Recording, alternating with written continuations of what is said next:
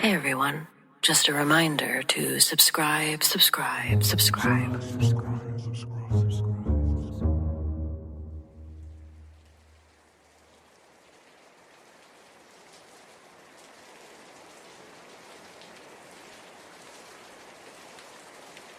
Back in the mid-70s, my grandfather ran a portrait studio out of a basement of this large, old, but well-kept house.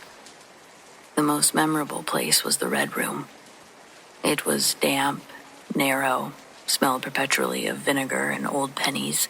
It was the scent of the stop bath and fixer chemicals that he would use to develop film. When my parents had to work late, I'd go down there to the Red Room, perched on a tall wooden stool, watching him work. He had this massive accordion-style bellows camera on a heavy wooden tripod. It looked like something out of the Civil War. One afternoon, he told me that it was a spirit camera. He said it belonged to a medium in the 1920s who used it to capture images of the dead. I sat there bug-eyed, looking at the cracked leather of the bellows like it was about to bite me. Then, just like he always did, Grandpa let out a wheezy laugh and swatted the air. He told me it was all a crock. He explained how the old-timers would just use double exposure or glass plates with faint images already on them to trick people. Grief makes people see what they want to see, he'd say. Now stop gawking and go stir the developer tray. That July, a massive thunderstorm knocked out the power in town, and I ended up having to stay the night. We were in the middle of a big order, so Grandpa decided that we'd work by candlelight. Eventually, he got tired and went upstairs to bed, leaving me in the basement with a flashlight to finish washing a few prints. The basement was dead silent, except for the rain thudding against the foundation. Click. That was the distinct sound, the mechanical snap of a manual shutter. I froze. I turned my flashlight toward the storage corner. The spirit camera was sitting there, its lens pointed at the back wall. I told myself that that's not what I heard. But then I heard a soft sliding sound, like wood dragging over concrete. I crept over to the corner. The camera hadn't just moved. It pivoted 45 degrees. The lens was now pointed directly at the dark room where I'd been standing. My heart started doing this weird solo against my chest. I pushed the tripod back into the corner, and I tightened the brass wing nuts until my fingers hurt. I ran back into the dark room. I was standing over the chemical tray, trying to breathe, when I heard the shutter again. Click. Then came footsteps, but they were light, way too light to be Grandpa's heavy boots. They sounded like bare feet slapping against damp concrete, circling the dark room walls. I grabbed my flashlight, but before I could turn it on, something cold and thin brushed against the back of my ankle. I remember I didn't scream. I just went numb. I stood there, staring at the blank sheet of photo paper floating in the developer tray. Even without the red light, I could see something beginning to darken on the page. An image was forming. It wasn't the portrait of the local mayor that we'd been working on, though. It was a shot of the dark room, taken from the perspective of the storage corner. And there I was in the photo from the back, standing at the tray. But in the image, there was a pale, blurred shape leaning over my shoulder. It was inches away from my neck. I didn't wait for the photo to finish developing. I just scrambled upstairs so fast that I nearly tripped over my own feet. I spent the rest of the night huddled in a kitchen chair, staring at the basement door. I actually grabbed a steak knife like it was going to save me from a ghost. When Grandpa came down the next morning, he was livid. He found the developer tray knocked over, the spirit camera sitting in the middle of the floor, and the expensive photo paper ruined. He swore that I'd been playing photographer, told my parents that I was too irresponsible to stay in the studio anymore. I didn't care. I let him think I was a brat. I never told him about the heavy brass wing nuts on that tripod, the ones that I'd tightened until my skin broke. How we found them lying on the floor, completely unscrewed. Yeah, he wasn't going to believe me, but I believed me. I've seen plenty of unexplained photos since then. Most of those things are just light leaks or dust on the lens. But whatever that camera took, the spirit camera, that wasn't dust.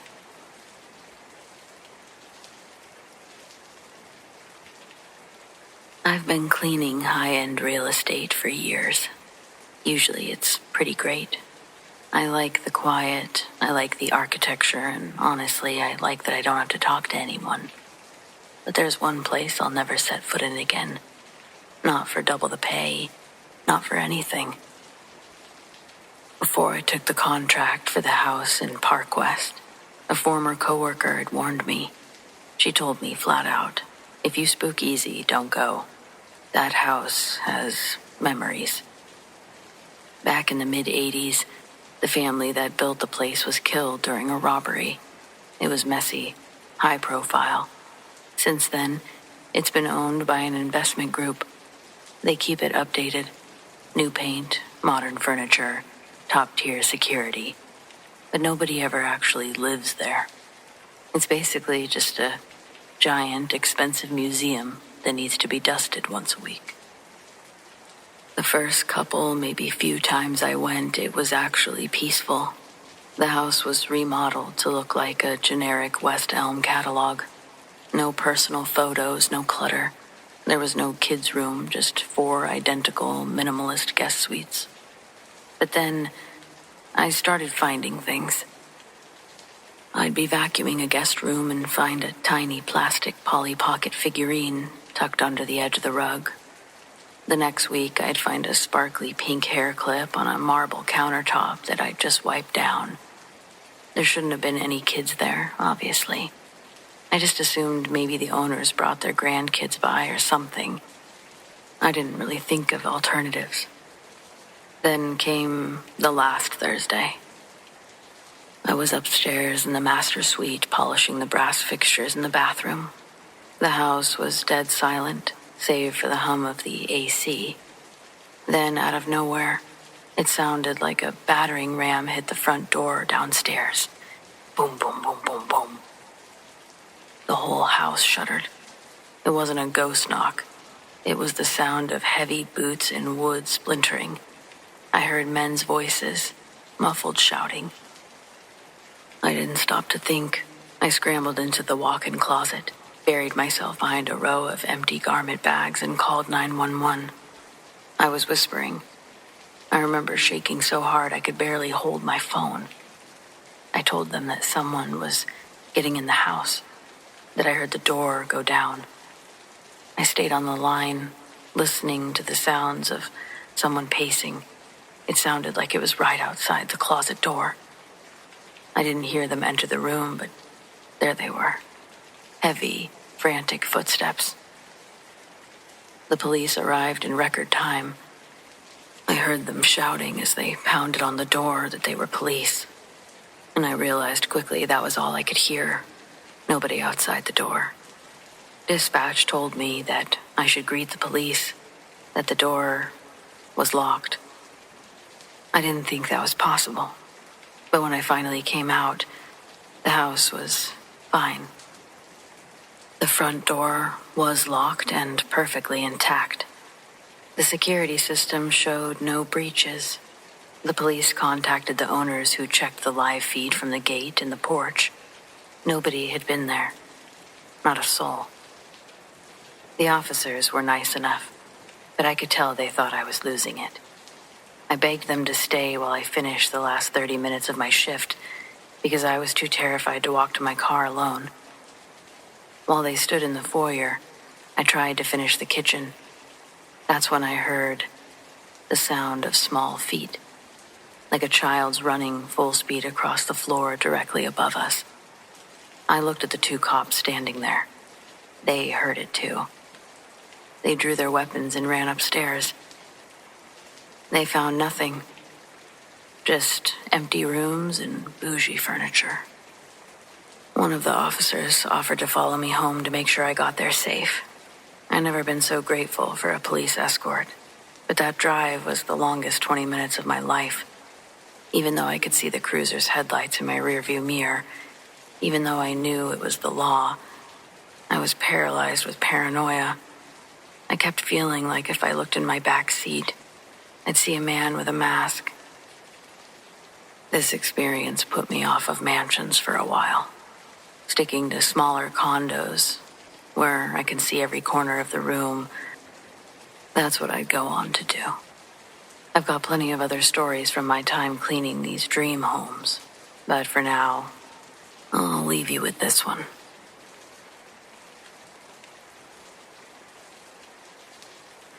Well, I promised you another story from my time working mansions, so here's one from before I worked at the Parkview place. Back before I realized that some houses actually keep a piece of the people who died in them.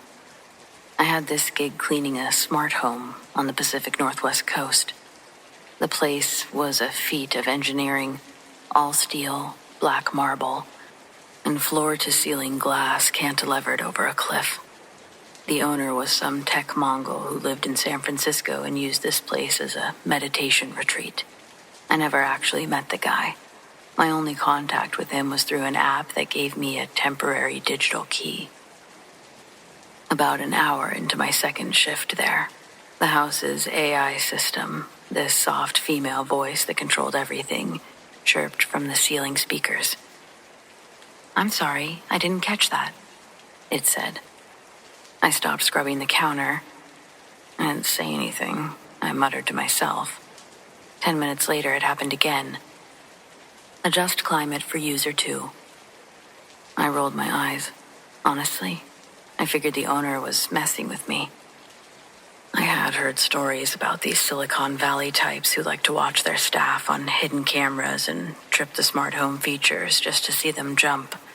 I just stayed focused, kept my head down, and didn't put my headphones in. I went to the master suite, and that's when I heard this conference call. It was coming from the office down the hall. I could hear a man's voice, deep, authoritative, a bit frantic, talking about quarterly projections and server migration. I was annoyed. The app said the house was supposed to be empty. I figured he'd flown in early and didn't bother to tell the help. I walked toward the office to apologize for the intrusion, but as soon as I reached the doorway, the voice just snapped off. That room was empty. The desk was clear. There was no laptop, no phone, no one. I stood there for a second with my hands on my knife. "Hello?" I called out. Silence. I checked the driveway through the office window. My beat-up Honda was the only car there. I checked the digital log on the wall panel. No one had entered the house since I'd arrived. Not before, either. I tried to rationalize it. Maybe I just heard a podcast or something. Maybe he left his smart speaker on with a timer. I went back to the kitchen, but I was definitely more alert. I started humming a song, just a random melody to fill the silence and keep my nerves steady since I wasn't going to be listening to music. About 5 minutes later, I heard something coming from the master bathroom. I'd just finished cleaning. Someone was humming. It was the exact melody that I'd been humming, down to the single flat note on the bridge. In the voice, it sounded oddly familiar. A recording, maybe. It had the same rasp, same breathy quality. It was mine. I walked to the bathroom door. I thought for sure that I'd find a hidden speaker or some high-tech prank setup. But the bathroom was a box of glass and marble. There was nowhere to hide a speaker that wouldn't be visible. And the humming stopped anyways.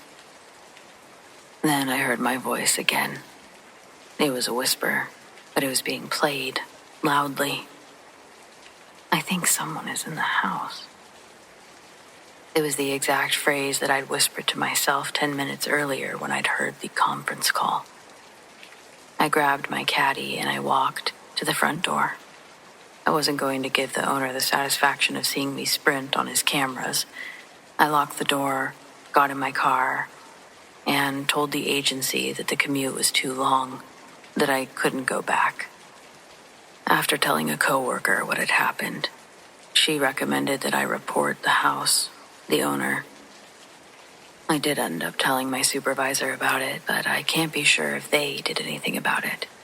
At the time, I convinced myself that the guy was just a high-tech creep who recorded me and played it back through these speakers to mess with me. And I've basically lived with that explanation for years. I hadn't really had a paranormal experience prior to this, so I don't know. I really don't know what to think about this one anymore.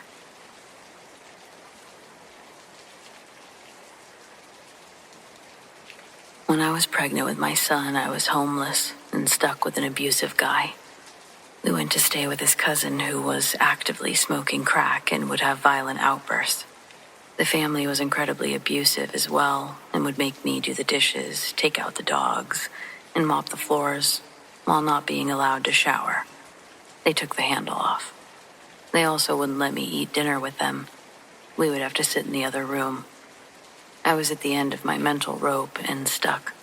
The house was so dark, and the wife would tell stories about how her young child was afraid to be alone upstairs because of the shadows that were following him, and she was pushed down the stairs once. I always felt someone over my shoulder, and I'd see people out of the corner of my eye, so I felt for that child. Sometimes I would try to catch a glimpse of the shadows, only to see a family member standing there, or no one. I knew that I wasn't crazy. Sure, everyone in the house spoke about small black shadows, but everyone in the house was smoking crack, except for the children and me. So I couldn't really explain away these little shadow legs that would quickly run across the floor. I should add that this house and area was about 100 years old. The guy who had a room upstairs, another cousin, would talk about how the curtains would sway as though someone was touching them, but there was no wind. One night, I went through the front entrance. I hated it. It was dark, and I had to walk down the walkway with bushes on either side. At night, it sort of freaked me out, but it was so close to my car, and my pregnant ass was craving mandarins, which were in the back seat. I walked quickly to the car. On the way back, in the dark of the bushes, was a deep growl. My first thought was, oh my God, I forgot to bring in one of the dogs. I hurried in and accounted for all of the dogs. I thought back to the growl. It was unusual. It made my skin crawl. I guess the icing on the cake for this place was my ex and I, talking face to face on opposite couches. In the middle of us, we hear, shh, super loud. And we both freeze. Did you hear that? Was that you? No. I didn't even bother asking him. I knew it wasn't him. I was watching him talk. We both just sort of shrugged it off and said figures and went back to talking. I really hated that house. It radiated sadness and anger and so much more.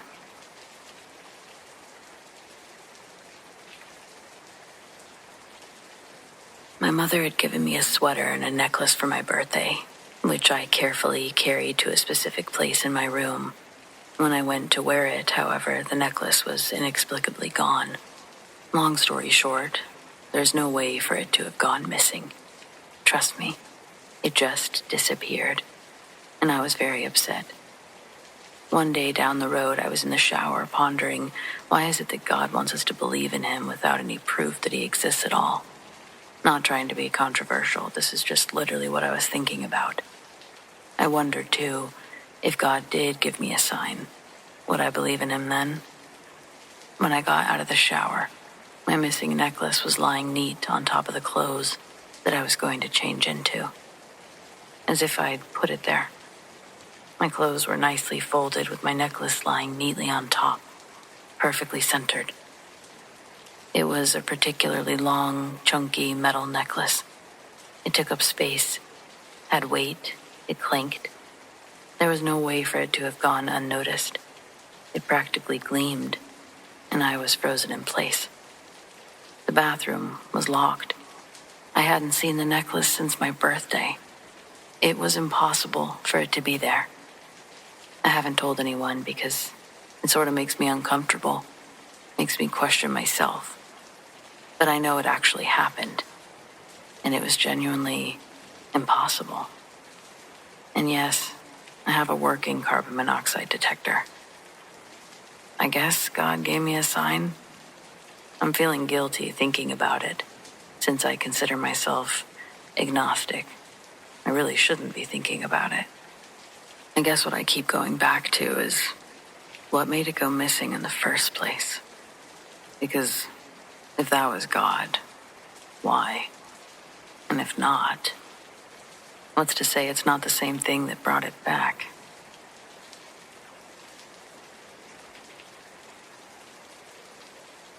I have an ex-boyfriend I still resent, even years after healing. Guilt always follows the resentment when I talk about it because I know these feelings I have shouldn't fester within my soul like they do. His departure from planet Earth eliminated any accountability he could have taken for destroying both of our lives by his selfish choices. His name was Michael. I think he once tried visiting me after his death when I was behind bars. It was lights out, but I got woken up by a knock on the cell door. I didn't have a cellmate at the time, meaning the knock was intended for me. I woke up thinking that it was a CO, but when I looked to the rectangular window, I saw Michael's face staring in. At first I thought I was still dreaming, but when he sank below the view of the window, I stayed awake until doors popped open in the morning. Even scarier, I'm eating breakfast and I hear a girl at another table talking about me. I spin in my chair and confront her face to face, asking what she's talking about. The girl says, No, it's nothing bad. Well, I don't know. She looked scared, but not scared of me.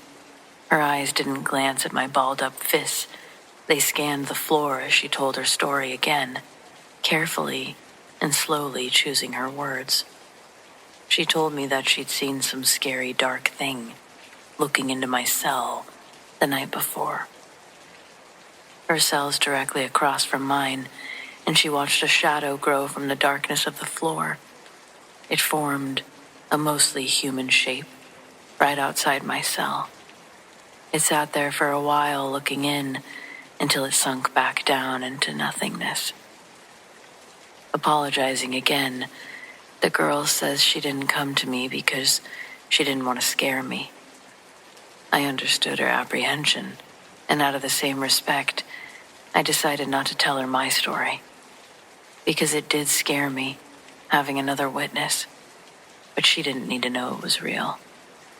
She would have never believed I might have known the sulking shadow figure we'd seen. It's possible this was Michael's last attempt at reconciliation, but even that was handled in a selfish insistence reminiscent of his personality. Anyway, her name was Jenny, but we called her Zip, because she'd set her husband on fire with a Zippo lighter when she found out he'd been unfaithful. Zip was older, and though I didn't tell her that we'd shared the same ghost experience, she had plenty of her own, ones that she was excited to tell me about the moment I expressed any sort of curiosity. The other girls in there didn't like to hear about it. I thought about saving this story for another time, but it kind of fell into place here, so I'll add it before I get into why I was in prison, listening to ghost stories, and what happened to my boyfriend Michael that got me in there and him dead. Zip had a handful of good stories, and she put her life on all of them as true. So here's the one I remember the most. When she was a little girl, close to 7, she lived on a military base with her family. Zip said it was common knowledge that all of the houses were haunted by dead soldiers, some as far back as the Civil War. One day, she and her friend Grace had set up a tea party for all of her stuffed animals out in the backyard. Zip's mom had just walked back inside the house after introducing herself to the party of guests, taking a drink of invisible tea and faking a feud with one of the teddy bears. The girls laughed hysterically when Zip's mom smacked the bear into the grass. She'd look back at them and say, "You know this fucking bear? This piece of shit owes me $300. That's when Zip would jump out of her chair, telling her mom that the bear would be good for the money, and they'd all laugh. And I just watched her facial expressions telling me the story and wondered if she wondered how insane it was. And maybe that influence is partially to blame for the reason she's in prison. But that was no business of mine. So Zip's mom is inside, and it couldn't have been more than an hour that the girls had been out there when a big bee decided to land on Zip's wrist, just as she's pouring everyone another round of invisible tea. It stung her, and she watched the bee separate itself from the stinger, leaving some of its insides behind. Before she could scream, something unseen tightened around her throat, bringing a crushing force of sharp, burning pain as her skin began to swell, pulling upward from her neck to her cheeks. It was like she was trying to breathe from a straw. In the moment she started to panic, she lost consciousness.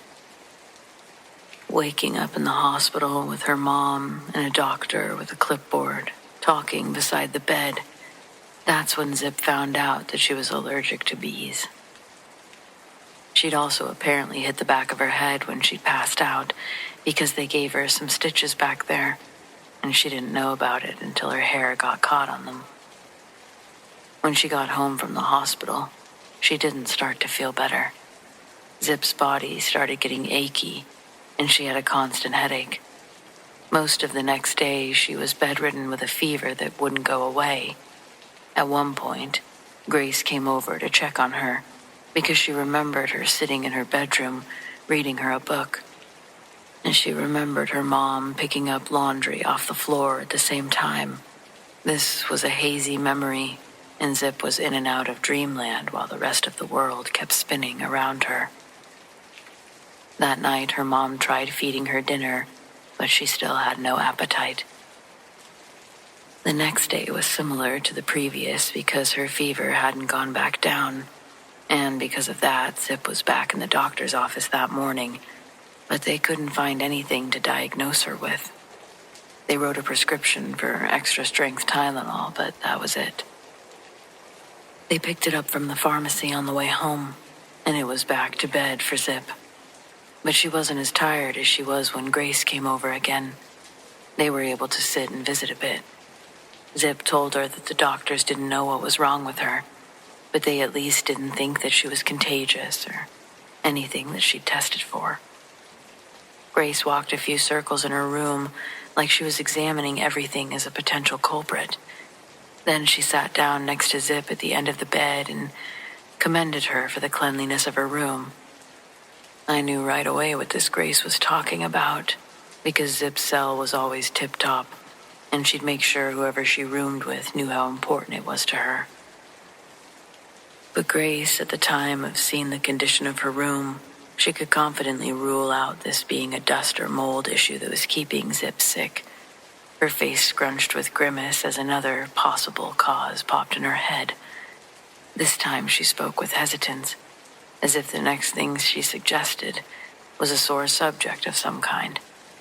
She tells Zip that her dad says that when the body weakens, it meant something unseen was using it as a feeding source, a bad ghost consuming energy. She asked Zip what her symptoms were again, because fevers and fatigue were signs of life being quietly removed. Grace asked if Zip thought her house was haunted. She said she didn't know, but to the day Zip told me this story in prison, she said it's the longest she'd ever been sick in her life. She was constantly tired no matter how much sleep she got. Meanwhile, Grace took it upon herself to figure out if the house was haunted. She'd bring over her cat toys that lit up, other homemade ghost detector stuff, but nothing would set them off except for her and Zip's mom every once in a while, when she slipped on the cat toys that were laid out in the hallway. See, they only light up after being bumped, or in this case, stepped on, so it wasn't Zip's mom's fault for breaking the cat toys and abruptly ending their ghost hunt.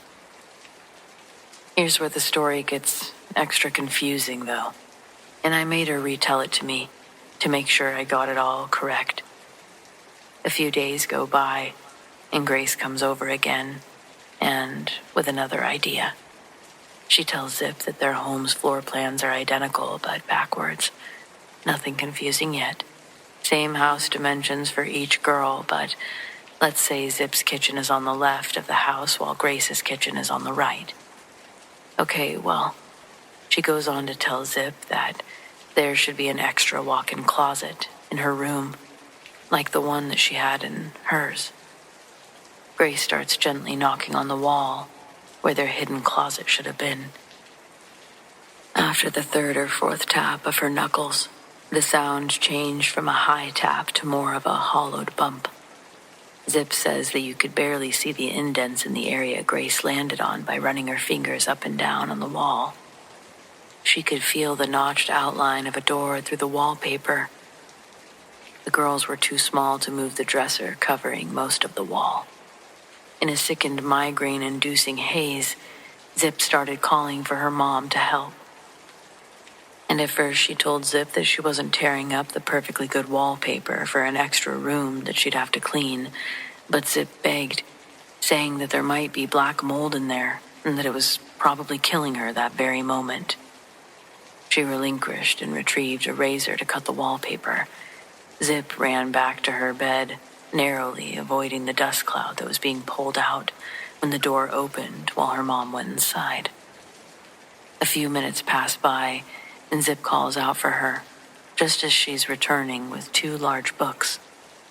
She says there's nothing in there except a few hangers, a chair, and these 2 photo albums. Then their phone rang.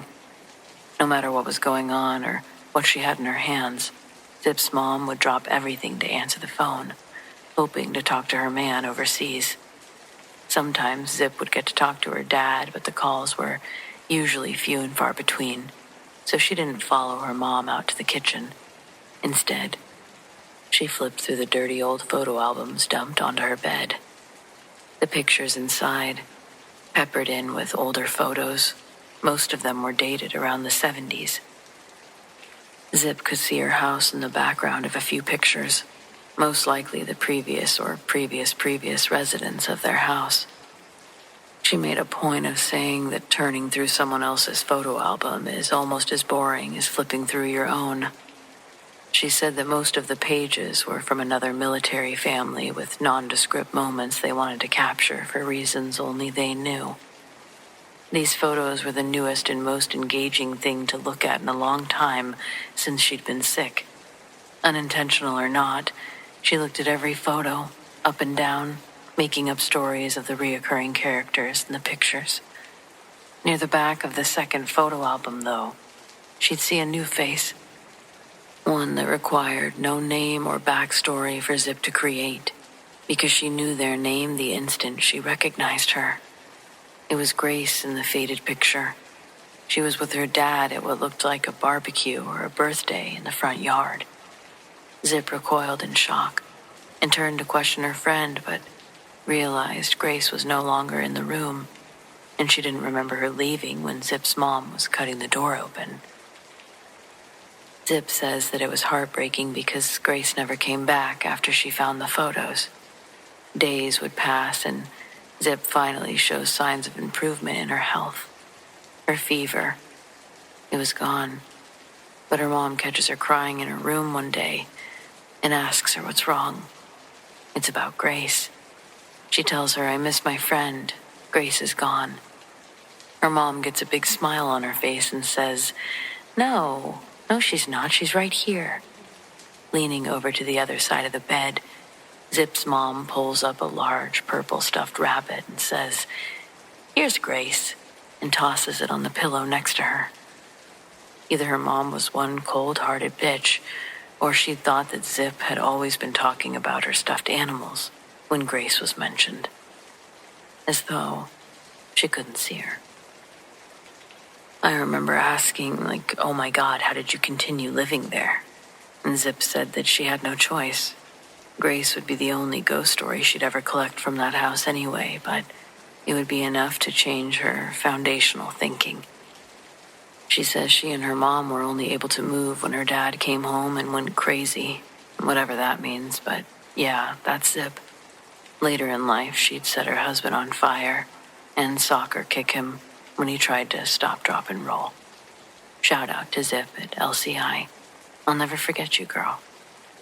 Okay, to end my story, let's finally answer why I was in there and what happened to my love interest before his transformation into a shadow man. Michael. He had a toxic personality and emotionally manipulated me with his love. He was a klepto, and he would make me be his lookout when he'd go take things. It didn't matter where we were or how many times I'd beg him not to do it. Michael always left with something that he'd tucked into his jeans or coat pockets. He had money, too. That's what made the whole thing so much more gross. His dad was a lawyer. They had a big house, way bigger than mine. This guy truly didn't have a need for anything. All of his wants and wishes were granted by his dad's credit card.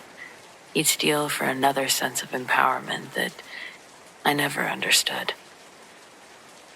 Michael also brought me into his dirty schemes any chance he could. It didn't matter if I refused to participate. He'd tell me to be his lookout, but he was so good at stealing most of the time, I wouldn't even know that he'd stolen until we'd be back in the car and he'd pull something out of his coat and proudly present it, waiting for my applause. But he knew what my reaction would be, and it never changed, even when he'd steal me an expensive handbag that I'd eventually reluctantly have to use because it matched an outfit I had for an event. Michael was a con artist, a piece of shit thief, but he did have good taste, and he wasn't selfish to wish for wealth, just his heart. And he'd always gawk at all the waitresses at restaurants like I couldn't see that shit. Deep down, I think all women may understand Zip's plight, and who knows if we ourselves wouldn't set our husbands on fire under similar mental duress. We're all one unfortunate circumstance away from doing it. What makes us snap, and when we do it, depends on the gal. But I think we're all capable of lighting up a matchstick and flicking it at some sorry bastard drenched in gasoline because he couldn't keep it in his pants. Well, Michael's story is nothing like that, so there's no reason to go anywhere further back than the actual day everything happened. He and I were finishing up eating lunch at a bistro in a little outdoor shopping complex, one that they have near the town we live in. He'd paid for the meal and said he was going to use the restroom before we left. I took my time gathering my things at the table, and I made my way to the front of the restaurant. I was waiting for him. But from inside the blue-tinted glass of this fancy place, I see Michael walking around outside. So I go out to meet him, and he's like, "Oh, great, I was just coming in to get you. The line for the men's room is just way too long, so I used the one out here." I knew the restaurant wasn't that packed, but I didn't cross-examine him. Rather, I didn't have the chance to think about that because the next thing he says is, "Walk normal to the car. I just stashed a few sunglasses in your purse." He pinched my ass and whispers, "I got you a pair too." I was so mad.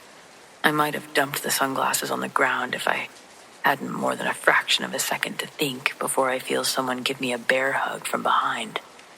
That someone was a very upset security guard, and he wasn't alone. As the first guy squeezes air out of my lungs, the blur of another blue security shirt rushes past me towards Michael, but he's already running, and the guy can't catch him. I watched Michael jump off the curb in a full sprint towards his car, but he'd get crushed by a big maintenance truck. The worker driving was responding to an electrical hazard somewhere on the other side of the mall. His disregard for the parking lot speed limit didn't allow Michael a chance to react. His only option was to go under the tires, directly resulting in his death. They tried to get me with the Florida's felony murder rule, that if you or someone you're with commits a felony and someone dies in the middle of it, the living accomplice is now charged with murder, and that's exactly what they initially charged me with. Michael's dad got one of his friends to defend my case, and he argued that I was in no way the cause or influence of the series of events that unfolded that day. Michael's death was unforeseeable and therefore unpreventable by me. He did a good job, and the prosecutors offered a plea deal to avoid risking a trial. I wanted to fight it, but the lawyer suggested I take it, resulting in a sentence of 10 to 20 years that was reduced to 3 to 7, mainly because I had no prior record, and the emphasis my lawyer made on Michael's emotional manipulation. He was dead and couldn't therefore face jail time, so we tried to throw him as far under the bus as we could, hoping the judge would let me go altogether. But I knew I'd be getting at least a little time when she started out by telling me a young girl should know the company she keeps is a reflection on her character. She looked down and said, "How long were you dating Michael, darling?" 3 years, Your Honor." "Then 3 years is what you're gonna get. That's fair, right?" The judge laughed, the bailiff chuckled, and the stenographer click-clackety-click typed their churlish response into the official record-keeping books. And off I went to gather my ghost stories.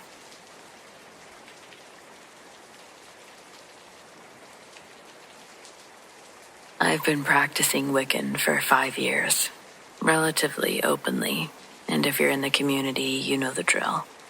People come to us all the time asking for phone calls from the afterlife, or immediate, flashy signs from their ancestors. I always tell them the same thing. Spirit doesn't work on a cellular plan. You can't force a connection. You build an altar, you leave the offering, and you keep your heart warm, and you wait. I've been waiting for my Grandpa Joe for 6 years. Joe was my person. He was a gruff, soft-hearted carpenter who smelled like cedar shavings and peppermint. He wasn't a magical person by trade, but he believed in the soul of things. When he passed, I kept his contact in my phone. I know it's a bit macabre, but I couldn't bring myself to hit delete. Every now and then I'd send a text to his dead number just to vent about my day, knowing that it was going into a void. Then, my 27th birthday. I wasn't doing anything grand, just a small gathering with my best friend, who was also my coven sister. We had set up a small circle in my living room, lit some beeswax candles, and were mostly just drinking tea and laughing about old memories. I had Joe's photo on my ancestor altar, tucked between some dried lavender and a piece of petrified wood that he'd found in the desert. I'd lit a white candle for him earlier that evening, not asking for anything specific, just whispered, "I miss you, old man. Hope the fishing is good wherever you are." Around 10:30 p.m., my phone was sitting on the coffee table between me and my friend. I was in the middle of telling her about the time Grandpa Joe tried to teach me how to whistle using a blade of grass, when the screen of my phone lit up. I was frozen, and my friend stopped talking. The caller ID didn't show a string of random digits or say unknown. In clear, bold letters, it read, Grandpa Joe. My heart didn't just skip a beat. It felt like it literally stopped. My first thought was a telemarketer. Spoofing numbers is common, right? But the odds of a bot spoofing a deactivated number on my birthday, while I was sitting a foot away from his altar talking about him. "Answer it," she said. Her eyes were wide, I imagine mine were too. My hands were shaking so hard I almost dropped the phone. I swiped the green icon and pressed it to my ear. I didn't say hello. I couldn't. My throat was a tight mixture of terror and an overwhelming, soaring hope. For the first 3 seconds there was only static, but not electronic static. It sounded like wind moving through pine trees. It was soft, a rushing sound that felt cool against my ear. Then it was a low, wheezy chuckle, unmistakable, the exact sound he used to make when he'd finally finished a difficult piece of furniture, or when he saw me walk through his front door. It was a laugh of pure, unadulterated recognition. I gasped, "Grandpa." There was no verbal reply, though. Instead, I heard a long, deep sigh. It wasn't a sigh of sadness or weariness. It was a sound a person makes when they finally sit down in their favorite chair after a long day. It was a sigh of utter contentment. It sounded like peace. And the line went dead immediately after. I looked at my phone. The call log showed a 12-second incoming call from his number. When I tried to call it back, knowing it wouldn't work, I got the standard, "This number is no longer in service." I spent the rest of the night just crying. But for the first time in 6 years, they weren't really grief tears. They were settled tears. In my practice, we talk a lot about the thin veil. We spend so much time trying to reach across it with incense and tarot and meditation, but sometimes the most powerful magic is just a simple acknowledgement. He didn't have a grand prophecy for me. He didn't have a warning. He just wanted to let me know that he was still around for the party. I blew out the candle on his altar, and for the first time the room didn't feel empty. It felt like him.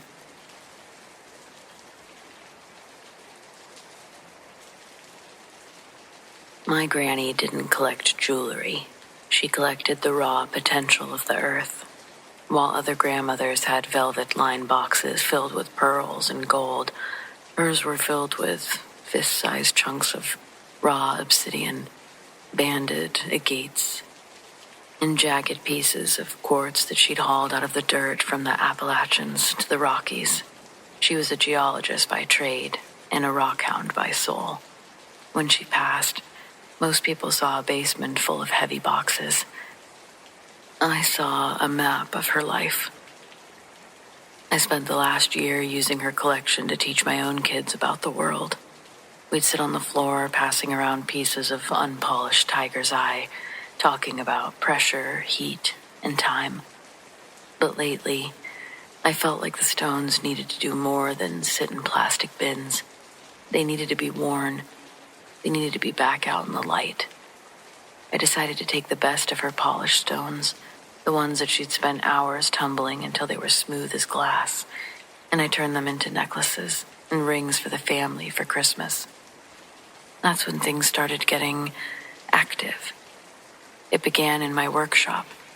I have a very specific system. I lay the stones out on a black felt mat, categorized by recipient. Moss agate for my sister, a brilliant piece of carnelian for my mother. I'd step away to get a cup of coffee, and when I'd return, the stone would be sitting squarely on a pile of remaining rocks. At first, I blamed my own sleep-deprived brain. I must have moved it, I'd mutter. But then it happened while I was sitting right there. I reached for a silver bezel, and out of the corner of my eye, I saw a small, tumbled amethyst roll uphill, 2 inches to the left, tapping against a piece of rose quartz. The energy wasn't scary. It didn't feel haunting. It sort of felt like collaboration. The room felt thick with a warm, humming vibration, like the air right before a summer storm. A sort of pleasant, grounding heat that seemed to radiate from the stones themselves. Then, whispers. It wasn't a voice in my ear, exactly. It was more like a thought that wasn't mine, but was being pushed into my head, but with an audible texture.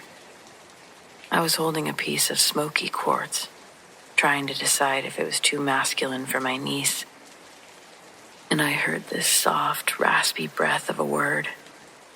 Anna. It was Granny's voice. Not her ordering at a restaurant voice, but the low, conspiratorial tone that she would use when she was telling you a secret. I looked down at the quartz. Anna is my cousin's daughter. Someone I hadn't even considered for a gift yet. I moved the stone to a separate pile. The humming in the room grew louder. Satisfied. I don't know exactly how long it went on for. Maybe just a couple weeks. But it's like the stones were being vetted. If I picked a stone that didn't fit the person, it would go missing, only to turn up later under my keyboard or inside my shoe. If I picked the right one, the stone would feel inexplicably warm to the touch, almost pulsing in my hand. The climax of this strange, beautiful experience happened about a week ago. I was wrapping the finishing pieces. I was sitting at the dining room table, surrounded by rolls of tape and ribbon. I just finished boxing the necklace for my mother. I reached for the roll of silver wrapping paper, the one that I bought specifically for this project, but I couldn't find it. I searched under the table, checked the crafting closet. Nothing. Granny, I know you're here, I joked with an empty room. But I really need to finish this. I sat back down, frustrated, tired. Suddenly, I felt a light thud against my shoulder. A roll of paper had tumbled from the top of the bookshelf behind me, a shelf I hadn't touched in months. It didn't just fall. It felt like it had been dropped intentionally onto me. It wasn't the silver paper I'd been looking for, though. It was this vintage roll of thick, cream-colored paper with a subtle gold leaf pattern. It was the exact paper that Granny used for every Christmas gift she gave us in the 90s. I have no idea how it got onto that shelf. I thought we'd used the last of it years ago, a decade ago even. I picked it up, and the smell of her basement, deep earth, old books, cedar, it wafted off the roll. I didn't even hesitate. I didn't bother looking for the store-bought silver paper. I just rewrapped every single gift in that vintage gold leaf until the roll was gone. As I taped the last box shut, the whispers that I'd been hearing, the stones, it all sort of stopped. For the first time in several weeks, the house felt quiet but not lonely. I guess it was the first time since she died that the hole she left behind felt filled in a bit. Looking at all the gifts under the tree, they look exactly like the ones she used to place there herself. I think when my family opens these tomorrow, they aren't just going to see jewelry. They're going to feel the pressure, the heat, and the time that she put into us. She's still here. She's just changed her form.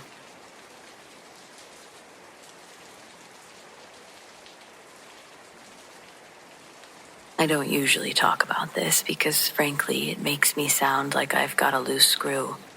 My parents still talk about the year of the fever as this terrifying medical anomaly that just resolved itself.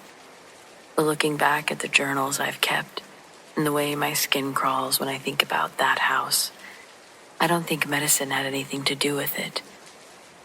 We moved into the house when I was 11. It was one of those tall, narrow, almost Victorian styles. It was built in the Pacific Northwest. Gray wood, damp basement, and a yard that felt like it was constantly trying to swallow the porch. Within 2 weeks of moving in, these dreams started happening. At first, I didn't feel ill. I just felt watched. It started in my sleep.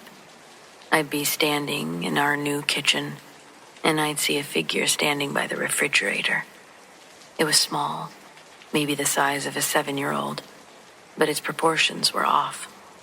It wasn't scary in the way that horror movies portray ghosts, not that I'd seen those yet. It was translucent, like looking through a glass of water, or the way heat shimmers off of asphalt in July. It never spoke. It didn't have a mouth, really, just a soft, blurred suggestion of a face. But I could feel its thoughts.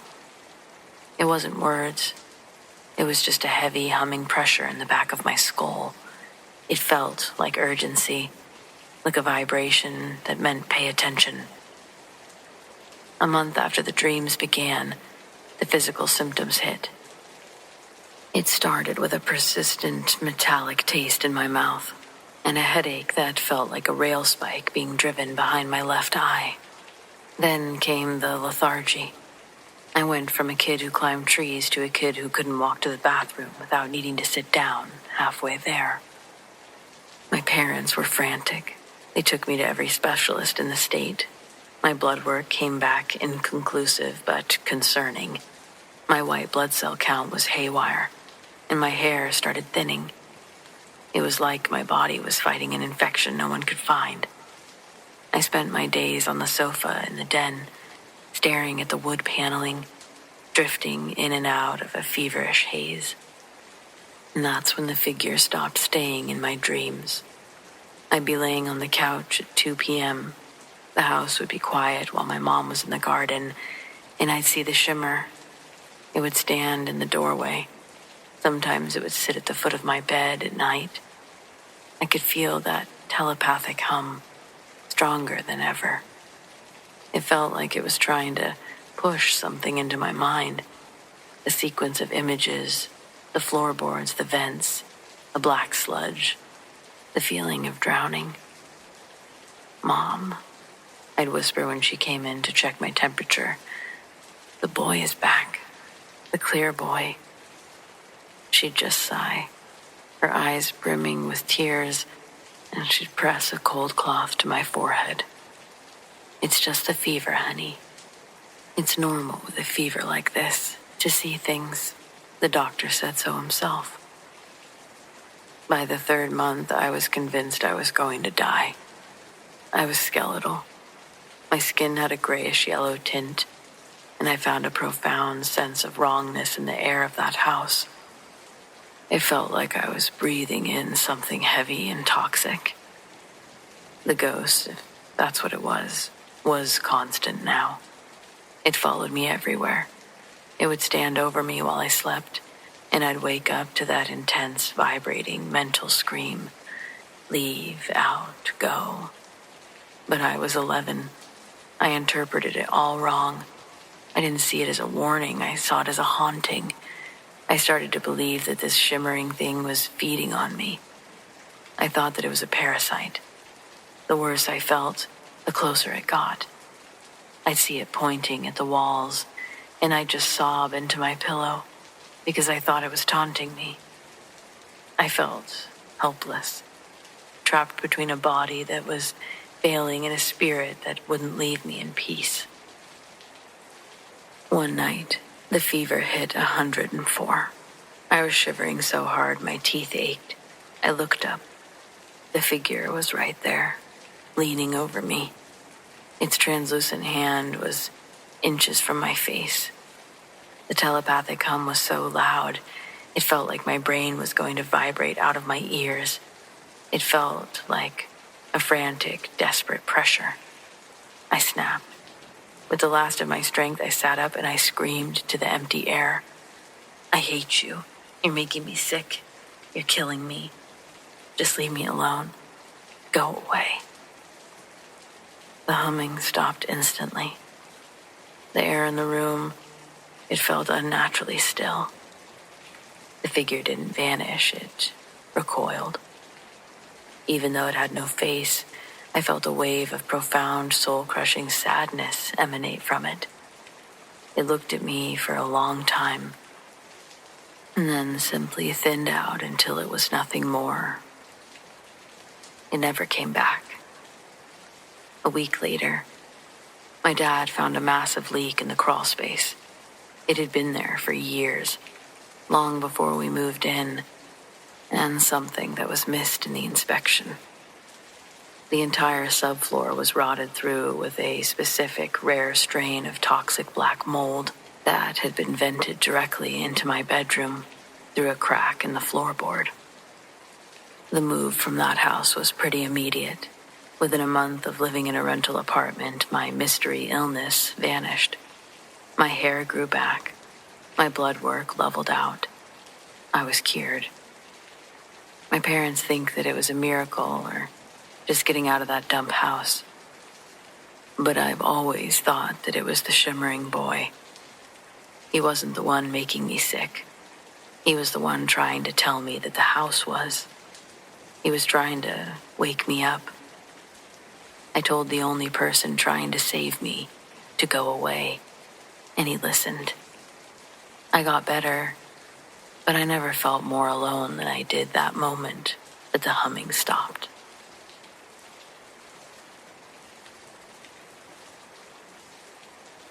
I'm not interested in discussing what I'm about to tell you in a deeper retrospect. It is what it is, and I don't really care to think about how life could be different if I didn't know. My father was a medic in the war. When he came back, instead of furthering his medical education to become a doctor, he used his inheritance to purchase a bar in South Jersey. He was never affiliated with the mob, but he did on occasion associate with a few members that would go to his bar to drink. They were all on good terms. This was near Avalon in the late 60s. One night, when I was 16, I think it was a Tuesday, I know it was a school night, my father came home covered in blood. He looked over at me and said to go get him a towel and my mom, so I did what I was told. For some reason, when I saw him, I knew it wasn't his blood, that it belonged to one of my dad's associates. On typical nights, he got home around 4 a.m. after locking up the bar. But this night, he came home a few hours earlier. When my mom saw him, she almost fainted. My dad caught her and got blood all over her nightgown. I don't think he knew how bad he looked when he came in. He tells her, Pepper. Pepper's the name he called my mom. He goes, Pepper, calm down. It's not my blood. When she heard that, her demeanor switched from anguish to rage. When she knew my dad hadn't been hurt, that's when she got an attitude about the trail that he'd made that led from the front door to the kitchen. Both of us asking him what happened. Whose blood is that? But before my dad explains, he looked at me. I guess his parental signals were firing off because he tells me that I'm not missing school tomorrow, no matter what, no matter how tired I am, and I need to get my ass to bed. So I did as I was told. Right when I shut my door, I had my ear pressed against it, trying to listen to what my dad was telling my mom. I couldn't hear good enough, so I took the risk. I cracked my door, and I listened from the hallway atop the stairs. This is the story I heard. That night, my dad had just cleared everybody out of the bar. His bartender was sick that night, so it was only him taking out the trash and locking up. Somewhere in between those things, someone starts banging on the glass front door. My father ignored them, though, thinking it was just a couple of drunks who'd missed last call. Then, whoever was on the other side of the door addressed him by name. Along with the banging, someone was shouting, Marco, open up. It's an emergency. When he unlocked the door, 3 men entered his establishment. One of the men were being carried by the other 2. They told my dad to clear the pool table so they could lay the man down. All of them were dirty. He said it looked like they'd rolled down a dirty hill in tailored suits. The man laying on the pool table was the worse for wear. He was the one bleeding. When they laid him on the pool table, one of the men went to use the bar phone. while the other handed my dad what he thinks is a long rifle bag. The man tells him to put it in the freezer. The front room of the bar has dim lighting, and he didn't realize until he was actually setting the object down that it wasn't a bag with a long rifle. It was a human leg, cut from the thigh, shoe and pant leg still on it, like a mannequin at the store.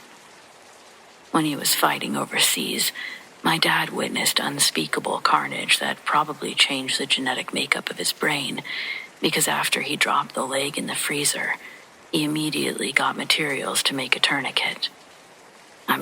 I was still stuck on this part of his story, and he was fully moving on. He goes out to the pool table and starts trying to get it around what's left of this guy's leg while asking everyone what happened. But all the other two guys kept saying was that he was attacked by something. The area where the leg had come off was cut clean.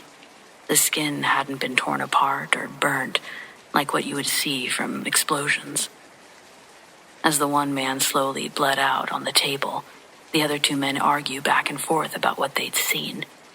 These were tough guys, gangsters, and both of them, by my dad's description, looked like they were genuinely shaking in their boots from the experience. The man on the table was still conscious and writhing in pain. My dad gave him a bottle of liquor to help ease it in some way. There was no doubt in his mind that the man was going to die. A few minutes later, more headlights brighten up the bar's interior before the car turns off, and the men's boss comes running in with two more goons. He says their doctor's on the way, and then he asks, "Where's Marvin?" Apparently, the group started with 4 members that night. Now one's missing, and another's dying on the pool table. He demanded to know what happened. They completely ignored my dad as he continued to work on the man, using all the knowledge he obtained in the military. The 4 men were unloading cargo from a truck by the vineyards on Highway 47. They were moving boxes in complete darkness. No headlights. Nobody's even allowed to smoke when they do these runs. And from what my dad heard, this transport run happened relatively often. Nothing was out of the ordinary about that night, until one of the guys saw what they thought was a flashlight heading their direction. He tells everyone to hide. All of them find their spots behind the truck out of view from the approaching light. Instinctually, they collectively loaded and readied their guns, thinking it was the cops or another crew. Anyone out there at night would be seen as an opposition and treated accordingly.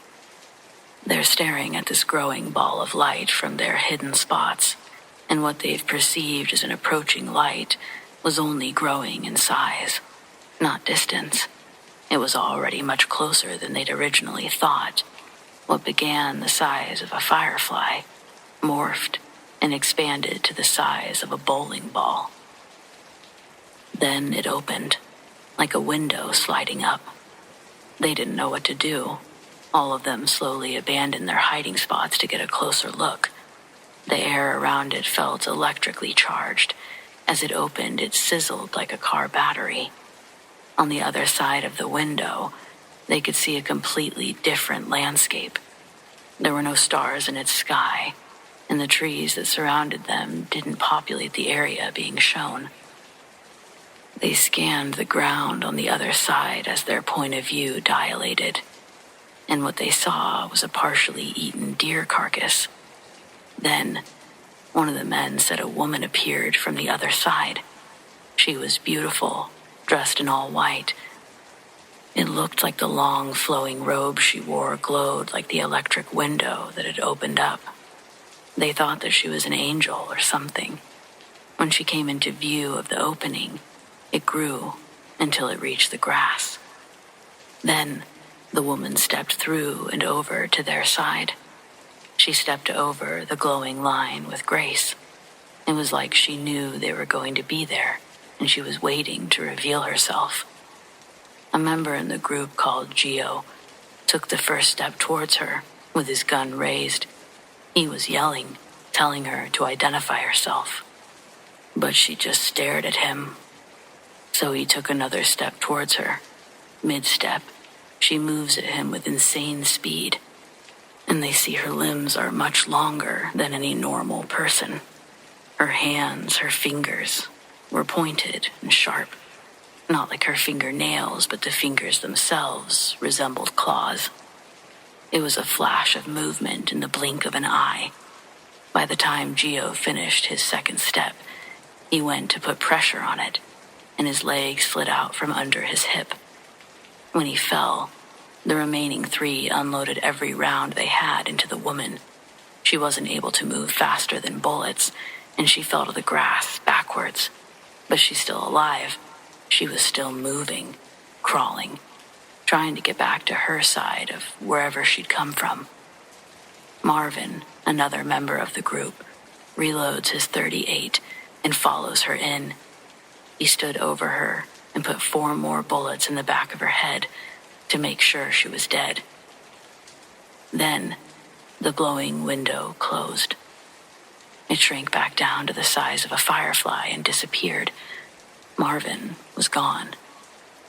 Nobody knew what happened or what to do next. Gio started screaming, and the other 2 men sprang into action, grabbing him and his leg and getting the hell out of there.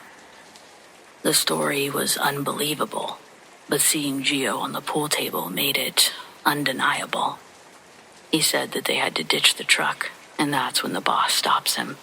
The doctor had just come into the bar and relieved my dad of his medical duties. The boss walked up to my dad, stuck a wad of cash into his pocket, while thanking him for allowing them to use his bar. And then he tells my dad to go home, that they'd clean up and lock up the bar before they go. This man was someone that you don't say no to, and my dad was exhausted. He got his stuff and did what he was told. The next day, when he went to open the bar, it looked just as it did before, maybe even cleaner than he'd always left it, aside from a missing pool table that they'd replaced with a better one the week following.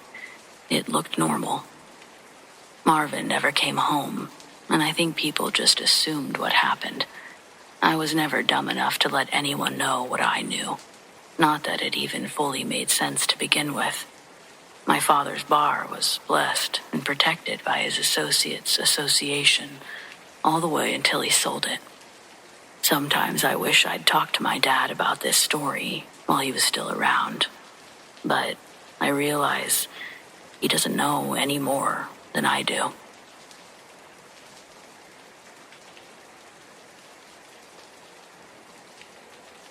I've shared this online before, on here, but if it's your first time reading this, I know how it's going to sound. So believe me or don't, but it's nice to get it out of your head. A couple of years ago, I moved into a small upstairs apartment in an old house that had been split into 3 units. The landlord was one of those hands-off types. He gave me the keys, mumbled something about storage in the basement, and left. The place was cheap, kind of crooked, and smelled like old dust and pine sol. Perfect for what I could afford. There was this little built-in shelf in the hallway, about shoulder height. It looked like it used to be a window, one that someone had sealed up and turned into a recessed shelf. The drywall around it had a bit of water staining, but nothing major. When I moved in, it was empty. I remember that specifically because I put my keys there for a lack of a better spot. About a week after I moved in, the painting showed up. I came home from work one evening, juggling my bag and my coffee, went to throw my keys into the empty shelf, and there it was. A framed oil painting. Old, like actually old, not Hobby Lobby vintage. Dark wooden frame, cracked in a few places, with those little decorative carved corners. The canvas was yellowed and slightly buckled. The image was a portrait of a woman, early 1900s, judging by the style. She had that severe middle-aged hair pulled back tight, high-collared dress. No jewelry. The background was just this muddy brown that faded darker around the edges. Her face was intense, not screaming or crying or anything like that, just this hollow, flat stare that followed you whether you were standing in front of it or down the hall. I actually laughed at it because it scared the hell out of me when I saw it. I thought maybe the landlord had dropped it off, some leftover crap from a previous tenant. So I took a picture of it to send to my friend with the caption, "My apartment came with a haunted grandma."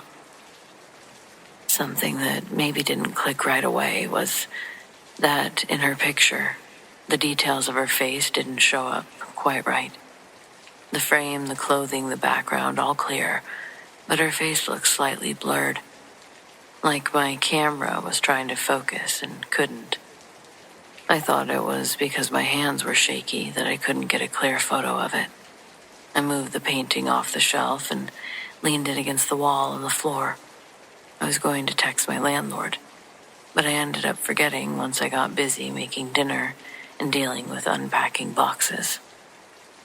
That night, I woke up around 3 a.m. to this very quiet, deliberate sound from the hallway. A soft tapping.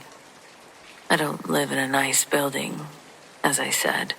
There are creaks, old pipes, neighbors, all of that in this old house, so I just tried to roll over and go back to sleep. But the tapping kept going, evenly spaced, like someone was in time with the world. After a few minutes of that, my brain woke up enough to get annoyed. I got out of bed, opened my bedroom door, and flipped on the hallway light. Silence. The hallway looked normal except for one thing. The painting was back on the built-in shelf, propped up perfectly, dead center, like it had never moved. I remember putting it on the floor because I was worried it would slide off the narrow shelf. Seeing it back in that spot made my stomach drop in this cold, nauseous way. My first thought was maybe I'd been half asleep earlier and just misremembered. Maybe I hadn't actually moved it. Maybe I'd only meant to. I picked it up again, took it back down the hall, and this time I set it on top of a stack of boxes in the living room, facing the wall. I even said out loud, "You stay here," trying to make a joke of it, because the other option was admitting how unnerved I was. The tapping didn't come back that night. What did start, a few days later, were the dreams. I started having this reoccurring dream where I was standing in the hallway of my apartment, facing the built-in shelf. Everything was dim, like the overhead light was on but covered in grime. I couldn't move, but I didn't feel frozen exactly. More like something was watching to see what I would do. In the dream, the painting was always there, on the shelf. The woman's face was clearer than it was in waking life. Every fine line and stretched bit of skin was defined. Her eyes, they were clearer too. But they weren't bright, just flat, sunken, a color somewhere between yellow and gray. And she was always a little different each time. One night her mouth was open just slightly, as if she'd been caught midway through speaking. Another, her head was facing, almost in an impossible way, more towards me. Once the background behind her wasn't muddy brown, it was darker, with these vague shapes that looked like hands reaching in from the edges. I'd wake up from my dreams with my heart racing and my back drenched in sweat. Every time I'd half expect to open my bedroom door and see that damn painting on the shelf. For a while, I didn't. It stayed in the living room, propped against a cabinet. I told myself I was just psyching myself out. Old houses and stress, too much caffeine. But then my cat started reacting to it. I have a very chill cat. She sleeps anywhere, loves people, has never hissed at anything or anyone in her life. One night I was half watching TV, half scrolling on my phone, when I heard this low, weird noise. I looked over and she was sitting in the doorway to the living room, her back arched, tail puffed up, staring directly at the painting. She wasn't hissing, but this rumbling growl was coming out of her, not loud, but constant. Her ears were flat against her skull. I got up and picked her up, tried to soothe her, but she twisted out of my arms, ran down the hallway, hiding under my bed. For the next couple of days, she refused to go into the living room at all. She'd sit in the hallway, look towards it, like she was watching the doorway. I covered the painting with an old sheet. Call me superstitious, but it helped a little. At least I didn't have the dreams for a few days. But there was this wild feeling inside that apartment. That's the only way I can describe it. Like the air was thicker somehow. Every sound was a little too sharp. I'd catch myself holding my breath whenever I walked down the hall. Small things started happening. My keys would be in a place that I never left them. A cup on the counter would be a few inches over from where I'd set it earlier. Once my bedroom door swung shut so hard it rattled the frame, and every window in the place was closed. Then came the worst night, though. I woke up to the sound of my cat screeching. Not just a yowl, a full, horrible scream that I'd never heard. Certainly a noise she'd never made. I bolted out of the bedroom and ran into the hallway. She was in front of the built-in shelf, fur standing on end, clawing at the wall directly underneath it. Not the painting, the wall. She'd dig her claws in, pull back, dig again, over and over, like she was trying to get something out from behind the drywall. The sheet I'd thrown over the painting had fallen, and the painting was on the shelf. I swear to you, I hadn't moved it back there. Not a chance. I don't remember deciding to, but I grabbed the frame and I yanked it. The wood scratched my hand and I dropped it. The canvas hit the floor with a sharp crack that sounded wrong for something that was mostly fabric. My cat bolted from my bedroom. The light in the hallway flickered once and went out. I stood there in the dark, barely breathing. You know, the feeling you get when you're certain, not guessing but certain, that someone is standing directly behind you. That's exactly what it felt like. Except it wasn't a someone, but it was something. I couldn't bring myself to turn around. I just backed up slowly until my shoulders hit the opposite wall. For a second, I thought I could feel something between my shoulder blades, like ice water fingers pressing lightly, testing. And then it was gone. The light flickered back on like nothing had happened. The painting was on the floor, face down, frame splintered at one of the corners. I didn't sleep the rest of that night. I sat at my kitchen table with all the lights on, my cat under the chair, my brain cycling through explanations that never made any real sense. So, try me. The next morning, I put the painting in the garbage. I carried it outside, and I threw it into the alley dumpster. I watched the lid slam shut over it, and that really should have been the end of it.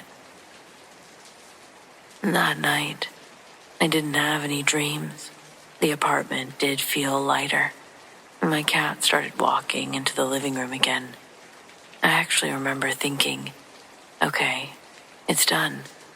I let myself believe that I'd just let an old creepy object get in my head. 2 days later, my landlord texts me out of nowhere.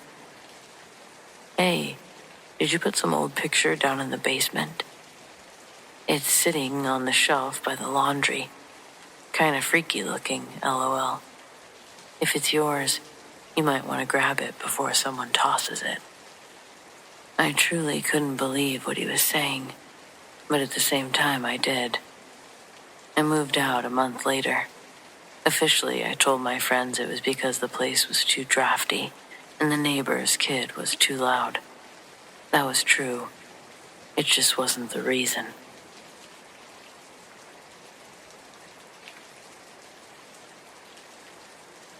I unlocked my first repressed memory a few weeks ago.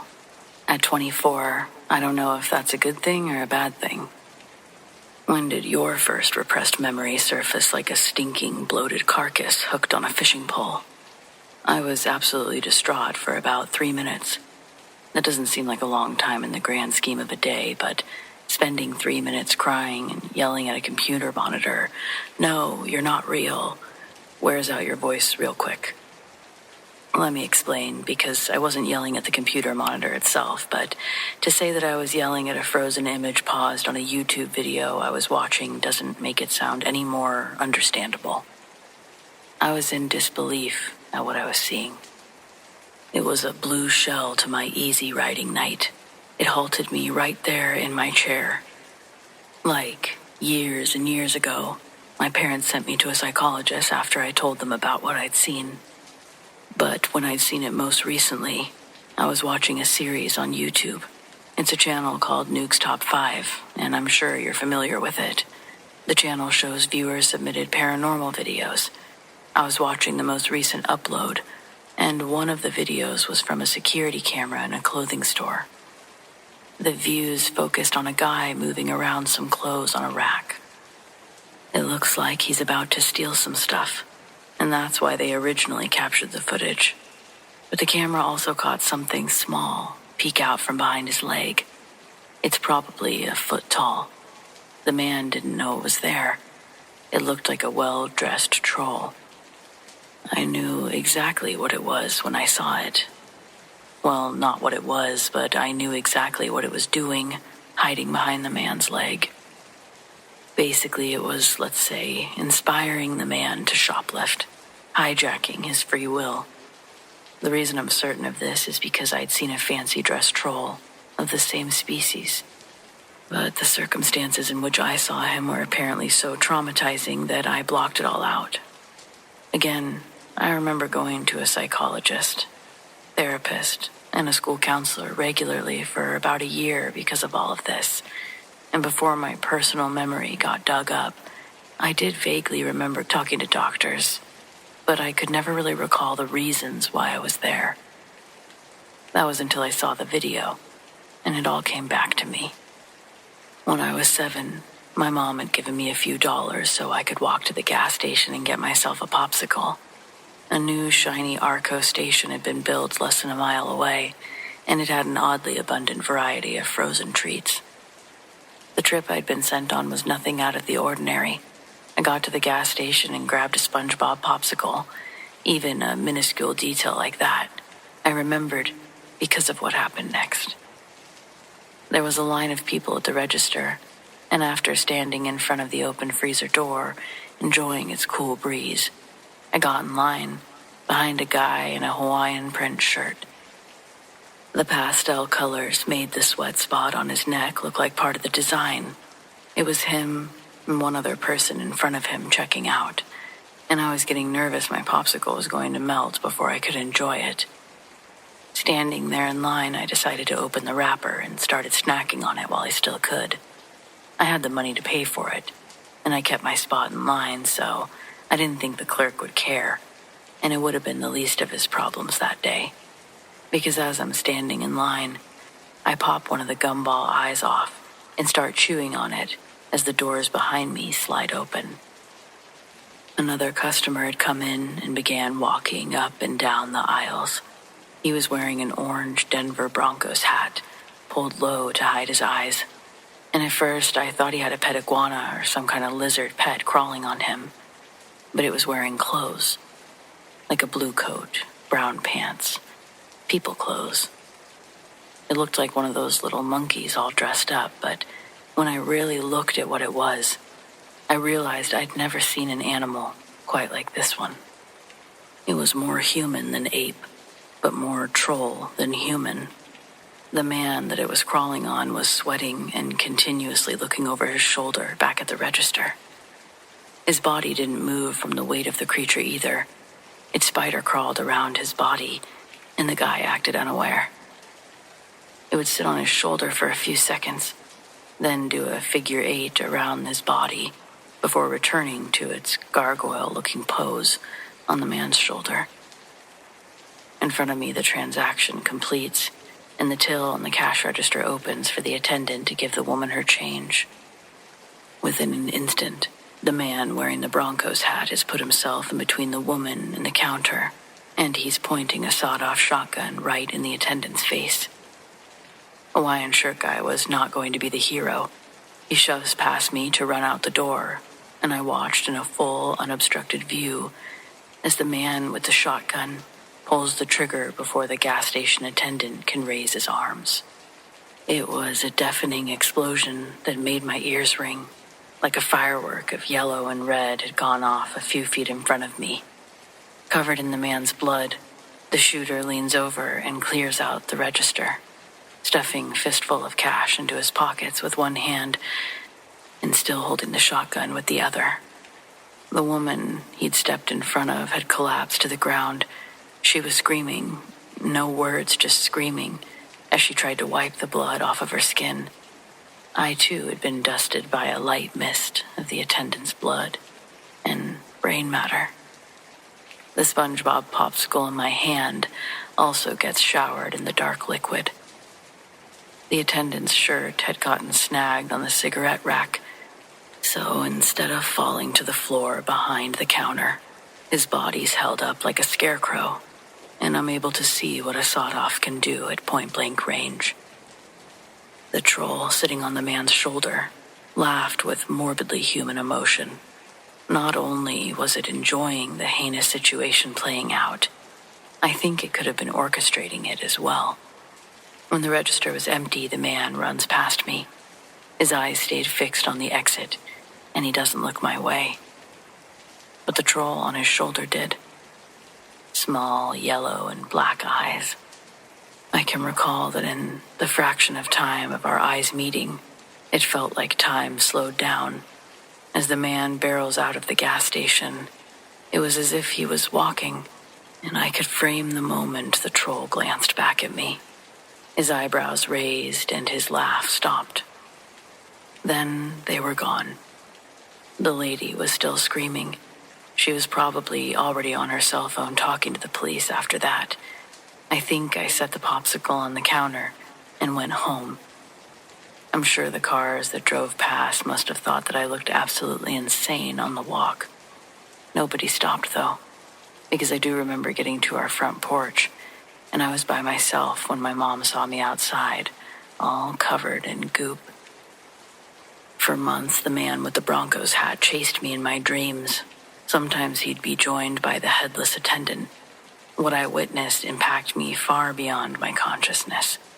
My sleeping habits were all out of sorts. If I wasn't feeling natural insomnia, the images of gore that flashed through my mind would keep me awake. I was obsessed with the troll. I told everyone I could. I didn't know what I saw wasn't normal, and eventually the team of doctors I was meeting with convinced me that my brain had created this creature. Also, I could better process the shock of the tragic violence that had taken place in front of me, and I guess all the medications they put me on helped me to block it out. 17 years later, I watch a YouTube video, and the mental dam those doctors work so hard to build falls to pieces. Again, I called my mom after seeing the video. I'm 24 and was in full hysterics when she answered. I heard her say to my dad, "She's talking about the troll again," and my dad whispered something like, "Oh no," before they offered to come over to my apartment until I settled down I showed them the video clip, and neither of them gave it any credit. They gave it every excuse in the book as to what it was, reinforcing there's no such thing. I'm sure that's what they were trained to do, and wouldn't give me a straight opinion either way. If something like this sounds familiar in any way, please contact me. This is not a creepypasta or whatever, and I would love to know if others have seen this.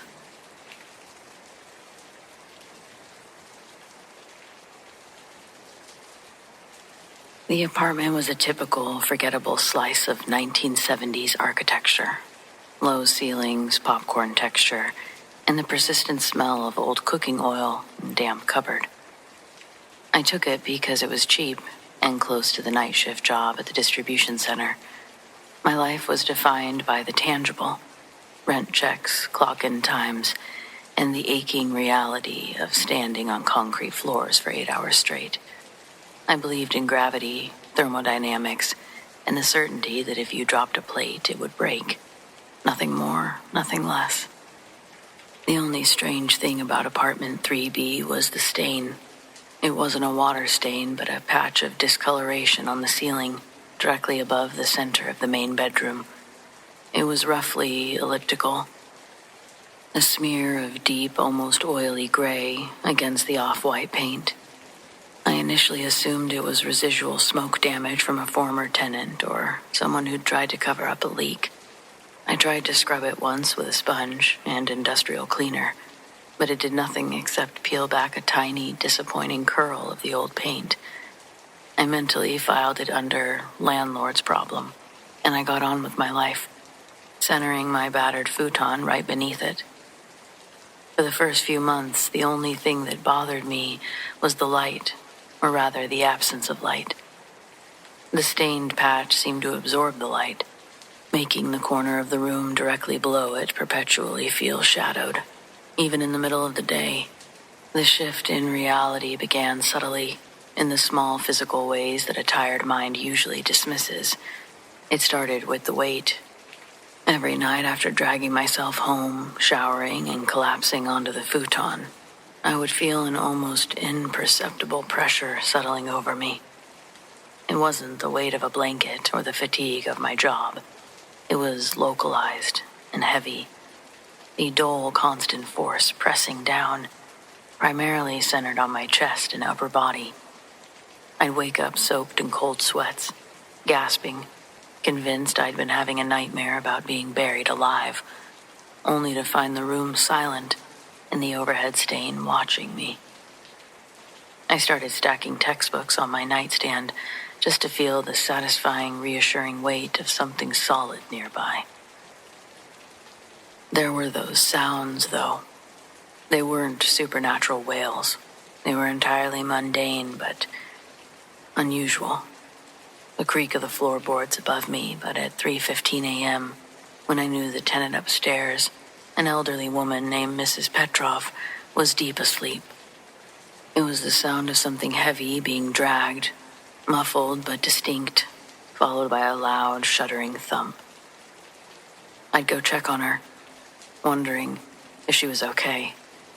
Obviously, she was asleep, but it got to the point where I had the landlord check on her. I started feeling crazy. I didn't want her to think that I thought something was wrong with her, but what the hell were these noises? And I wasn't going to go pounding on the ceiling. Anyway, one evening while standing on a stepladder to replace a burnt-out bulb, I was finally close enough to the stain to examine it real properly. It certainly wasn't smoke or oil. In the harsh glare of the new bulb, I saw the impossible truth etched into that plaster. It was composed of 5 distinct elongated finger marks and a thick, blurred palm area. It was an enormous, deeply impressed handprint, as if someone or something had pushed up against the ceiling or been pushed down onto it. I wasn't sure how it got there, but I didn't like how it felt, and something about the recognition broke my skepticism. I stood on that ladder, frozen, staring at the physical evidence of something strange. This wasn't a shadow or a bad dream. This was something physical. Something had been crushed against the structural limit of that room, and the stain was the consequence. I started sleeping in the living room, but the feeling followed. The pressure was no longer just on my chest. It was a psychological anchor dragging me down. I began to feel the phantom weight of my own hands, the ghostly burning soreness that comes after lifting something far too heavy for far too long. The peak came one freezing night. I was just trying to fall asleep, wrapped up tight in a sleeping bag, when the weight returned, crushing and immediate. Felt like I'd been submerged in deep water. I couldn't move, I couldn't breathe. And then, I didn't just feel the pressure. I felt the recoil, a sudden violent release of force that felt like a spring being uncoiled inside the apartment. The ceiling above the bedroom gave a single loud crack, and a fine dust of plaster rained down onto the empty futon. I scrambled up and stared at the bedroom doorway. The ceiling handprint was still there. I could see it clearly now. Accompanying it, a fresh hairline fracture radiated outward from the center of the palm, a tiny scar in the physical world. I realized the residual energy wasn't just a feeling, it was a constant contained spring, always on the verge of pushing back somehow. I moved out just a few weeks later, abandoning my security deposit and part of my possessions. I told the landlord that there was a noise problem. He barely looked up from his newspaper. Something told me he was aware. It's been over 5 years. I live in a new city in a bright, modern apartment with 9-foot ceilings. I'm financially stable, eat well. My life is by all external measures calm and predictable. But I am perpetually tired. I carry the memory of that force every single day. I can still feel the ghost of that tremendous, unimaginable pressure. The pressure needed to leave a physical print on structural plaster. It may not have left me with any physical scars, but mentally, I certainly feel it left its mark.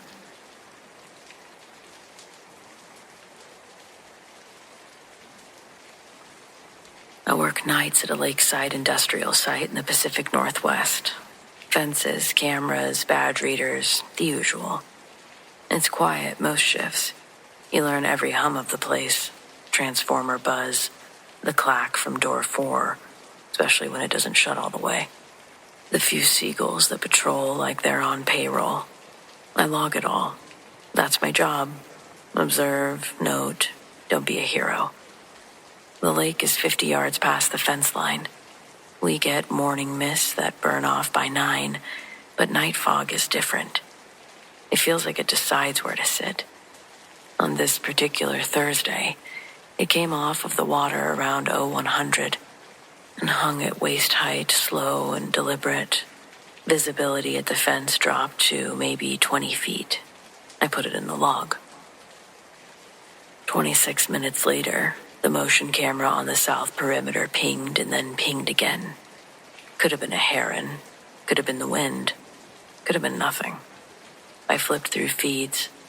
On cam S3, there was just fog and the chain link fence, and then a shape moved left to right along the outside of the fence. Tall and thin. If I had to say woman or man, I'd say woman from the general lines.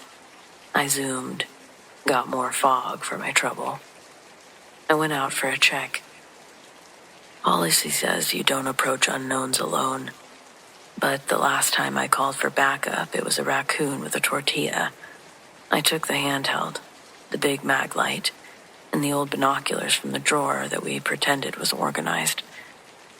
By the time I got to the south side, the fog had crept up to the chest level.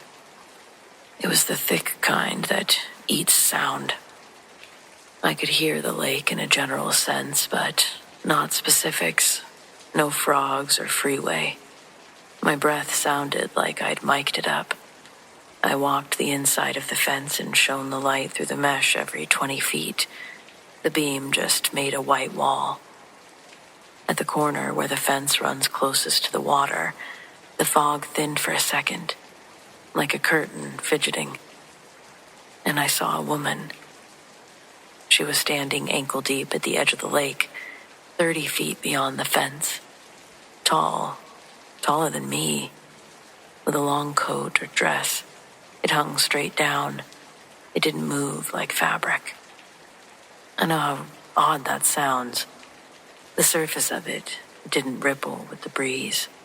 It sat heavy in the fog, like it was part of it. She had her head leaned to one side like she was listening for something on the ground. When I hit her with the light, she turned, and one arm came up with a slow, almost gentle wave, palm forward, a stop that you might give a dog that's about to jump on you. I said, "Ma'am, you can't be on this property. Are you okay?" My voice died, 4 feet from my face. She didn't answer. She repositioned her feet a little in the water, which is when I realized that her feet weren't feet the way that mine are. The angle was wrong. I'd seen hoof prints in the mud around here before. Deer. 2 neat leaves. What I saw under the fog looked like that, except it was attached to her in a way that my brain didn't want. I thought, foxtail plant. I thought, branch shadow. The part of my brain that likes boxes went wild, throwing unhelpful labels at the wall. I raised the binoculars because the camera had made me lazy about seeing for myself. The lenses fogged immediately. I wiped them with my sleeve, tried again. I got her face at maybe 8x. It wasn't a face of horror. It was a long face, tired around the mouth, eyes a bit too reflective for the amount of light, as if there was a second light source behind them. She kept the hand up. While I adjusted the focus, the edges of her coat wavered like heat above asphalt. And I could see past for a second, past her, the lake, darker where the bottom falls off fast, and something moving under the surface that made a path of slightly different fog above it, coming in toward shore. I said, "Ma'am," again, because I didn't have anything else. She dropped the hand, and I got the distinct sense, not a thought, a sense, that I'd been heard and politely declined. When I lowered the binoculars, she wasn't where I'd put her a second ago. She was 5 feet to the right, standing still, looking past me now toward the buildings. I walked the fence line to keep up, and my boot hit something that gave like wet paper in the grass. I pointed the light down.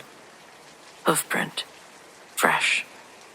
The shape of it was crisp, and water was already pooling inside of it from the fog. I put my own boot heel next to it, not to measure, just to convince myself that there was ground under me. My heel print looked like it shouldn't be allowed right there. When I looked up again, she wasn't in the beam. I swept left to right and caught nothing but drape after drape of fog like curtains in an empty house. The water sucked once against the shore like it had swallowed and was done. I backed to the patrol cart without turning my back all of the way because my body didn't want to do that. In the shack, I logged what I could without committing myself to being the guy who writes woman with hooves. I reviewed the cams. On S3 is a gray mass that moves where I saw her. You can pause it and convince yourself of edges. The part you can't argue with is at 01:33 hours, when the fog bulges inland in one long shape, and the motion ping triggers 5 times at 5-second intervals, like something paced the fence.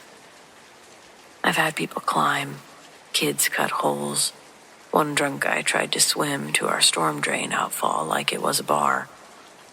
I know how people move when they want something. This wasn't that. I don't know what it wanted, except maybe to be seen, but not engaged. Eventually, the fog broke like a trick. The sun pushed through and the lake went back to being just a lake. When my relief showed up, he said, "Quiet night?" And I said, "Yep," because I'd already decided I didn't want the look. On my way to the car, I cut by the south fence like I wasn't doing it on purpose. In the mud just outside, where the dirt stays pretty damp, there were 2 prints that didn't match any boot I'd ever seen or owned. They looked like deer, except maybe the weight was wrong.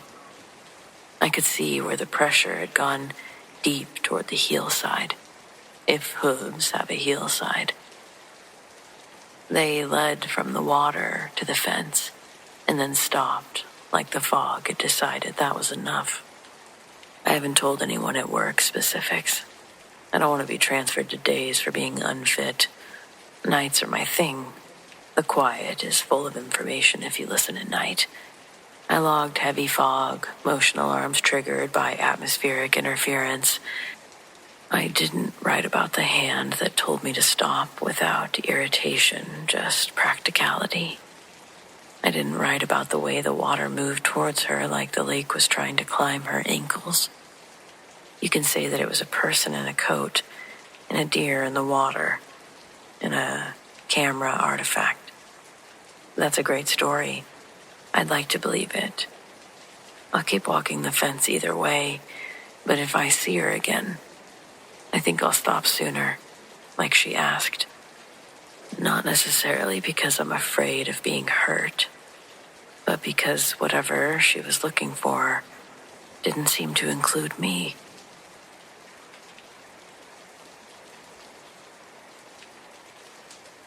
When I've been asked about the strangest job I've ever had, no one's expecting the story to be what it is. Maybe a bad boss, a toxic workplace. They never expect the one that actually kept me up at night. The job I couldn't quit, even though I knew deep down I was sharing those walls with something impossible. It was 1993, a year when the job market had swallowed itself whole in our corner of Massachusetts. I was 22, freshly laid off from a factory job in Leominster, and staring at a stack of bills that looked more like a retaining wall than envelopes. That's when I ended up at the Route 12 Motor Court, about a 30-minute drive outside of Fitchburg. It wasn't a motel exactly, it was a blight. 2 U-shaped buildings of crumbling vinyl siding and permanently stained carpeting, run by a man named Duffy. Old Man Duffy, everyone called him. Crusty, perpetually smelling of cigar smoke and regret. The deal was simple. Minimum wage for the night desk shift, plus a tiny, free employee efficiency apartment tacked into the main office. I needed the free rent more than I needed to breathe. The apartment was a shoebox, but the location was the real problem. The back wall of my bedroom was shared with room 106. On my first night, Duffy made a point of nodding toward the wall as he handed me the emergency key ring. Room 106 is sealed, kid. Structural issues, used for storage, but we never open it. Hasn't seen a paying customer since '82, so leave it be. I didn't care. I was too busy calculating how many double shift weeks it would take to clear my debt. The motel's weirdness to me was the peeling wallpaper and the sound of the highway hum. Nothing supernatural, just plain depressing. I was a skeptic by nature, too pragmatic and broke to believe in ghosts. The tapping started 3 weeks into the job. It was faint, just a rhythmic thumb tap against the drywall, right where my headboard sat. It always started around 2 a.m., after the last late check-in had shuffled off and the old boiler had settled into its grumbling cycle. I tried to rationalize it. Rats, probably, I thought. The Route 12 motor court had plenty of those.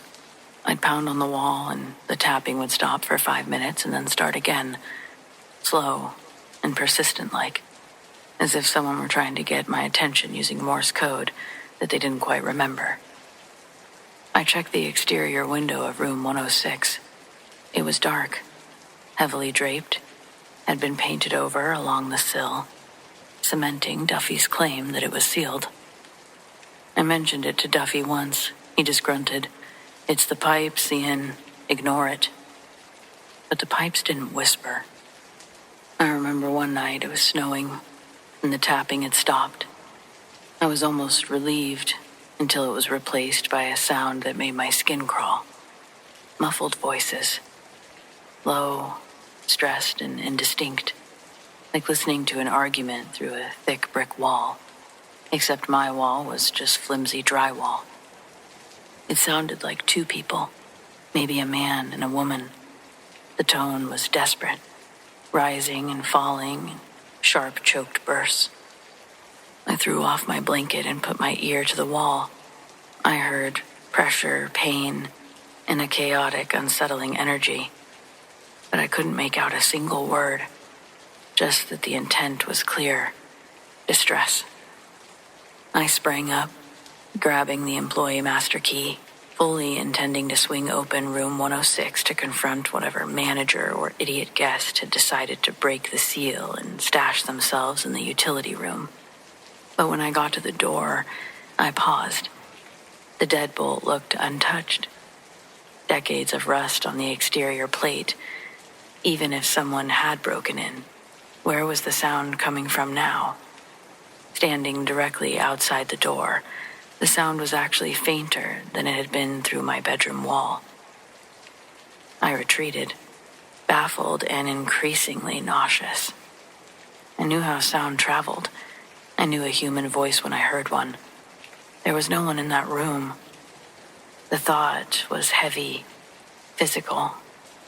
The air in my apartment felt cold and different, suddenly smelling less like old coffee and more like stale cigarette smoke, even though I didn't smoke. I couldn't leave, though. Quitting meant losing my apartment and the only paycheck I had. The fear for me was entirely secondary to the economic anxiety. The impossible phenomena from room 106 became another unwelcome roommate. Something I had to endure along with the leaky faucet and the broken thermostat. I became adept at blocking it out, trying to focus on balancing the ledger, but sometimes a clear word would cut through the din. And one night around 3:30 a.m., I was half dozing in the chair when the whispering spiked. I shot up, listening intently, and for a split second, I heard a clear, ragged male voice. It uttered a single chilling syllable. "Brenda." It sounded like a scream, swallowed by water. Then silence. Absolute, crushing silence. I knew then it wasn't rats or the pipes or managers. It was a loop, a sound clip from the past playing on a frequency only the drywall could pick up, or only I could hear. That, or I was losing my mind. It was a residual haunting, though. This desperate, echoing energy of a moment of crisis trapped in that dilapidated box of a room. It's possible, isn't it? I finally cornered Duffy the next morning, my eyes red from the lack of sleep. "Duffy, what happened in room 106? Can you just tell me?" He looked tired, older than his 60 years, and for once he wasn't looking at the ledger. "It was years ago, kid. A domestic thing. Bad time. Bad woman. Brenda, I think. Never mind. Just forget it. It's the past. Let it be. We don't go in there. And kid, just ignore it. You're getting a good deal here." I tried. I really did.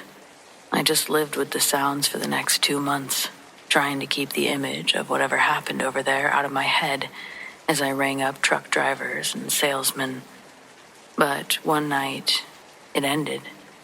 Not the noises, the job. A building inspector finally roused from their long slumber, condemned the entire office structure due to years of systemic neglect, a collapsing foundation, and a failure to address a major water main break. Duffy was given 48 hours to vacate and seal the buildings permanently. Which means, so did I. As I packed my last box of cheap novels, Duffy was standing guard in the hallway looking lost. I had to know. I pointed at the locked door of room 106. Since you're sealing everything forever, can I just look? Just once? Duffy hesitated, but then he unlocked the heavy deadbolt. The door creaked open, smelling musty and unused. It definitely wasn't a storage room. It was completely empty. No furniture, no boxes, just dust. I walked to the shared wall where I had heard the muffled cries, where I'd heard everything. And there it was, a large, ugly scorch mark low on the wall, as if someone had been pushed up against it, held there until it burned. I didn't touch anything or examine it further. It was so eerie, I decided to leave. Duffy cut my last check and I hit the road. I lived out of my car for a while, but eventually settled down, and any place I went after that was comparably better. All better than sleeping next to an empty room that was screaming at night.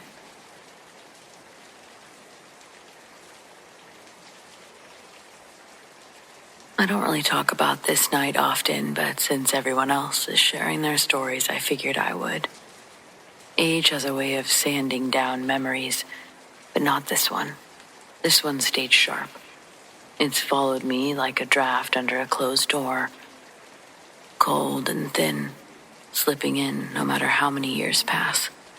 I was 19, that strange age where nothing feels dangerous because nothing terrible has happened to you yet. My friends and I were renting a drafty little house near campus, one with a basement that always seemed wet. Someone had found an old seance book in a thrift shop, cracked spine, yellow pages. It was the type you would buy because it looks haunted, not because you think it works. We were bored, reckless, and too proud to admit that we were afraid of anything. So of course we lit the candles. Of course we went down to the basement. There were 5 of us sitting in a circle. Me, 2 roommates, a girl I barely knew, and Claire, the ringleader of every bad idea we ever had. The candles flickered on the concrete floor, shadows wobbling across the exposed pipes overhead. Claire read from the book in a dramatic voice, laughing every few lines, the rest of us laughing too, albeit uncomfortable. But I remember the exact moment the laughter stopped. Claire asked, "Is there anyone here with us?" A harmless question. Teenagers say it to feel brave. The basement felt colder, not all at once, more like a quiet shift, a slow tightening. I felt the hairs on my arms rise before anything else. Everyone else must have felt it too, because the giggles died immediately. The candle to my right went out. As it did, it sounded like someone said, "No one." The candle, it wasn't blown out. It was pulled out. The flame stretched upward before vanishing like someone pinched it. We were all frozen at that. "Probably just air," my roommate said, but she didn't sound sure. The basement didn't have windows. There was no air. Claire, stubborn as always, leaned forward and said louder, "If you're here, give us a sign." This time, she didn't laugh, and for a few seconds, nothing happened. But then there was a slow tapping sound coming from the dark behind us. It wasn't the pipes. I'd lived in that house long enough to know their noise. This was closer and lower, like something on the floor. Tap, tap, tap. Tap, tap, tap. Claire said that we should keep going. I said we shouldn't. Before anyone could argue, the girl I barely knew, the quiet one, went pale, staring at the space behind me. "What?" I asked her. Her lips were trembling. She was afraid. "Someone's there." I didn't turn around. I couldn't have if I wanted to. My body felt stuck, like the air had thickened around me, paralyzing me in place. The tapping sped up. Tap, tap, tap, tap, tap, tap. And then it sounded like someone was rushing towards us. We all stood up in unison, going the opposite direction, some of us screaming, others in silence. Then the tapping stopped. The noise stopped. The basement wasn't exactly cold anymore. It just felt like its normal self. Damp. The girl I didn't know, she screamed. Everyone scrambled up at once and ran out of the basement. The candles blew out in a rush of air that no one seemed to cause. We ran up the stairs so fast that someone fell. I don't even remember who. We didn't stop until all of the lights were on and the basement door was locked. I don't think any of us slept that night. None of us went back down there together. The girl, she said she'd felt a hand on her shoulder. Claire pretended the whole thing was a joke, but never touched that seance book again and was wary of the basement.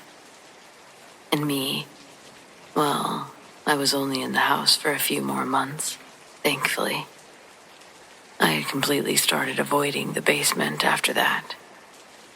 Oddly enough, I was propositioned to do another seance a few years later in life.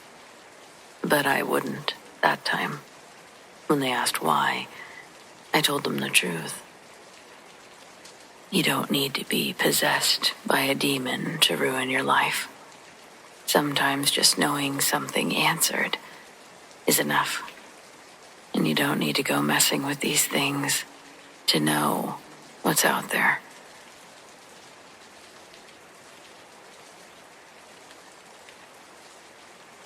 You know, when you're in college, you'll take just about any job if the cash is good enough. I was 20, trying to scrape together tuition money in Wilmington, and I found myself in a bizarre corner of Newcastle, Delaware, the historic district. Old money, old houses, and even older secrets, as it turns out. This story is about one of those jobs, house-sitting for the Vandermeer family.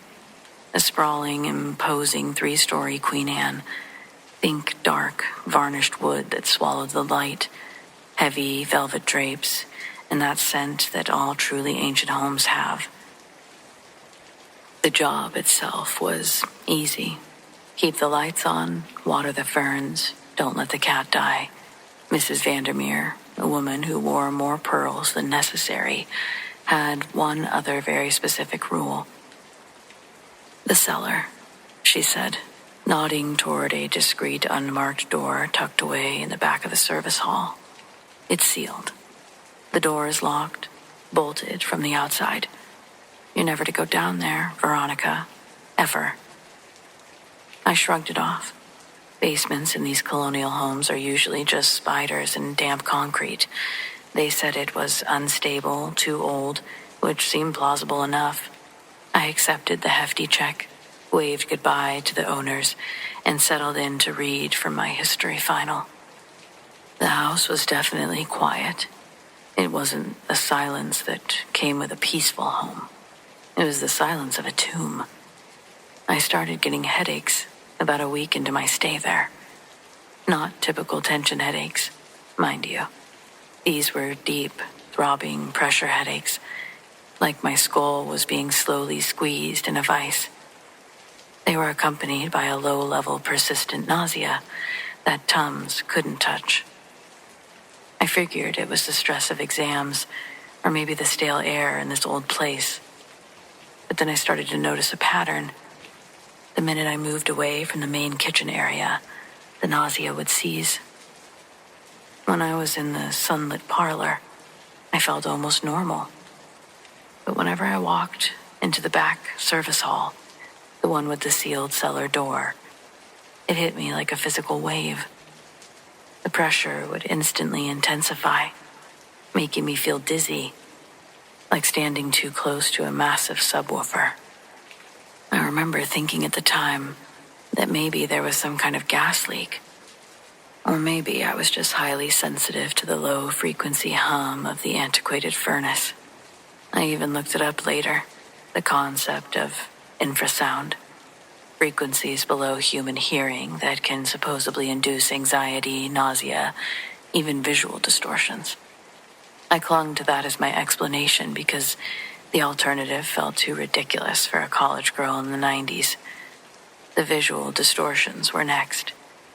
It started almost subtly. Glancing down the hall, I'd catch a flicker near the bottom of the basement door, where the wood didn't quite meet the floor. A quick, dark shape, like a heavy shadow racing across the baseboards. When I looked directly, it would be gone. Nothing but dust motes dancing in the faint light, but dancing nonetheless. These moments grew bolder. I'd be scrubbing a pot, lost in thought, and I'd suddenly sense a presence behind me, something tall, cold. I'd whirl around, heart slamming against my ribs, and find nothing. Yet the physical feeling of oppression, the crushing weight in my chest, it would be so profound that I'd have to grip the counter to stay upright. One night, probably 3 a.m, I was in the small office adjacent to the hall, trying to finish a paper, when the pressure suddenly peaked. It was the worst headache I'd ever had, sharp, blinding, and the nausea made me gag. I slumped forward, resting my forehead on the desk. It was during this moment of absolute, agonizing sensory overload that the house responded. A single, monumental knock. It wasn't a thump. It was a heavy, deliberate, rhythmic thud, thud. It came from behind that sealed door, directly through the floorboards, beneath my feet. It didn't sound frantic. It sounded patient. It was the sound of something immense and solid, acknowledging me. It was a question, or maybe a demand. I didn't move for maybe 5 minutes. I was paralyzed, not by a ghost, but by the sheer weight of this hostile energy radiating from this spot. My college self, the one who desperately needed this paycheck, was caught in a terrifying paradox. I had to stay, but I felt like staying was going to physically break me. I realized then that whatever was sealed in that cellar wasn't content to merely be an echo. It was actively leaching something. My comfort, my focus, my physical well-being. It was trying to impose itself. It felt like an infestation. Driven by a mix of fear and an urgent need to stop the crippling feeling, I did something completely irrational. I grabbed the heaviest thing I could find, my 1980s edition of the Oxford English Dictionary, and I dragged it down the hall. I didn't try to open the door. I didn't try to investigate. I simply took that massive heavy thing and shoved it right against the bottom of the door, completely blocking the small crack between the wood and the stone floor. And just like that, everything seemed to stop. The pressure headaches eased immediately, like a plug had been pulled. The nausea vanished no matter where I was. The room temperature seemed to lift 10 degrees. It was a cessation so abrupt and physical that it proved, without a shadow of a doubt, that the source of distress was emanating directly through that small, negligible gap. How? Why? No idea. Even if it was simply all in my head, it's still pretty miraculous. But I can tell you, I don't think that's what was going on at all.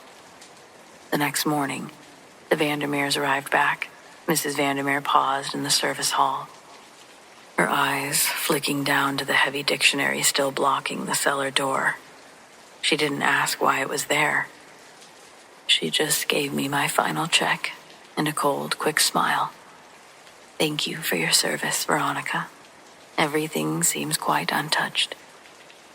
I took the money and I left. I never learned the history of that house, and I never heard that sound again. I never saw a clear figure, either. But I'm 52 years old now, and I've never forgotten that feeling. Was it infrasound? Was it some hostile geological anomaly? I can't tell you for sure, but I know that for 2 weeks, I was paid to babysit a presence, a dark one, so physically debilitating that it only needed the tiniest crack under a locked door to make a person desperately, cripplingly ill. Whatever was down there, it wasn't a ghost you could see, but it was an entity you could feel.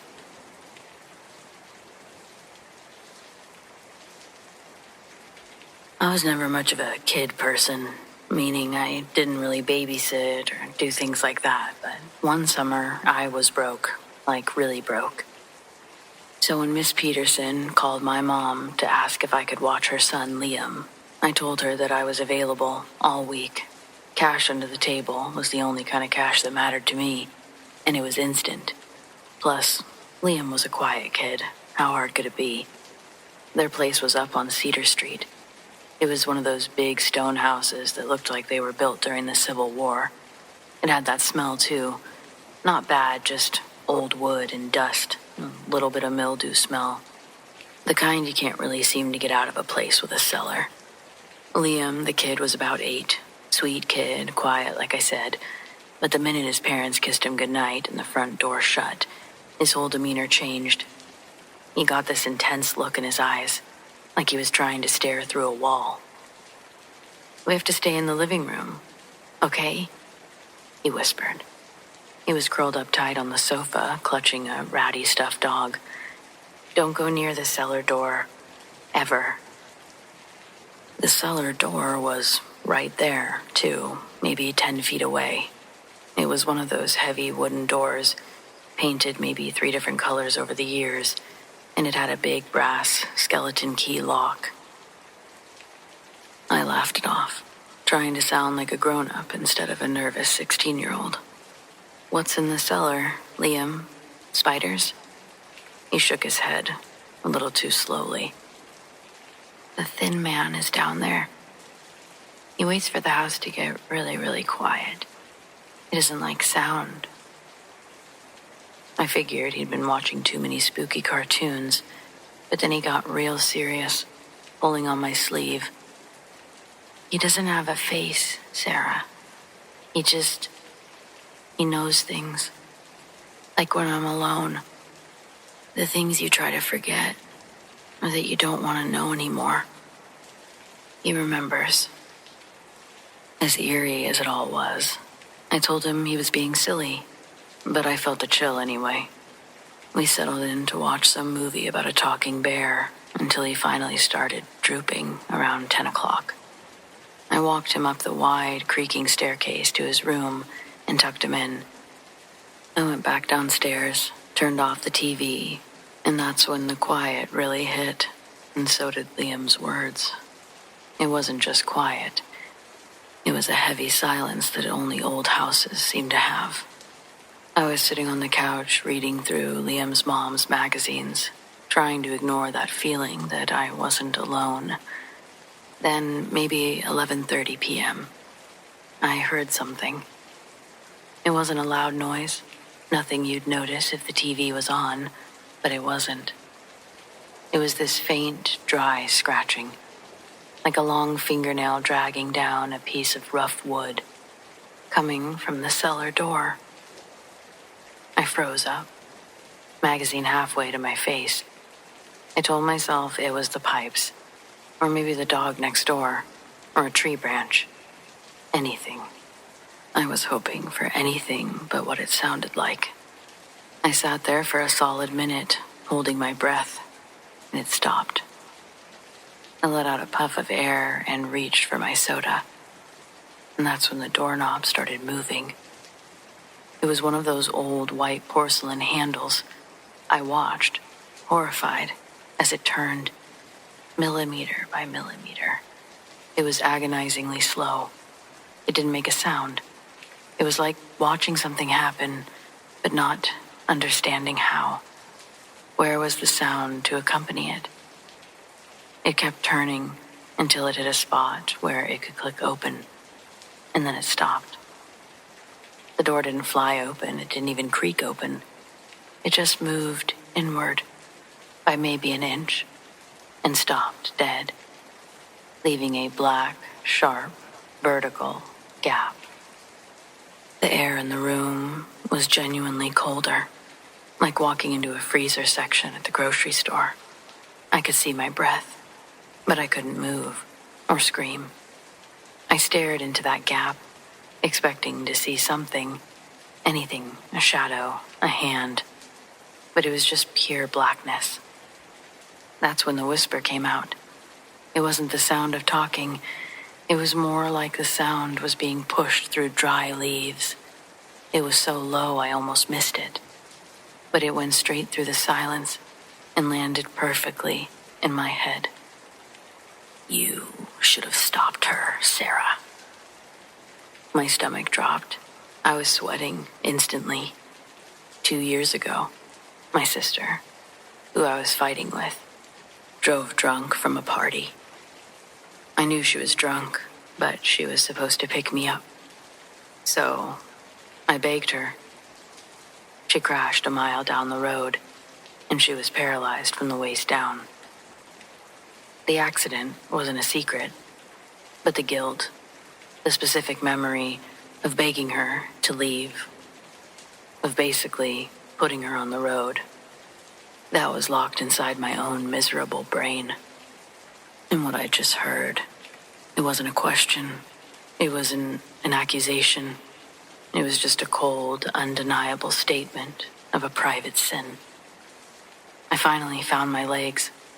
I hurled myself up the stairs and found myself retreating to the same position that Liam had been in earlier on the couch in the living room. I stayed like that for hours. By the time Miss Peterson was home, she was surprised to see that I was still awake. I told her I couldn't sleep. That was the first and last time I ever babysat. And I try to avoid cellars wherever possible. Because what the hell was that?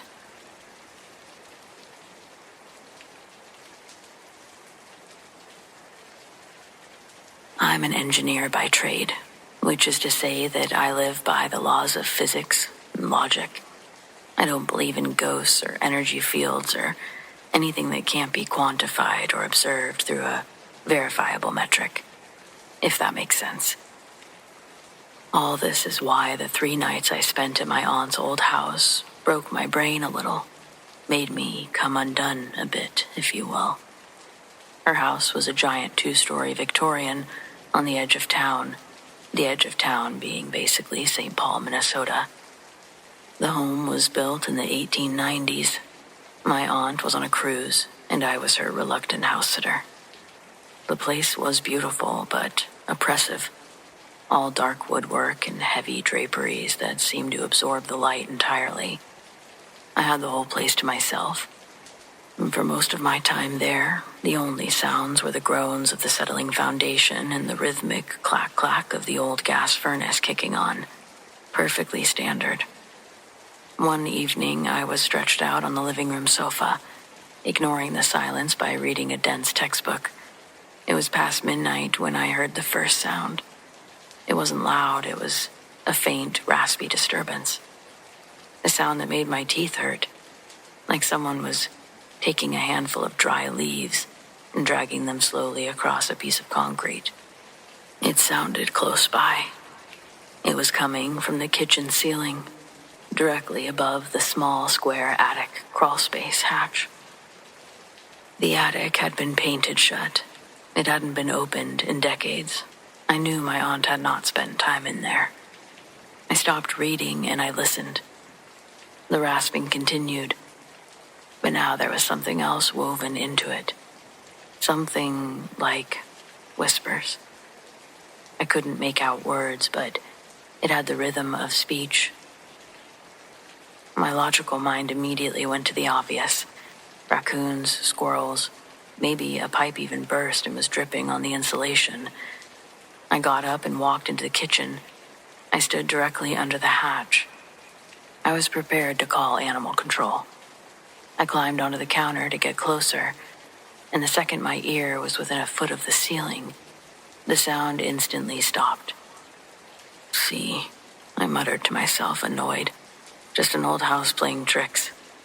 I got down, poured myself a glass of water, and chastised myself for letting the spooky atmosphere get to me. I took one sip, and it happened again. This time it wasn't a rasp. It was a distinct, wet, sighing sound. And it was much, much louder. It was still coming from the exact same spot, but it felt closer, somehow. Like the thing making it had just crawled to the inside of the hatch door. Matt. My name. The glass slipped out of my hand and shattered on the tile floor, but I barely registered the crash. I was paralyzed, staring up at the painted wood panel. It wasn't the wind, and it wasn't an animal. It was my name. I finally managed to take a step back. As I did, a sound erupted from the crawl space, and it sent a spike of pure, raw terror through me. It was a single, high-pitched, childlike scream. It wasn't joyous. It was malicious. It echoed in the empty space above. I didn't even try to rationalize that one. I didn't reach for my phone to record the noise. I grabbed my keys and wallet from the table, and I didn't bother locking the front door. I walked out of the house and into my car. I drove to the nearest hotel, and I didn't look back until the sun was up. Naturally, when I woke up, I felt silly. I felt terrible. I went back, but I couldn't bring myself to go back inside. I just locked it up. I spent the next 4 nights in a well-lit hotel room nearby, watching cable news. I still went back and did the things I needed to do for my aunt, but when she returned, I tried to talk to her about it. I didn't want to scare her. If it's not obvious, she's old. But I had to know. Had she ever experienced anything in that house before? Her answer to me was no. In fact, she thought I was quite silly for having to leave. I'm inclined to believe her, except my name. I definitely heard my name. I still stick to my principles, though. I still believe in science, but there are some things we just can't explain. Not yet.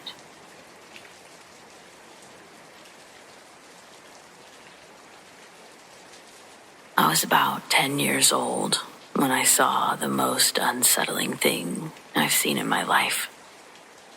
It was 1995, summer. I was riding my bike home from a friend's house, cutting through the empty schoolyard like I always did. The playground sat abandoned as it always did. I should have felt safe. Broad daylight, familiar setting, nothing unusual. But then I saw it. It was standing near the chain link fence, just beyond the basketball courts. At first, I thought it was a person. A tall man, maybe.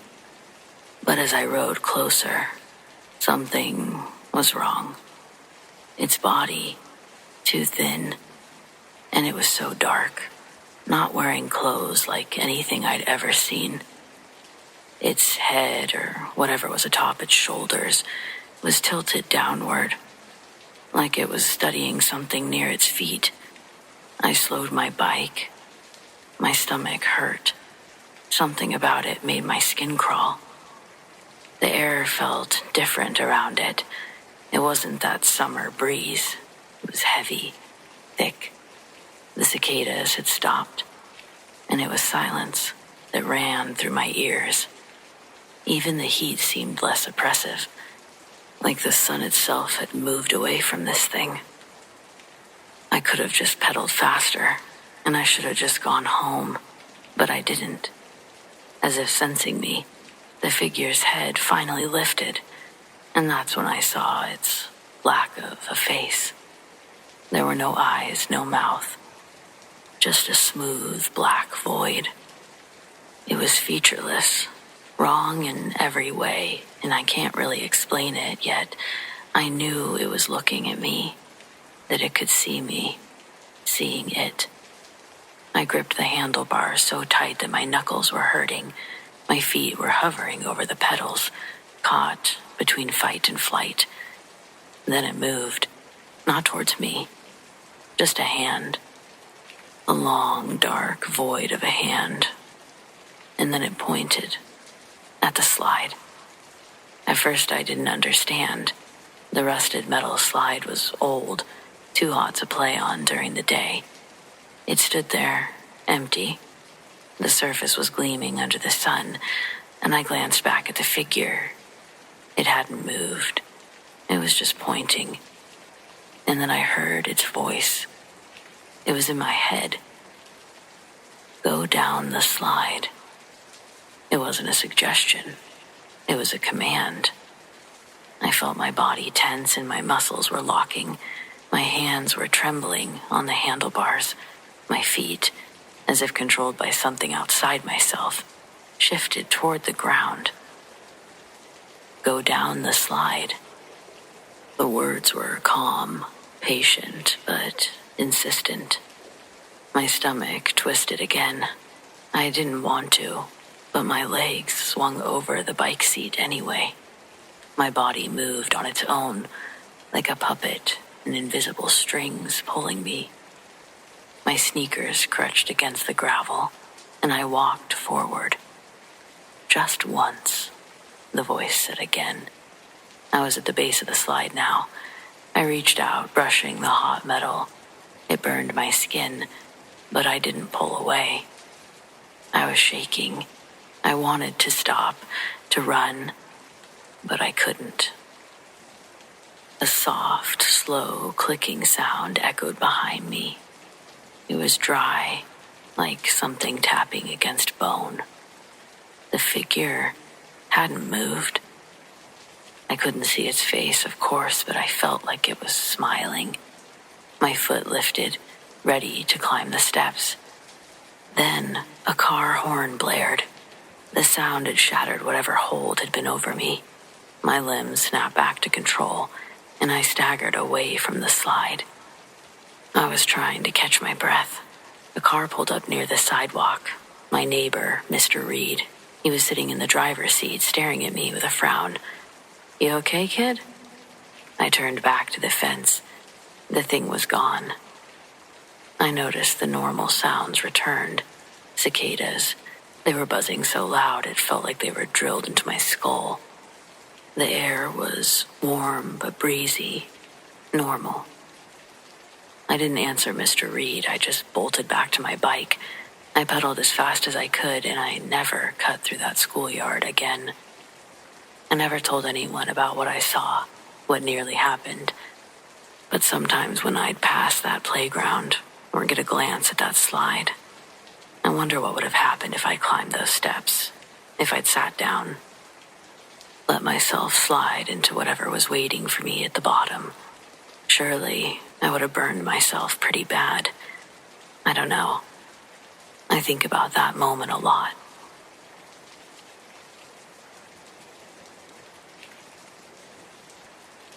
I'm not a collector. I don't do figurines, dolls, antiques, none of it. But right before everything went to hell, I ended up with one. It wasn't on purpose. I'd moved into a new rental, small house, quiet street, older neighborhood. The previous tenants had left some of their stuff in the attic, and my landlord gave me permission to toss whatever I didn't want. Most of it was junk. Old baby clothes, a broken rocking horse, boxes of yellowed paperbacks. And then there was the figurine. It stood maybe 8 inches tall, porcelain, hand-painted. A little girl in a pale green dress with a bow at the collar.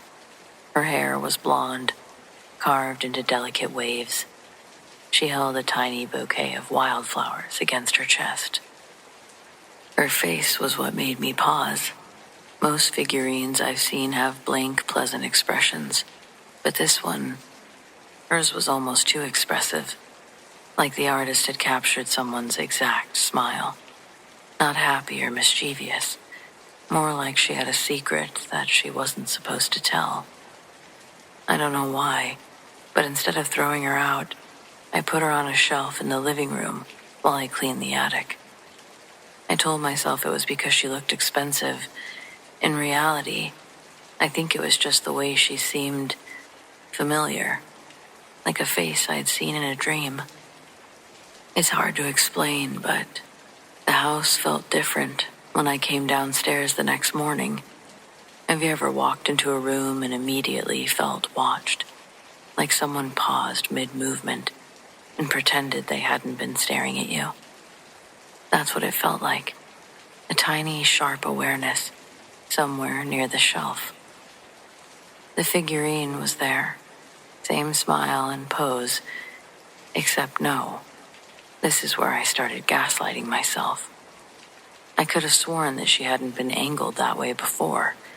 Didn't I leave her centered, facing outward?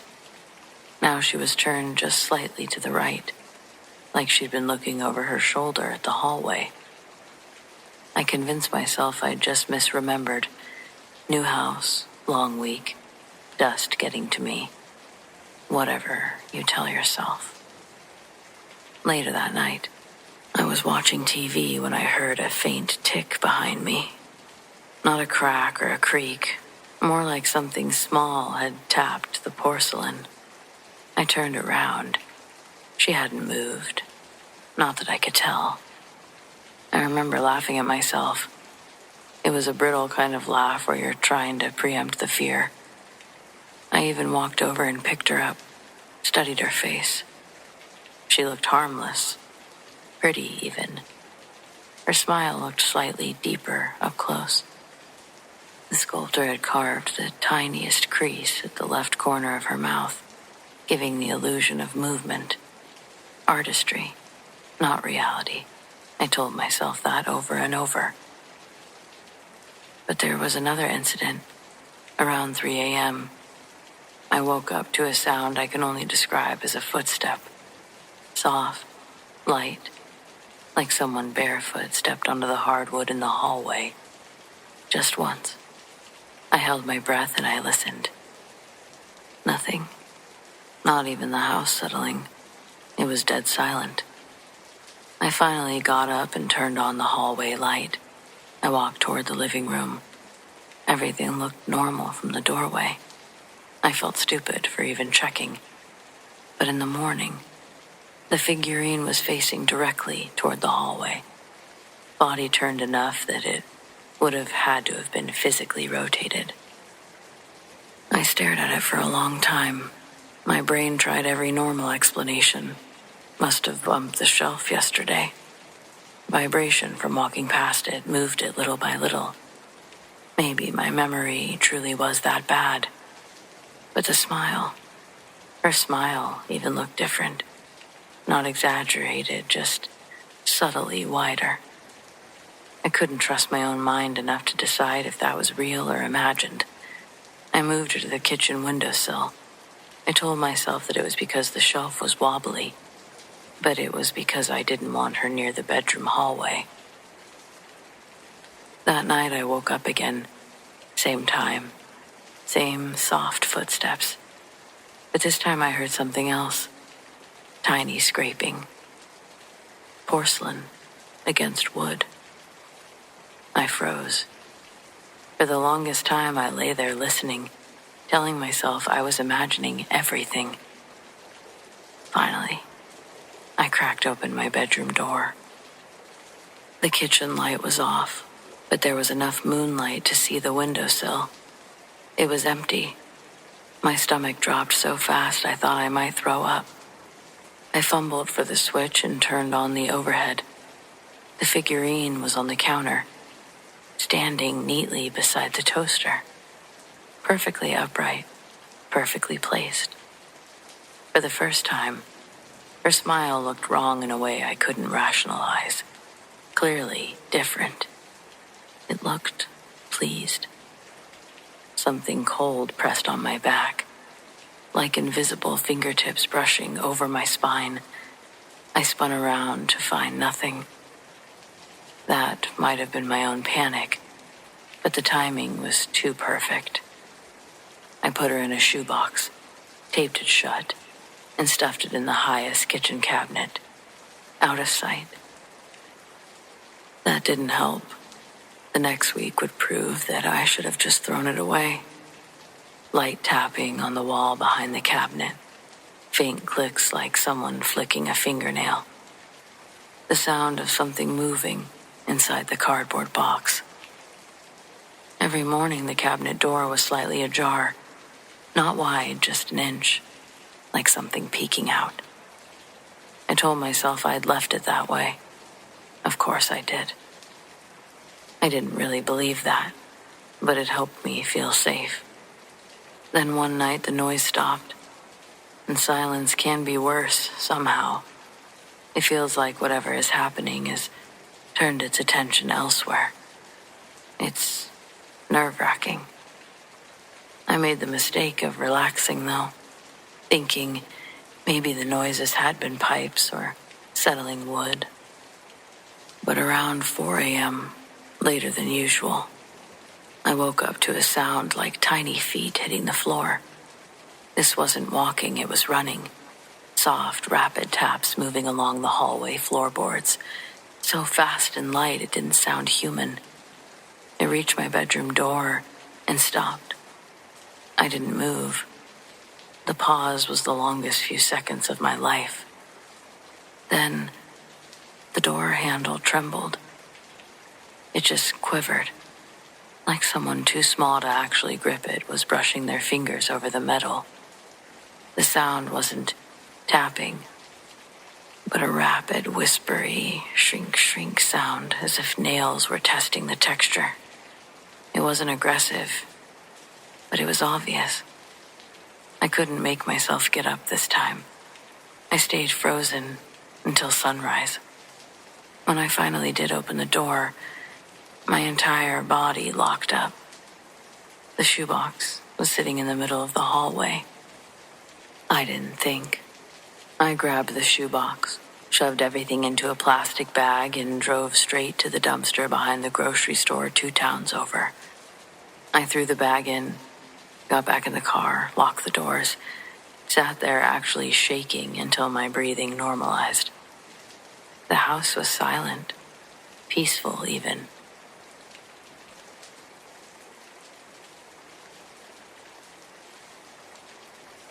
My name is Maya, and I have a serious, borderline pathological relationship with thrift stores. I live for the unexpected find, the hidden gem, but in all my years of digging through musty racks, I've never found anything that carried the baggage of this particular piece. It was in a little shop outside of Portland, Oregon. Tucked away in a bin of moth-eaten wool was a sweater. It was heavy, dense, with a hand-knitted cable pattern in a hideous shade of ochre and mud brown. It felt dense, like chainmail, and looked like something pulled straight out of 1950. Objectively, it was awful, but the stitching, the patterns weren't just cables. They were intricate, geometric knots that looked impossibly complex, almost like a piece of basket weaving translated into wool. It felt strangely compelling, like a puzzle I had to own. I bought it for $8. The moment I slipped it on, problems started. First, the physical discomfort.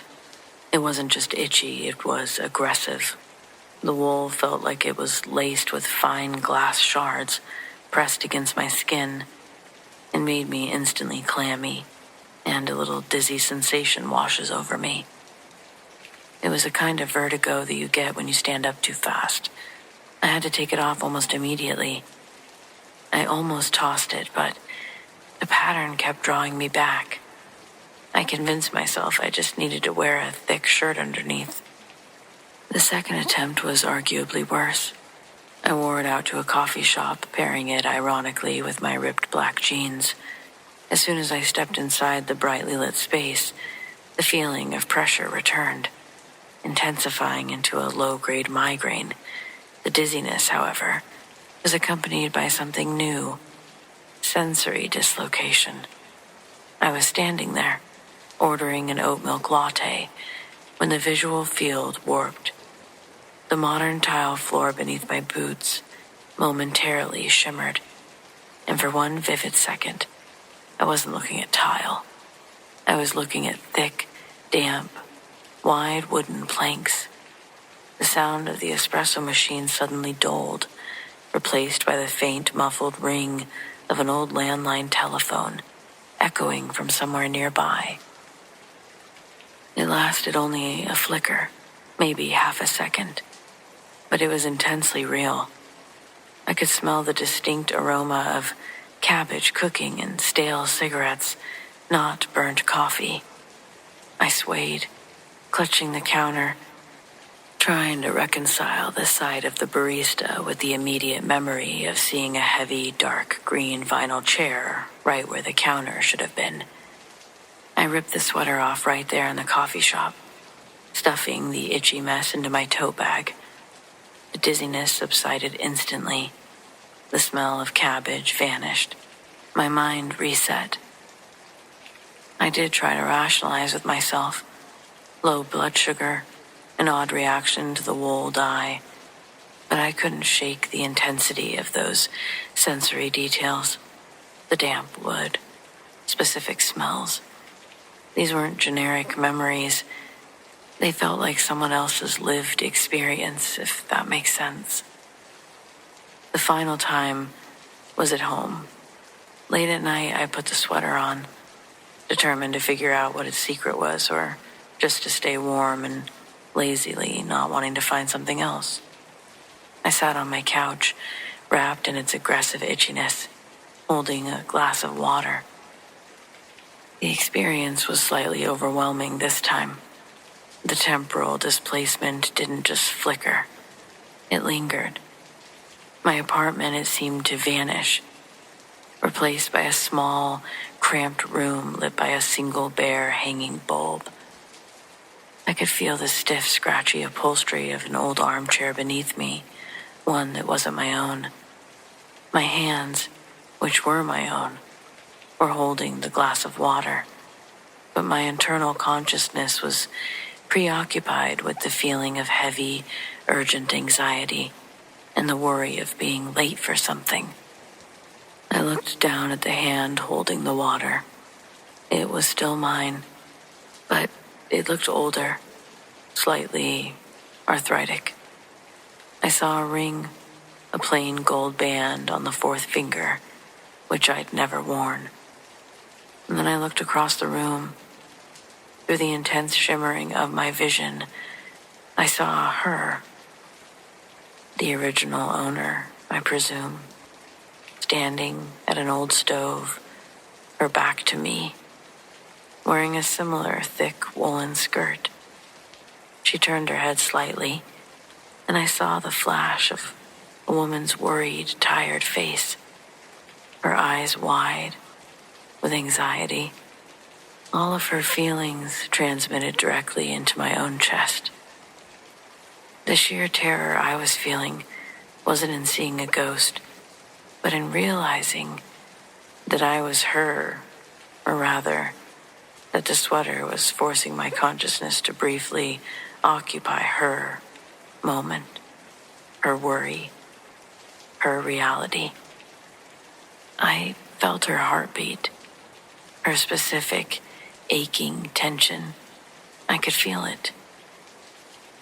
Eventually, I pulled the sweater over my head, tearing it off like it was catching fire because my skin felt such a way. As the brown wool hit the floor, the memory broke. I felt not connected, not as I had. I was just back in my sleek, modern apartment, gasping for breath, and my own pulse returning to its regular rhythm with a little help from deep breathing. I considered that the sweater's last chance. I didn't try to clean it or sell it. I burned it. I never wanted anyone to feel the weight of another person's anxiety or pain like that again, or the confusion of having my own life temporarily overwritten. It didn't seem necessary, and somehow burning it felt like a way to set something free.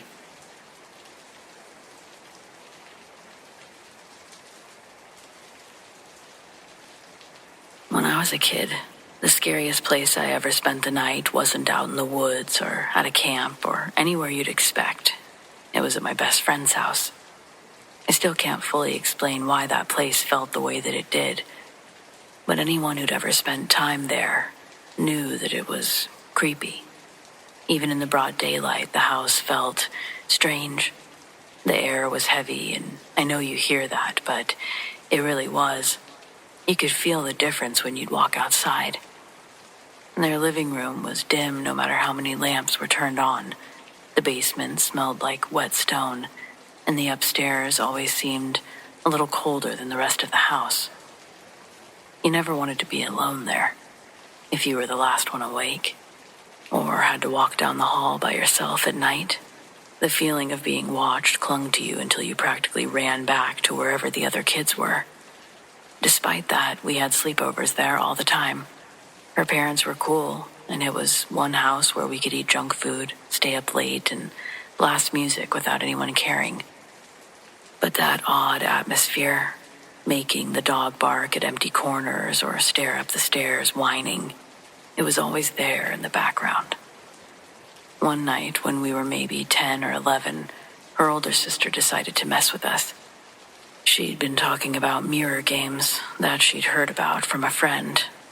I already knew about Bloody Mary. Every kid did. But this version was different. According to her, if you sat in front of a mirror with a candle and stared long enough, you wouldn't summon a ghost. Instead, your reflection would start to move on its own. She said it was called the other you. Of course, we were curious enough to try. So we crammed into the upstairs bathroom, me, my best friend, and her sister. The room was small, just big enough for the three of us. We turned off the lights, lit a single candle, and placed it on the counter. Its glow flickered across the mirror, making the whole place look like it was breathing. At first, it really was silly. We stared at our reflections and tried not to laugh. We whispered dumb jokes, nudged each other, anything to kill the tension or the boredom. But the longer we stood there, the quieter we got. The flame was steady now, and the shadows in the corner of the room seemed darker somehow. Then I noticed my reflection. It wasn't perfectly in sync anymore. When I tilted my head, it hesitated, almost like it was waiting for me to move first. When I blinked, it didn't blink with me. My stomach dropped. I thought maybe the candlelight was messing with me, but then my reflection sort of grinned. I know I wasn't grinning. My best friend gasped at the same time and clutched my arm. Her reflection was smiling too, according to her. Her sister laughed at us, swore we were imagining it, but when she leaned closer to the mirror to prove us wrong, The candle went out, just like that. 1 second it was flickering, and the next it was gone. The bathroom went pitch black, and we all screamed. We clawed at the door, tripped over each other to get out. When the light flipped on, the mirror was normal again. Our faces, pale and wide-eyed, stared back at us like nothing had happened. Just our normal reflections. We tried to laugh it off, but that night I couldn't sleep. Lying in her room, I kept staring at the dresser mirror across from her bed. In the dark, it looked like a doorway. I kept imagining someone standing in it, watching us. I finally turned over, but every creak of the house made my heart start to pound. At some point, I guess I drifted off to sleep, but I woke up to whispering. It wasn't loud, more like the rustling of someone speaking against glass. I turned my head just enough to look at the mirror, and I swear I saw movement. Not us, not our sleeping bodies, but something else shifting in the reflection. I buried myself under a blanket and I prayed until the actual morning. When the sun finally came through the blinds, I felt this weird relief until I noticed the candle we'd been using the night before. It was sitting on the dresser next to the mirror. None of us had put it there. I didn't say anything. Neither did my friend. But weeks later, she admitted something that made my blood run cold. She said that she kept having nightmares after that night. In them, she'd wake up and realize that she wasn't in her bed. She was inside the mirror, watching herself sleep. She couldn't move, couldn't scream. Just stood there while her reflection, the one in her bed, smiled at her. I remember her mom eventually took the mirror out of her room. After that, she said her nightmares stopped. I never told her this, but I had dreams too. Not every night, not even every week, but when I would spend the night there, I'd wake up certain that I'd been staring at myself from the other side of the glass. And when I looked in any mirror the next morning, I always had to check, just for a second, that the reflection was really me. Even now as an adult, I avoid mirrors in the dark. I know it sounds childish, I know. But I can't unsee that grin, that reflection. It's ingrained in my brain forever.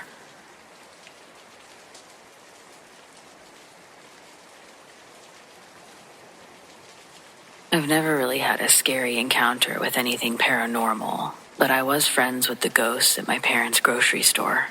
We lived in a small town. It's pretty generous to call that tiny building a grocery store, but we loved it. My parents have since upgraded, but I'll always have a special fondness for that building. When I was 14, my parents often had me restock the shelves after closing. My dad always joked about having a ghost, but I never took him seriously. Then one day, I was on a stepladder and accidentally bumped my cart, sending it rolling just out of my reach. I jokingly said, "Hey, if there's a ghost in here, can you push that back over?" The cart had been completely still when I said that, but then it slowly inched back, gently bumping the ladder. I couldn't believe it, like that wasn't really a ghost, right? But I said thanks anyway.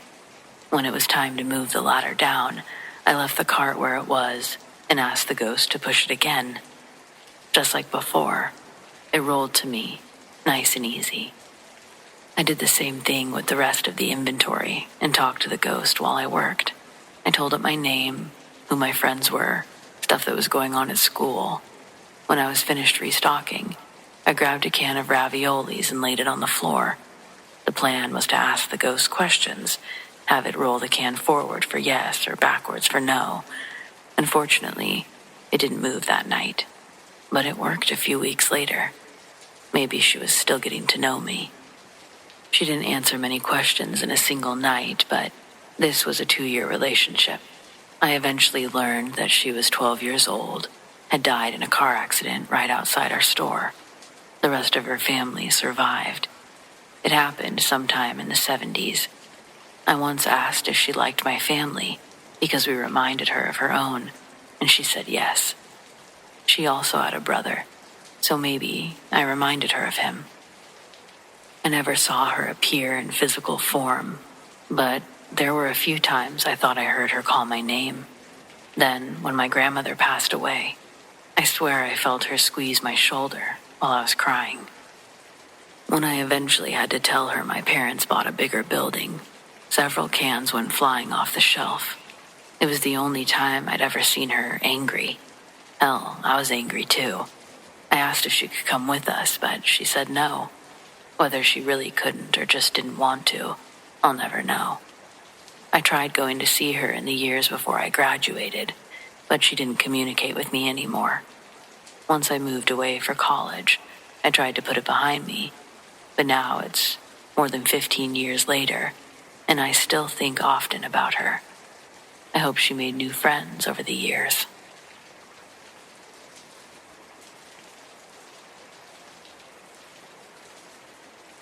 Back in the late 80s, I worked at this small family-owned supermarket in a quiet little town in southwestern Colorado. It wasn't much, a couple aisles of groceries, a deli that always smelled like fried chicken, and a row of humming coolers that never quite worked right. I'd been there long enough to know everyone who came and went, especially the vendors. One of them was a guy named Rick. He handled deliveries for a snack company, chips, pretzels, that kind of thing. He was one of those people everyone liked, always smiling, always had a joke ready, and somehow made stocking shelves at 6 a.m. feel like less of a drag. Then one morning, we got the news. Rick had gone home after his route the night before, sat down in his chair, and had a heart attack. His wife found him like that, just gone. It hit everyone pretty hard. You see someone almost every day for years, and then suddenly, they're just not there. For a few weeks, every time I saw one of those red delivery trucks, my brain automatically expected to see him behind the wheel. A few days after the funeral, I was walking across our parking lot to clock in. It was early, maybe 7 in the morning. Still a little fog clinging to the ground. I remember hearing the familiar sound of a delivery truck engine, that low diesel rumble echoing between the buildings. I looked up, and there it was, Rick's truck. Same company logo, same dent on the back fender, same squeaky brake that I'd heard 1,000 times. It rolled right past the store entrance, heading toward the back delivery lot. And behind the wheel was Rick. I stopped mid-step. My brain just flatlined. He was wearing the same navy work shirt he always wore, same short haircut, even his same posture. One arm on the window frame, leaning slightly left like he always did when driving. I blinked hard, thinking maybe the early morning light was messing with me, but no, it was him, clear as day. I stood there long enough that the automatic doors opened behind me were closing again. The truck turned the corner and disappeared down the back road that looped behind the store. I just stood there for a minute staring after it. My heart was sort of racing by this point. And then I went inside. But the whole morning, it felt different. The aisles were too quiet. Every time someone wheeled a cart over a tile, I seemed to jump. I didn't tell anyone at work right away because honestly, I didn't want to sound crazy. That weekend, though, my band was playing a gig at this little bar downtown. Our drummer, Mike, he worked across the street at the Safeway. During a break, we got to talking, and I mentioned Rick and how weird it felt not seeing him anymore. When I told him what I'd seen that morning, Mike went still. Then he looked at me like I'd just said something I shouldn't have. He told me he'd seen Rick too. Same truck, same week, driving right past the Safeway lot, looking exactly the same. Neither of us knew what to make of it. We went back and forth for a while, convincing ourselves it must have been another driver, Maybe a replacement using his truck, or maybe a guy who just looked like him. But deep down, I knew that wasn't true, and so did he. There's no mistaking someone you saw every other day for years. It wasn't just the look, it was the feeling. That cold wave that hits when you realize that you're seeing something that technically shouldn't exist. To this day, I can still picture that morning, the sound of the truck engine and the shine of the chrome bumper, the way he turned the wheel with one hand, everything. I don't know what I saw, or I don't know how to explain it, but I know it was him.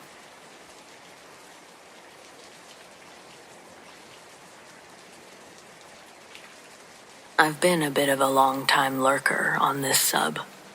I've been seeing all kinds of standard ghost stories, but this one just feels different. It's not just a ghost, I guess. It's something that lived in the dark. It happened maybe 5 years back. I do geological surveying. Basically, I get paid to go into the forgotten holes in the ground and make sure they won't swallow a town whole. The deeper, the older, the sketchier, the better the paycheck. This was the Blackwood mine in northern Arizona. They had this auxiliary tunnel that they called the third shaft that was barely on any map. My task was a standard rappel down a vertical borehole into a narrow auxiliary tunnel to check the structural integrity before they sealed it forever. The air down there was like breathing wet dust and old pennies. You know the smell when copper reacts to moisture. Multiply that by 1,000. Plus, this smell, sharp, electric, but it just hung there. No storm relief coming, just sitting. I landed in the tunnel, maybe 800 feet down. It was a tight squeeze, barely 4 feet wide, and I had to stoop low. The first red flag. When I tried to pull my main safety line back up, it snagged. Hard. Like something had clamped down on it, 20 feet above my head. I gave it a few hard yanks, but it was useless. I was pinned. My way out was gone. I tried the radio, but there was just dead silence. Too much rock, too deep. The initial panic was bad, yeah, but you train for this. Add a few hours of water, a couple of those disgusting emergency paste bars, and I told myself, it's fine, Mark. You just have to walk back to the central junction, set up the beacon, and wait.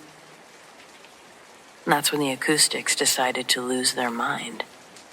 I was crouching, getting my bearing, when I heard a sigh. I guess not a human one, but a deep, long sound. It felt like the rock itself was breathing. But it hummed in my chest.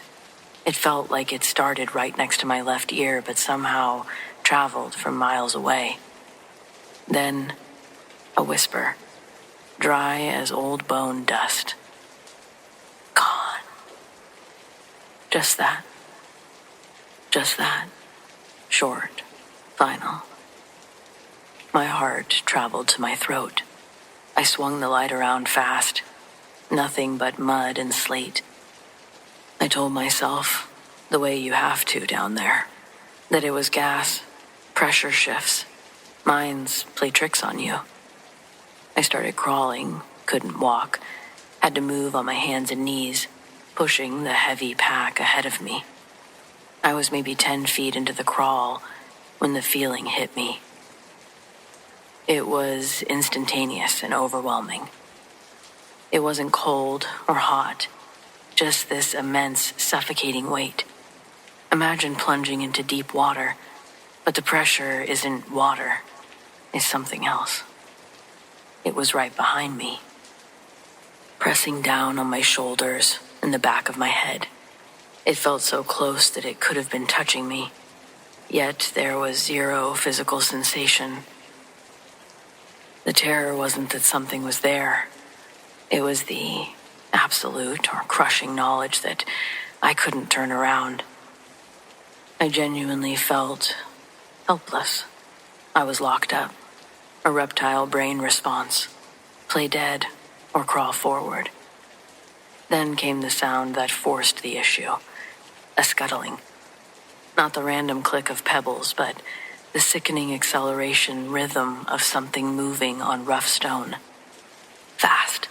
Too fast for a rat. Too heavy for an insect.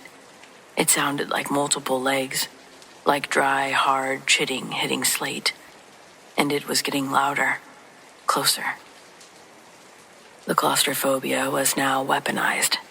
I was in a stone tunnel, unable to stand, and whatever this thing was, it was designed to hunt in this exact space. I scrambled, yelling incoherently in the dark and pushing my gear, tearing my knees on sharp rocks. I was trying to sprint in a crouch. That clicking noise went from 10 feet away to right behind my head. I felt a gust of dead, freezer-burn air on the back of my neck. And the weight intensified. A crushing pressure on my spine. It pinned me slightly. Just ahead, I saw somewhere that I could try to turn around. I didn't know what else to do. Pure adrenaline. I turned, grabbed my pack, the heavy one with the battery unit and the main coils. And without even looking, I threw it backwards at whatever was crawling. The scuttling stopped. Then it was just silence. I lay there for a minute, maybe 5, afraid to move. When I finally dared to look back, my light found the pack 10 feet away, tilted over, its contents spilled. But the tunnel was empty. I was shining my light along the wall where the pack had landed, and I saw a smear. A perfect, thick, oily black mark on the gray slate, shaped like a glossy, elongated human hand, but with 4 unnaturally long fingers. I guess it's possible it was there before, and I just hadn't seen it. But beneath it, there was this thick drag mark, like something heavy and soft had been pulled away from the light. I eventually got pulled out of there, 6 hours later. I've never really gotten any answers on what exactly it was that I saw, felt in that tunnel. So, I say just be safe out there. The real scary stuff isn't always ghosts. Sometimes it's whatever evolution forgot underground.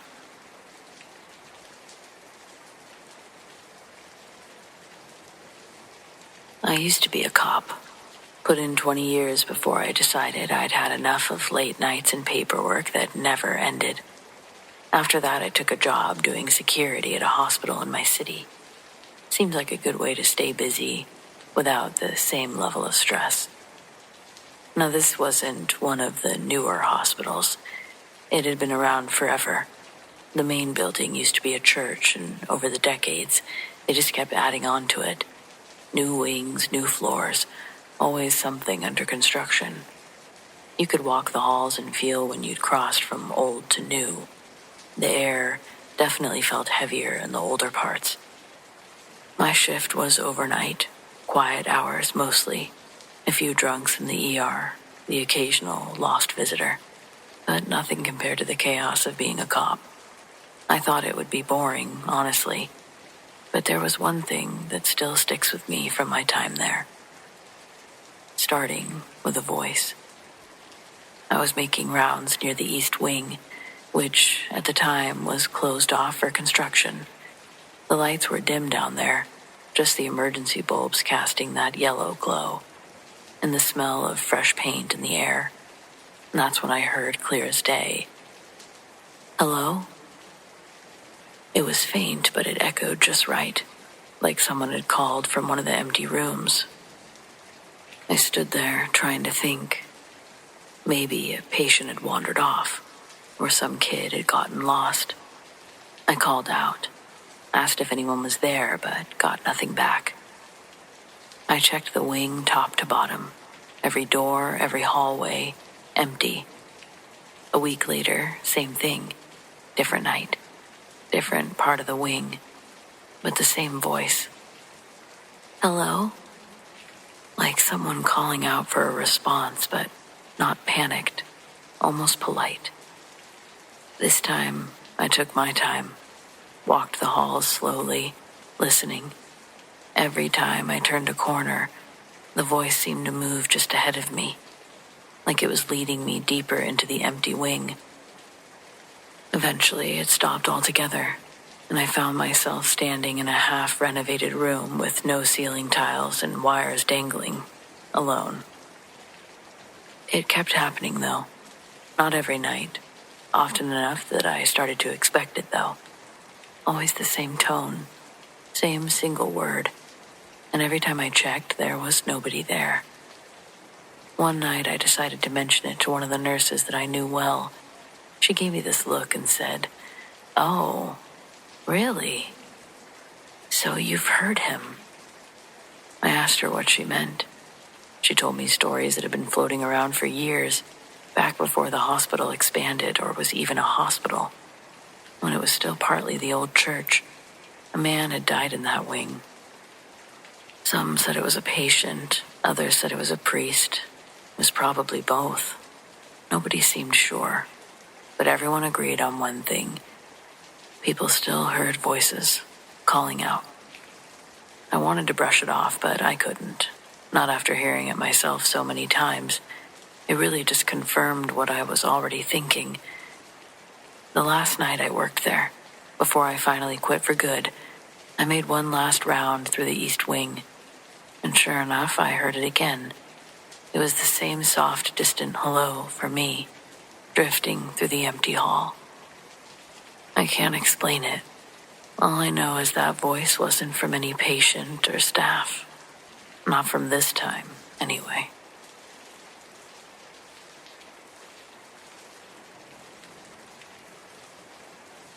I was 17 when this happened, back when smartphones weren't really a thing, and before anyone worried too much about private property signs out in the middle of nowhere. We lived in a dead-end town in West Virginia that didn't have much for teenagers to do, so we pretty much just made trouble wherever we could. Bonfires in the woods, hanging out in abandoned houses, train tracks, quarries, whatever we could find to break up the boredom. That night, we decided to head out to an old field just past a fence line where a long stretch of private land started. No one ever saw the owner, just a faded metal sign that said no trespassing, violators will be shot, that kind of thing. We'd been out there a couple of times already and nothing had ever happened. It was just an open field that backed up into a patch of trees and a collapsed barn. The perfect place to drink warm beer and pretend we weren't freezing our asses off in late November. There were 4 of us that night.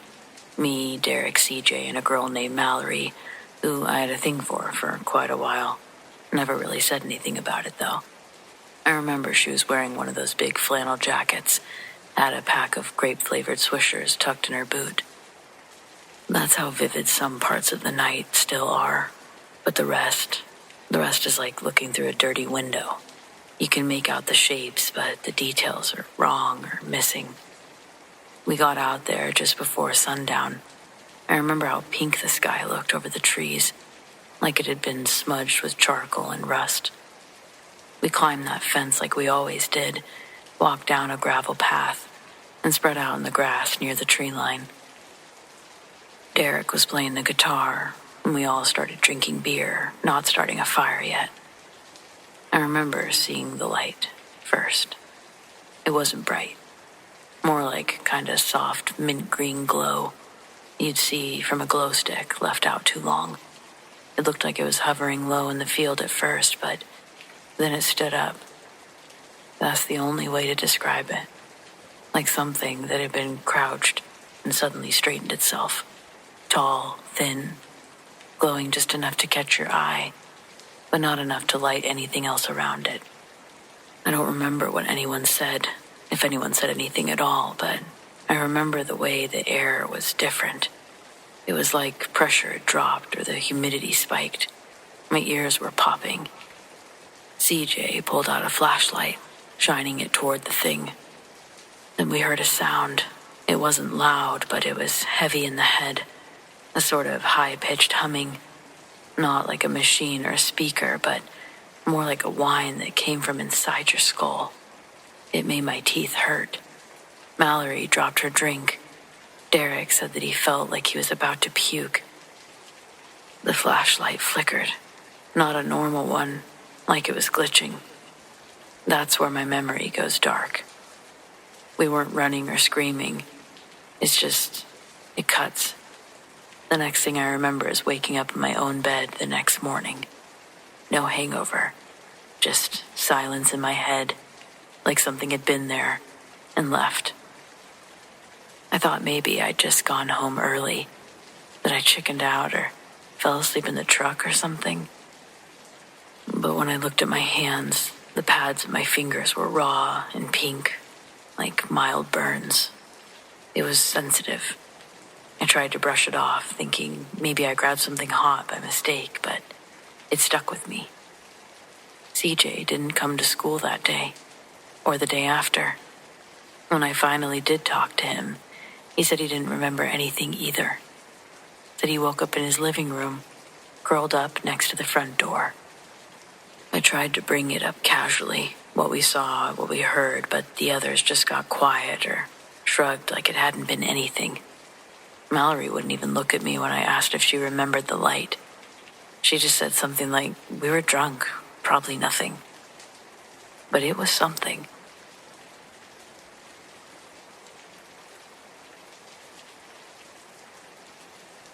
My Thomas wasn't always stubborn, but he refused to leave his old armchair, and it broke my heart twice. My name is Eleanor. I'm 73 years old, and I spent 50 wonderful years married to my Thomas. He passed away 9 months ago from a sudden heart attack. It was devastating, of course, but he went peacefully at home, right in his favorite chair, by the large bay window in the den. I found comfort in that he was comfortable in his last moments. After the funeral, I tried to keep busy. I kept the house exactly as he left it. I felt close to him when I was in the den, knitting in my chair while his empty armchair sat beside me. It was hard, but I was managing, still do. Thomas had 2 defining habits that tied him to that chair: his constant reading of old leather-bound adventure books, and his pipe. He was never without it. He smoked a specific kind of aromatic tobacco, a blend of cherry and vanilla, and the scent was a permanent, comforting fixture in our home. When he died, I cleaned his pipe, wrapped his last pouch of tobacco in plastic, and tucked them away in the attic. I wanted to clear the air for my own sake, though I secretly missed the smell terribly. About a month after he had passed, I was sitting alone in the den, staring out the window, when I caught a quick, faint whiff of pipe smoke. It wasn't overwhelming, it was subtle, like someone had just passed by the open door after finishing a smoke. I immediately started looking for a rational cause. Did a neighbor light one up? Was I imagining it? The scent lingered for maybe 30 seconds, right near his empty chair, and then dissipated. I dismissed it. A draft carrying an outside scent, trick of memory and grief. But it kept happening, always in the late afternoon, always between 4 and 5 p.m., precisely when Thomas used to settle in for his evening smoke, and it was always strongest near his chair. It was comforting at first. It felt like Thomas was still around, just settling in for the evening. I would talk to the empty chair. "Hello, love. Did you enjoy your book today?" But the manifestation started to get stronger and less comforting. The scent went from a faint whiff to a distinct, fresh smell of burning tobacco. Not a stale, lingering scent, but the smell of a newly lit pipe. I'd sometimes walk into the den, and the room would be thick with the smell, and the air perfectly still. It felt impossible. The smell with no source. The physical activity started 2 months ago. It wasn't violent like those poltergeist stories you hear. It was domestic and specific to Thomas. He was obsessive about his reading. He always used the same leather bookmark and left his book resting face down on the arm of his chair. After he passed, I put all of his books away on the shelf. One morning, I walked into the den, and a book, a thick copy, was sitting on the seat of his chair. It was open, face down, with his exact worn leather bookmark sitting right at page 142. It must have been just as he'd left it. I placed it back on the shelf. The next day, it was out again. I started to wonder if he was trying to get my attention. Maybe he was stuck to the comfort of that routine, and he was using the only way that he could, smell and simple object placement, to show me that he was still there. It broke my heart, because I realized that my refusal to move his chair, my desire to keep things exactly as they were, might be preventing Thomas from moving on. I haven't sold the house, but I did finally move the armchair. I put it in a different room with a different blanket, but tucked into a drawer in a side table is his pipe and tobacco. Since then, since I moved everything, the smell has stopped completely. The books stay on the shelf. I guess I feel sad now, but I also feel a little peace. I hope I gave him the permission he needed to find his rest, till we meet again. It was the hardest thing I've ever done, letting him go that second time. But I think it's healthy. At least I hope so.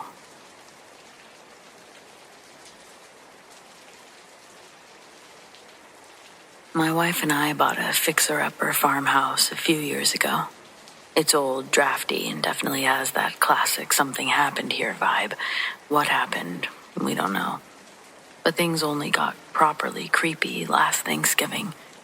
We had the whole family over for dinner, 15 people crammed into our tiny dining room.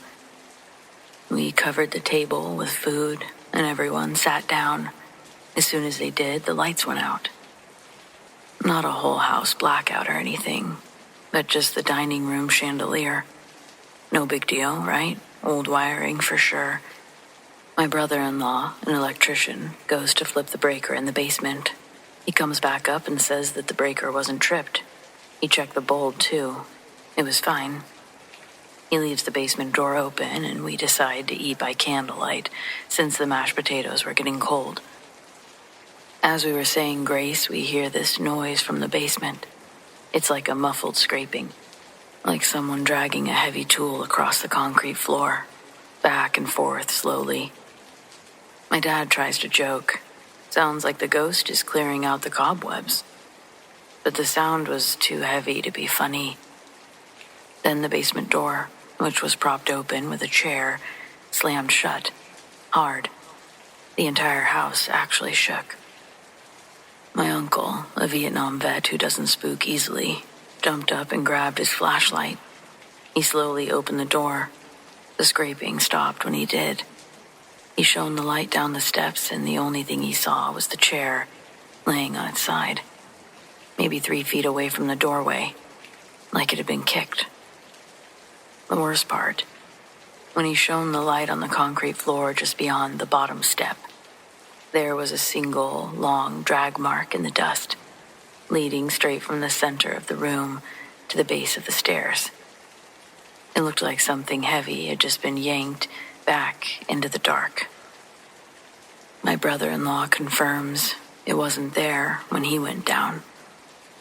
We basically finished dinner in absolute silence and partial darkness. The next morning, I found the dining room light switch had been yanked clean out of the wall, hanging by the wires. It hadn't been like that before, but it was like it was trying to explain what had happened. We hosted Christmas somewhere else.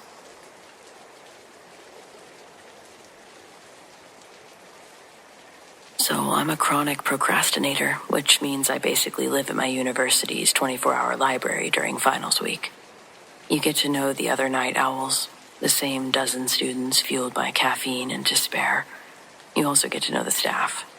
There were 2 rotating night librarians. One was a friendly older guy named Bob, and the other one wasn't. She was a woman who looked to be in her 50s. Tall, thin, always wore the same gray cardigan. I really only saw her a handful of times. She wasn't exactly friendly. I'm pretty sure she never said a word. She honestly never seemed to make any noise at all. You just look up from your textbook and she'd be there, standing at the end of the aisle. One night I watched her reshelving books. From a distance, it looked normal. But when I walked past, I noticed she was putting them all in the wrong places. A chemistry book in the poetry section. A history text in with the medical journals. They were all perfectly flush with the edge of the shelf, but they were nonsense. It was like she knew what a librarian was supposed to do, but didn't understand the why. I don't mean this in a rude way, but the creepiest part about her was her face. She had this placid, faint smile, always, but it never ever reached her eyes. They were just blank. My final night there, I was on the 3rd floor, which is mostly deserted. It was about 3:30 a.m. I dropped my pen, and it rolled under the desk. As I came back up, I glanced across the massive atrium to the other side of the building. She was standing over there, just looking at me. My heart just stopped. I'd never experienced that before.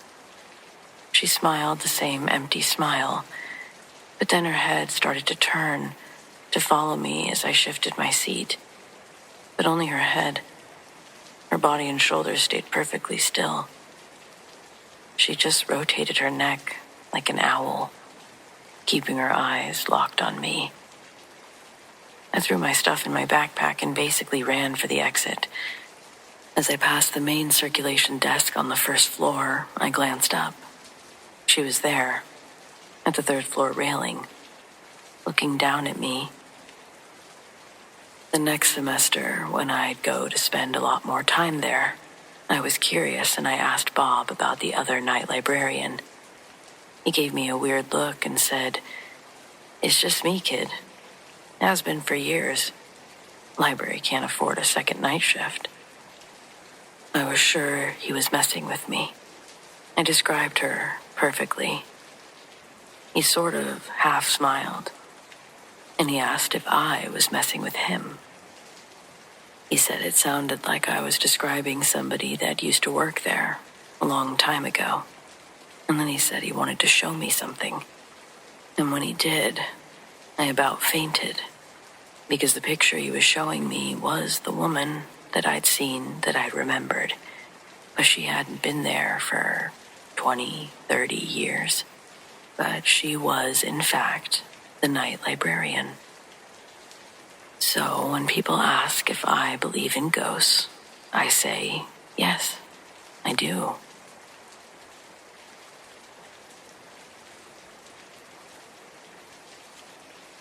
To start off, I'm not a superstitious person, or overly paranoid for that matter. I'm skeptical about ghosts and spirits and all that, but as I write this, regardless of what it was, I have chills. It was the fall of '98, and I'd been a truck driver for about 10 months. I was driving down a lonely stretch of 2-lane roads in central Louisiana. The sun was setting, and I hadn't passed a town in miles. The scenery was quiet, almost eerily so, with the trees casting long shadows across the road. It was one of those evenings where the world feels just a little off. That constant feeling like something's gonna happen. As I was driving, I noticed a hitchhiker up ahead. I thought to myself that I could use some company for a few miles and considered pulling over. But then something about the way he was dressed caught my eye. He looked like he was straight out of the 1950s, dressed like a greaser with a leather jacket, slicked back hair, everything. The whole scene felt like a snapshot from another era.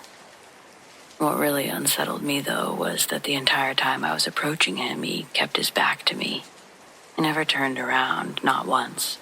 And this all played over the span of just a couple minutes. But it felt longer, like time had slowed down. Suddenly, I was hit with a gut feeling that I shouldn't stop. I can't explain it, but every instinct screamed at me to keep going. So instead of pulling over, I swerved wide around the hitchhiker, giving him a wide berth. As I passed him, I glanced into my side mirror to check if I was clear. And that's when I saw it, or at least I think I did. Where his face should have been, there was nothing but an eyeless skull staring back at me. The image was so vivid and so chilling, it's burned into my memory. I'm not saying I actually saw it or that I know what it is. It could have been a mask, my imagination, trick of the light, but it scared me then, and it scares me now. He'd clearly been hitchhiking, so what was his intention if it was a mask? And if it wasn't a mask, what the hell was it?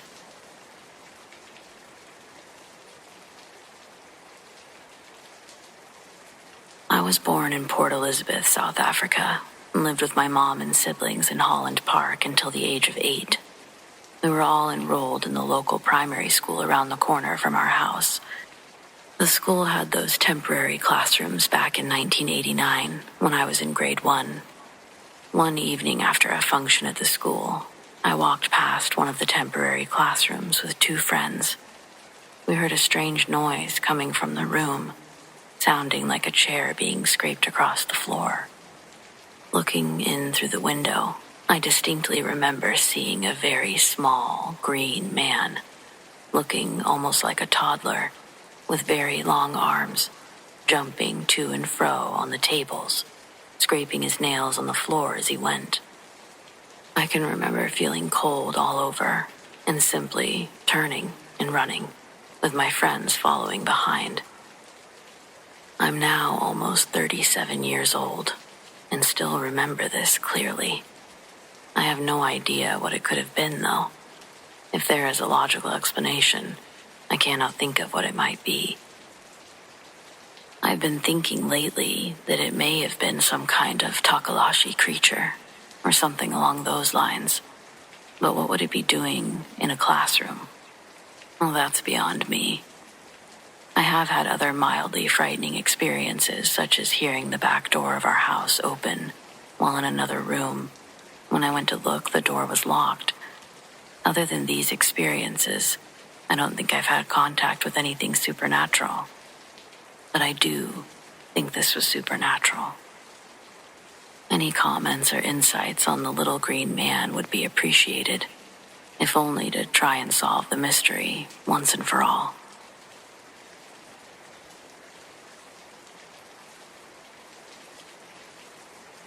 I don't think I've ever told this story in full before, but when I was 5, my family lived in a haunted house in Chicago. And when I say haunted, I don't mean a couple of weird noises or those creaky pipes. I mean the kind of place where every family member, to this day, agrees that something was wrong there. A little history. The house was built in 1928, a big 6-bedroom, 3-bathroom place with tall ceilings and that old Chicago charm. Beautiful on the outside, but there was a darkness in it. I later learned that a man, a father of 2, hung himself in the basement in the 1970s. That was all the official history I could find, but honestly, it explained plenty. My parents were still together back then, before their split, and I was young enough to just accept the house for what it was.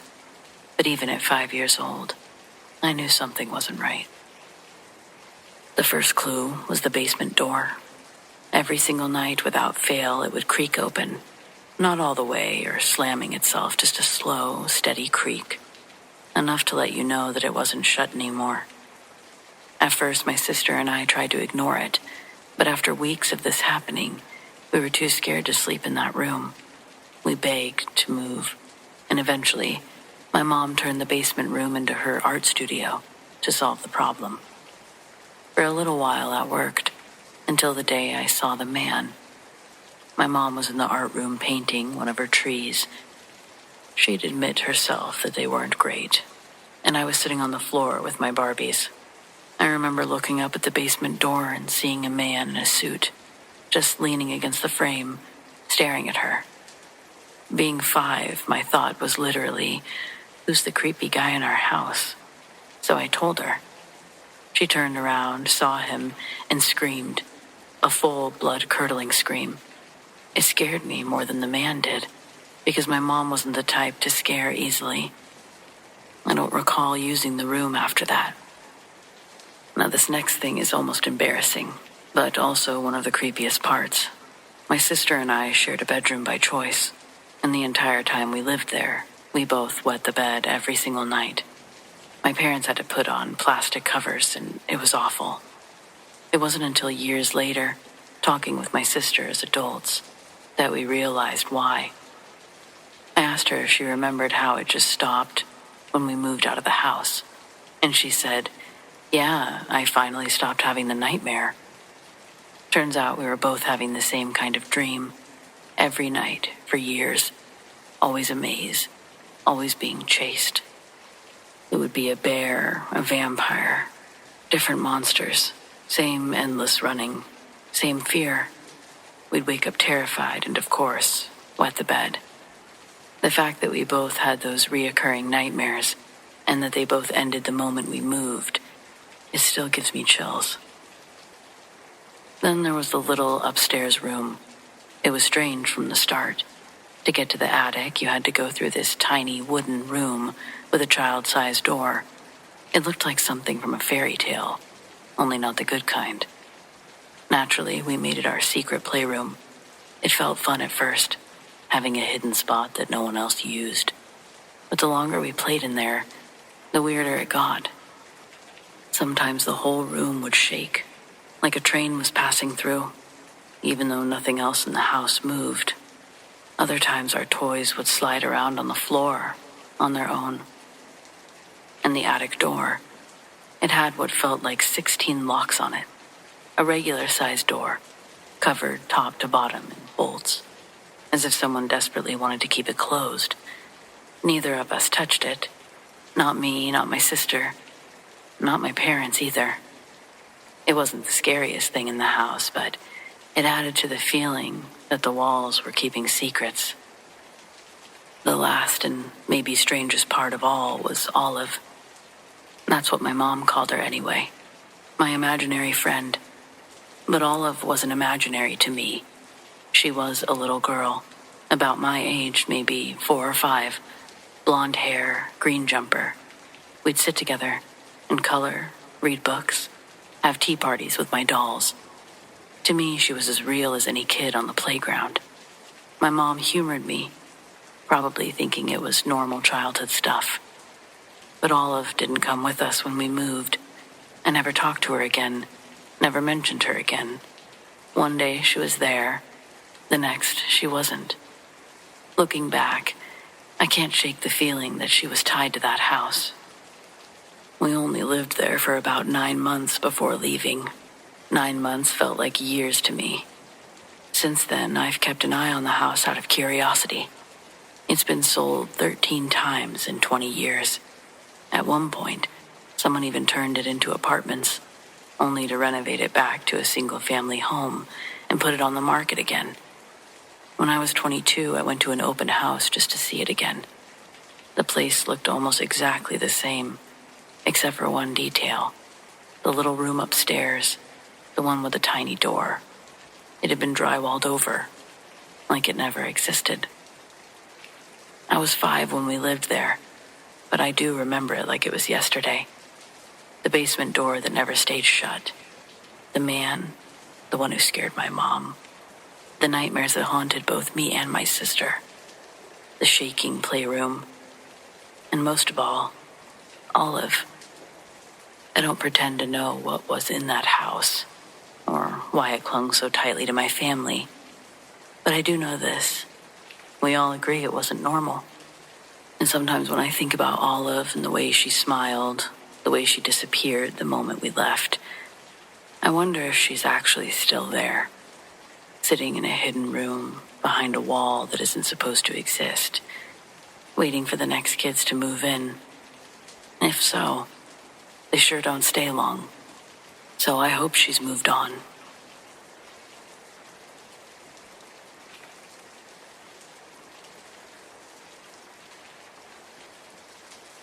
In the early 2000s, I cleaned houses for rich people in one of those super bougie gated communities. I thought that they would all be newly built, look at my charmed life type places, but that was most certainly not the case. One of those houses was straight up haunted, and nothing will ever convince me otherwise. Most of the time, I cleaned when no one was home. When they were home, they avoided me because God forbid you socialize with the help. I'm not complaining. 99% of the time, that's how I preferred it. Let me do my job and get out. I got things to do. But this one house, man, this one house. I would sit a rag in the middle of the table and come back to find it several feet away on the floor. I'd hear footsteps running past me when no one was there. I almost quit so many times, but I really needed the money. Really needed it. Instead, I perfected my routine, made sure that I was out of there in under an hour. One day, I ran into the kid's nanny. She had to come back for something the older boy had forgotten. I was having a particularly hard day with the house, so I asked her point blank, "What's up with this place?" I couldn't possibly be the only one experiencing the insanity. Apparently, this was a murder-suicide house. Wife wanted to leave the husband. Husband was all over my dead body. He killed his wife and 5-year-old before himself. So yeah, I'd say that pretty much explains it. Once the nanny left, I deeply regretted asking. It made every random noise and stray footsteps that much worse. I especially hated when they pulled the doors out of my hand. I'd try to open one, and it would slam shut, locking me in whatever room I was cleaning. Then one day I was working in the master bedroom. There was a fancy full-length mirror in the corner. I sprayed it down, and when I started wiping it, there was a black silhouette standing behind me. Of course, I turned around to see nothing. When I looked back in the mirror, nothing again. I finished cleaning as fast as I could, always keeping an eye on my surroundings. And then I saw my face. It was different. That was not me. It wasn't even matching my movements. It was like some other woman's face was spliced over mine. I screamed. Thank God no one else was home, because I wasn't prepared to deal with explanations. Not at that moment. I grabbed my stuff and ran out. I was so poor that I had to keep working there for another 6 months before I could afford to quit. But from that day on, I brought my sister with me for backup. We still experienced a bunch of unusual stuff, but I'm eternally grateful I never saw that figure or that woman's face again. I'll never forget any of it for as long as I live. And people can call me crazy, whatever they want, but I'll go to my grave knowing that shit was real.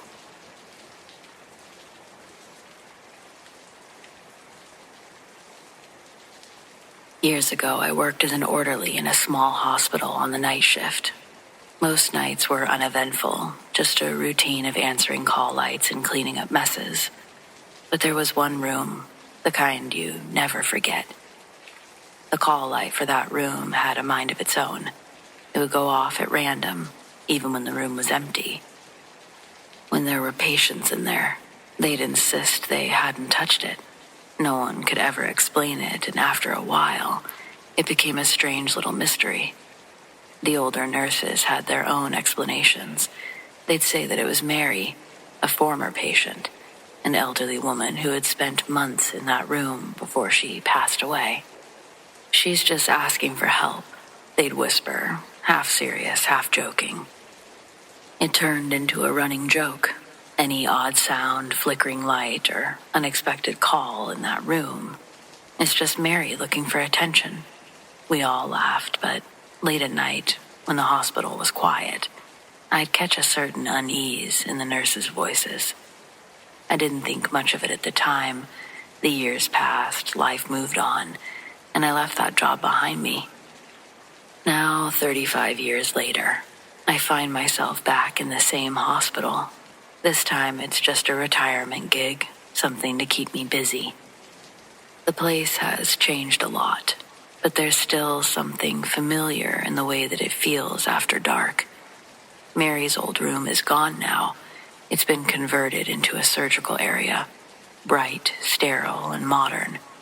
Nothing about it looks like the room I remember, and yet, sometimes when I pass by that wing late at night, with all the lights off, I feel it again.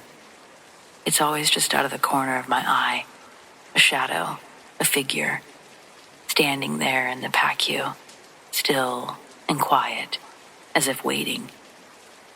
I tell myself that it's just an optical illusion, something about the way the light falls, or my aging eyesight playing tricks on me. But it never fails to send a chill down my spine. A few weeks ago, I mentioned the story to an old friend who's worked here all these years. I told her about Mary, about the call light, about the strange shadows I sometimes see now. She laughed at first, but the next time I saw her, she swatted me on the arm. "You had to go and tell me that story," she said, shaking her head. "Now I'm seeing her too." She was half joking, but her face told a different story. She looked uneasy, her eyes darting towards the hallway where Mary's room once stood. I still pass by the area every now and then. I still see the shadow, just for a second, always in the corner of my vision. I remind myself that it's nothing, just a trick of the mind. But sometimes, I wonder if Mary ever really left. Maybe she's still there, waiting for help, for attention, or maybe just for someone to notice her.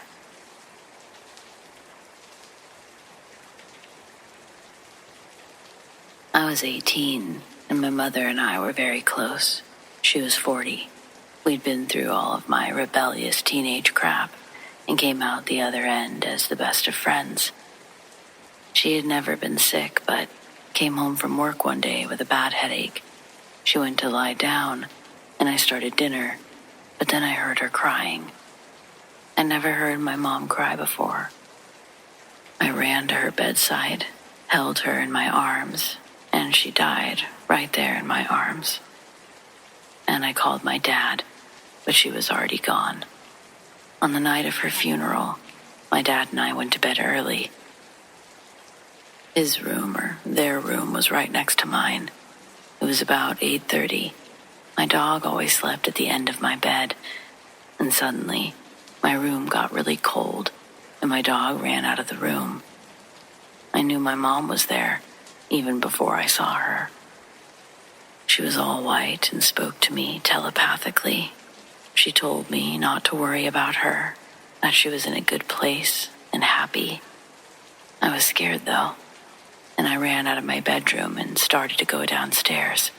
Then I thought, that's your mom. And I started back upstairs, just as my dad was coming down. You've heard the saying, he looked like he'd just seen a ghost. That couldn't have been more true for my dad. Before I could say anything, he said, "I just saw your mom." I told him I had too. My dad was a very matter-of-fact person, an engineer. We never talked about this again until 40 years later, when he was on his deathbed dying of esophageal cancer. "Remember when we saw Mom?" I said, "when she came back?" "Oh, love," he said, "how could I ever forget that?"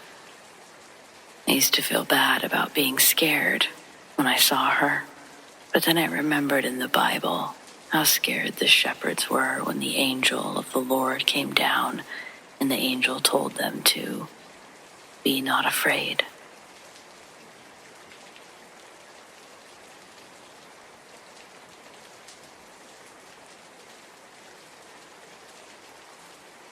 I live about an hour outside of Boston, And there used to be an old factory building near my house. One day, my friends and I explored it.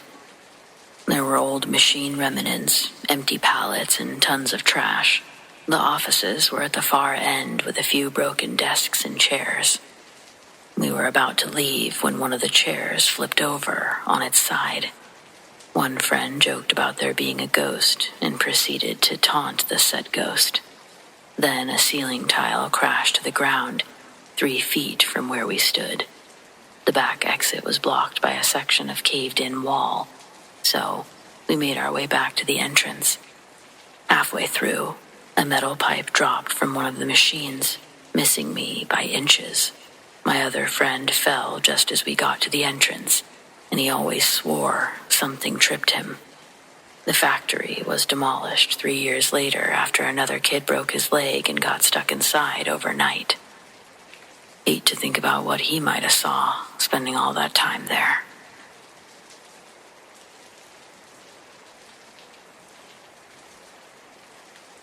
A bit of background. When my wife was young, her parents and siblings lived with one set of her grandparents. Her grandfather was murdered in the home. It happened in his bedroom upstairs. The room was primarily used as storage for the next 20-plus years. Her parents tried to sell the house multiple times, but living in a small town, everyone knew, and the house wouldn't sell, so they stayed.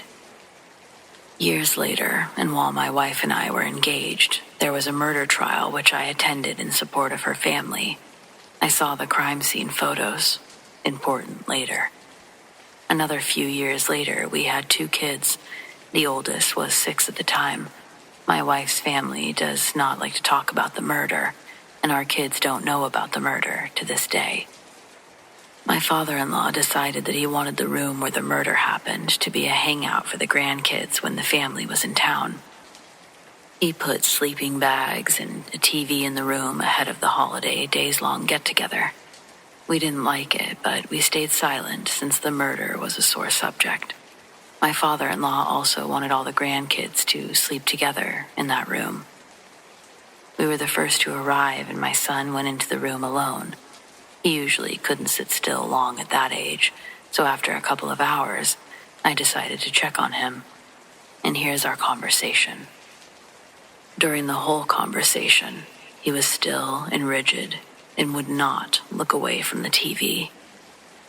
"Hey, buddy, is everything okay up here?" "Yeah." "Okay, have fun." "Daddy, do I have to sleep in here? I don't want to." "Why not?" "I'm not alone." Every hair on my body stood up. "Well, yeah, I'm here with you, buddy." "No, there's someone in here with us." Are they nice? Mean? A grown-up? A kid? A grown-up. "What are they doing right now?" "They're watching you." "You never said anything like this at your grandparents' house before, and you've been here a lot." "They don't leave this room, and I've never been in here before." "Where are they now?" Without looking away from the TV, he points to the far corner where his great-grandfather was murdered, and he said, "They're standing over there. They don't move much." "Okay, buddy, you don't have to stay in here." And he left the room with me.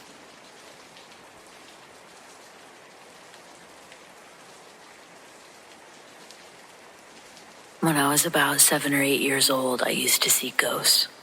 I'd see them in my home, my school, restaurants, pretty much anywhere. Although they never seemed malicious, it still kind of scared me. My stepdad told me to stop lying, that I was going to scare my mom. But she's always been very spiritual and actually believed me. So did my sister. I just kept telling the ghosts that I didn't want to see them, and they eventually went away. The most vivid one I can still remember to this day. It was a baby. He was in my mom's closet, dressed in old-timey baby clothes, laying in an old-timey baby carrier. He had dark hair and pale skin. I freaked. It always happened when no one else was around. Other family members or friends have also claimed to see a lady dressed in all white in the same house, although I never saw her. Later, as I got into my teen years and could no longer see them, I started hearing noises throughout the house. Chairs moving, doors closing. My little nephew saw a ghost in my room when we were watching TV one time. I grabbed him and jetted.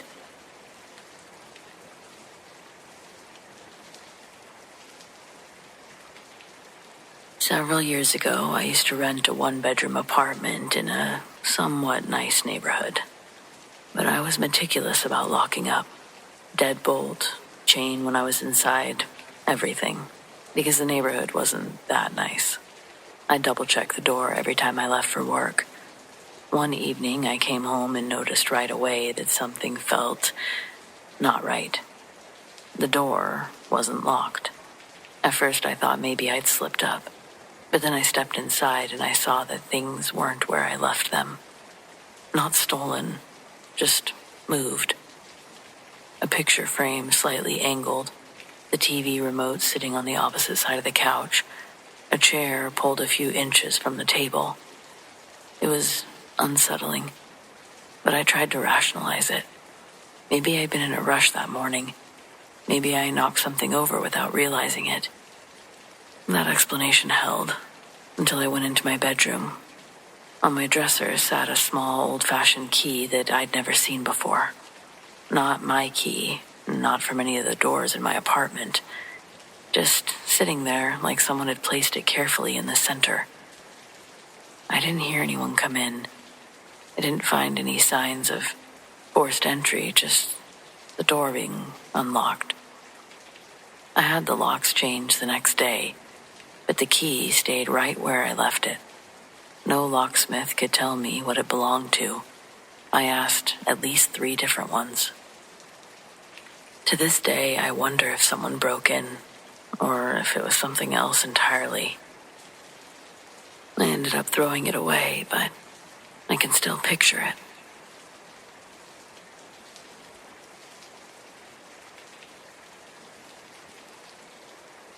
I spent the first half of my life thinking I was going to be a professional figure skater. It wasn't my dream, however, it was my father's dream that he vicariously imprinted on me. I only discovered I hated the sport when I was done participating. Skating was all I ever knew since I could form memories. Every morning, my dad woke me up before the sun had risen. The ice skating rink was open early, and I'd put in at least an hour of practice every morning before school. I was good, and I won a lot of competitions, so much so that a photographer from Fairfax got in contact with my dad. He worked for an independent sports magazine and said that he'd pay us $500 for a photo shoot out on Lake Champlain. The article was going to be about the young up-and-coming athletes hailing from Vermont. The man on the phone said that if they picked me for the cover, we'd receive an extra $200.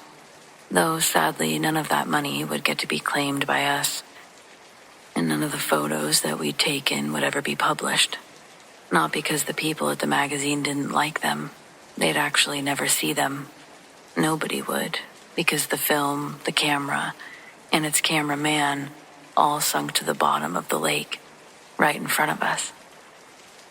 I'm assuming our cash was also in his pocket when he went under, but it feels tasteless to mention that aspect of it as a point of contention because of the circumstances.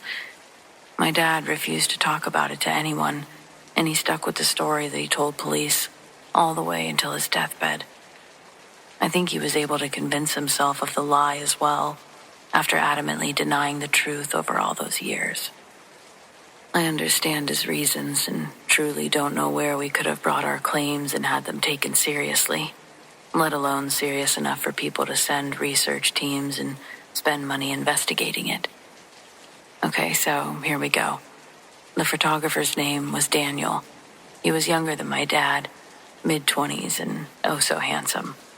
I remember he looked just like Mark McGrath with those frosted tips. He wasn't nearly as nice as he was when he had first talked to my dad on the phone. When he got out of the car, My kid brain thought that he was that brooding artist vibe, but retrospectively, he was just kind of rude. Snapping his fingers to get our attention, Daniel handed me an outfit that I'd be wearing for the photo shoot, and while he ordered my dad around, helping him set up the lights, I changed behind the car. We were in an isolated area, closer to the edge of the lake that connects to the river. Daniel wanted to get these shots on as thin of ice as possible, without it being too dangerous for us to stand on. To the man's credit, he found a beautiful spot where the ice looked like foggy glass on the lake, and then the sun peeked delicately over the trees. It was truly magical to soak in. Then lights, camera, action. Daniel sashayed around with his camera, taking a few shots at a time, in between critiquing my poses. Don't bend like that, it makes you look poor. That's my rich bitch. Daniel really didn't care that I was 12. He treated me like an adult and was way too sassy for my father to contend with. It was a professional photo shoot, and I felt like a star. When we paused so Daniel could change the lens on his camera, I was able to notice something swim under the ice beneath my skates. I thought it was a trick of depth, a shadow sliding under the ice, until it rose, and the darkness reshaped itself around a body. It was as long as a dolphin, and that's what I thought it was until it circled back and stopped right under me. I got down on my hands and knees to get a better look. I brushed away some of the frost, and what I saw was a bald woman with large black eyes and a wide triangle smile. It revealed rows of sharp teeth that she did her best not to present threatening.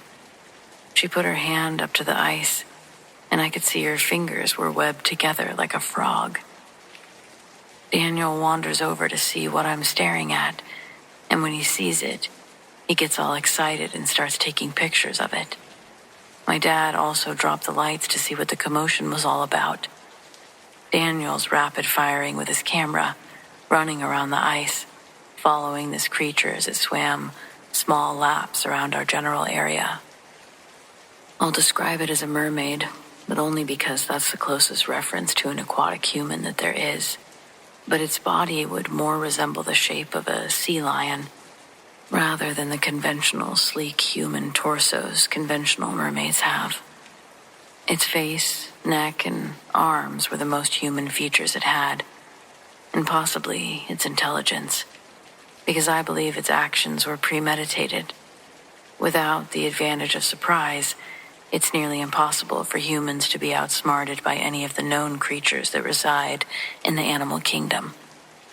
As for the creatures that reside outside of those gates, that's undetermined. I think Bigfoot would also fall into this undetermined category as well. If you believe in the existence of Bigfoot, you also had to come to the conclusion that they're a lot better at hiding than we are. I'd imagine these creatures we saw at the lake would have been even harder to document because aquatic creatures are a lot more elusive. Though I also don't know this. Maybe my story will inspire others to come forward without the fear of ridicule. So, Daniel's fully entranced by this thing swimming under the water. He keeps moving with it as it slowly leads him to where the ice was the thinnest. About 50 yards away from us on the lake, Daniel turns around, and the last thing he called over to us was, "No way, there's more of them over here." It was a bit louder than a whisper because of how far he'd walked. Then, Daniel wobbled, like he was thrown off balance. His legs slipped out from under him, but before his body could land on the ice, one of the creatures broke through the ice to take him. It became a feeding frenzy that ended as quickly and as viciously as it started. The splashing stopped, and the water was still again. My dad and I just sat there in a stunned disbelief. We counted 7 large dark shadows swimming under the ice back and forth in front of us. As they came closer, both of us scrambled to get off the ice. I still had my skates on, and I was able to get to the shoreline relatively fast. It was probably 10 feet from where we were, but at my dad's pace, it felt like 10 miles. My dad pushed me ahead of him as he did his best to run while maintaining his balance. It was like the ice began to sing long, hollow groans, and then long, deep cracks appeared and raced behind my dad toward the shoreline. He dove into the frozen gravel of the shoreline seconds before the ice shattered and separated on the lake. Getting back up to his feet, he tells me to run, but now I'm the one with the disadvantage because I still have my skates on. My dad turned around, picked me up, threw me over his shoulder. When he turned around for me, he looked past me and let out an uncontrollable gasp of fear before slinging me over his shoulder. When he turned back around to run, I was able to see what he gasped at. In the gravel where we'd just been, one of the creatures was crawling out of the lake, and I was able to see clearly its features. The torso was thick and tapered like a seal's, built for endurance rather than beauty. The skin, pale, hairless, stretched smooth and rubbery as wet stone.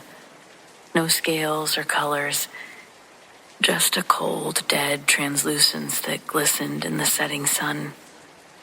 It had human structured shoulders, elbow, wrists, but elongated, the joints subtly over-articulated, the fingers webbed only at the base, long and dexterous, ending in blunt, darkened nails worn smooth by water and stone.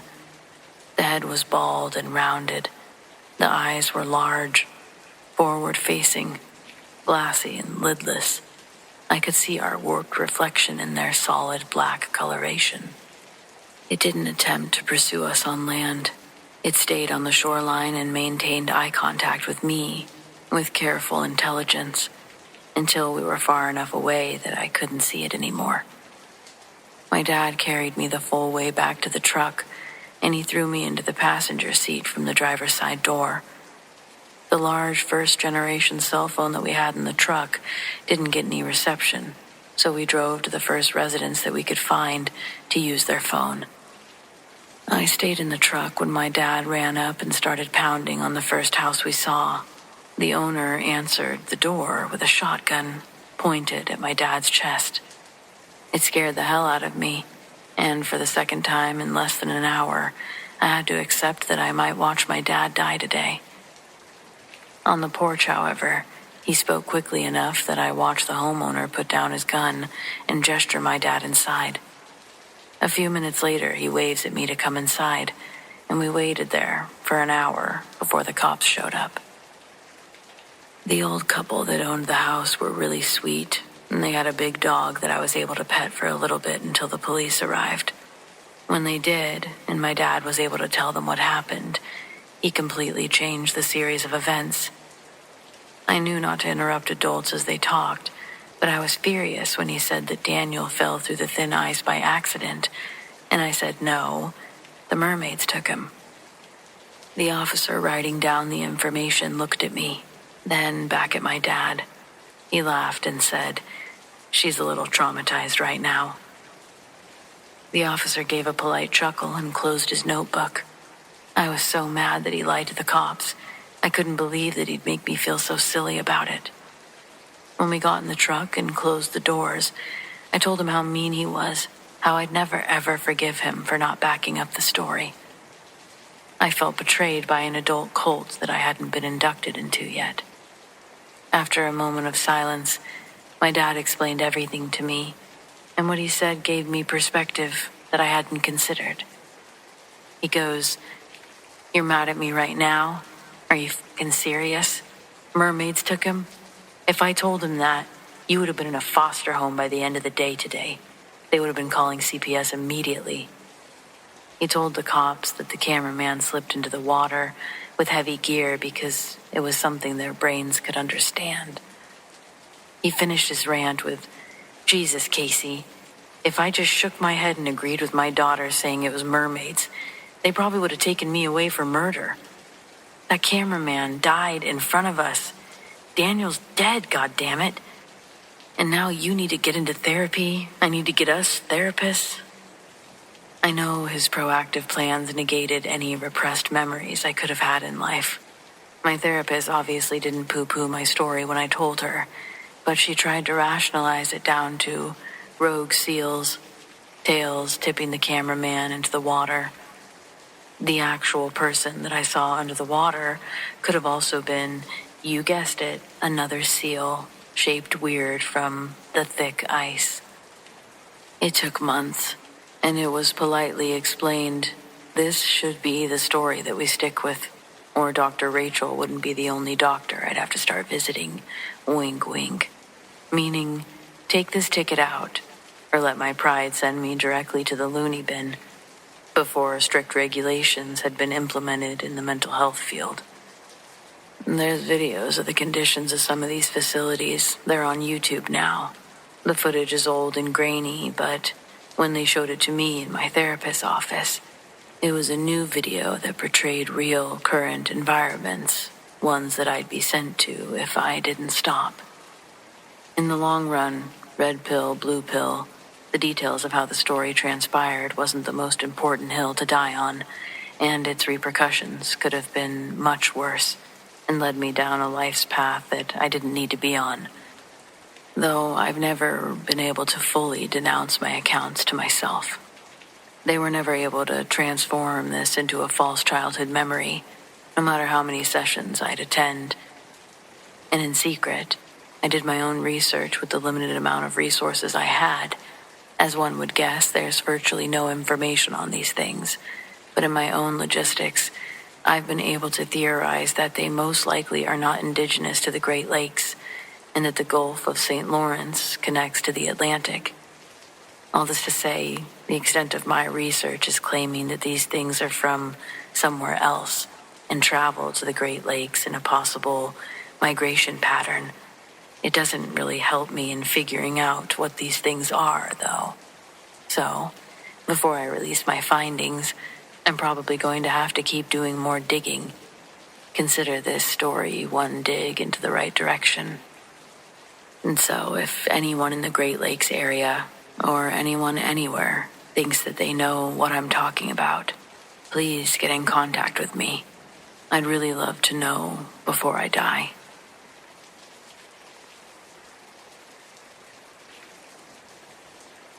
I've been collecting and working with haunted dolls for 7 years now. I've had so many things happen. Even just last night, one of the spirits turned my lamp on and then off. But others have opened and closed my door.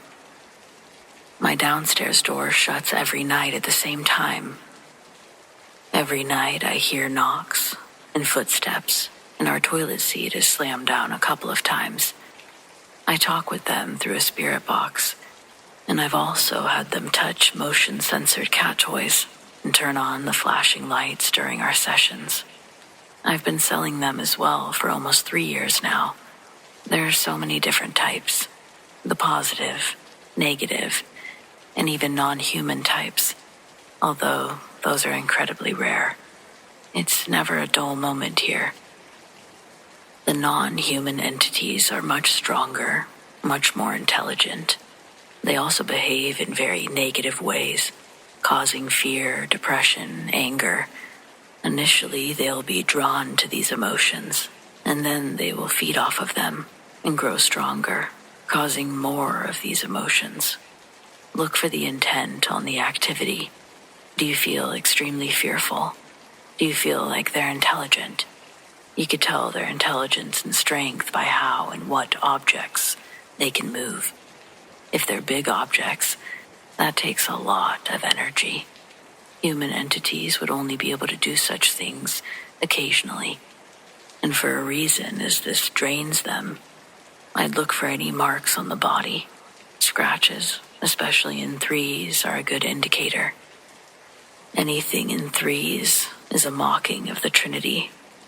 Activity happening at 3 a.m., 3 scratches, 3 knocks, etc. If one of these examples are happening, watch to see if any other examples follow or apply.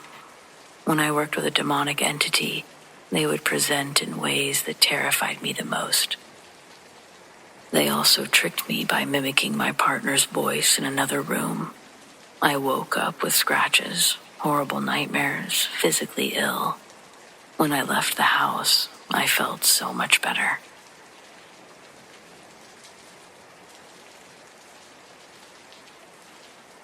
When I was in 3rd grade, me and my best friend Ricky were out at recess. The perimeter of our playground was surrounded by a chain link fence. It was as tall as us, but in reality it only went up to the hips of the adults. On the other side of that was a marsh that swampy water pushed right up against the fence.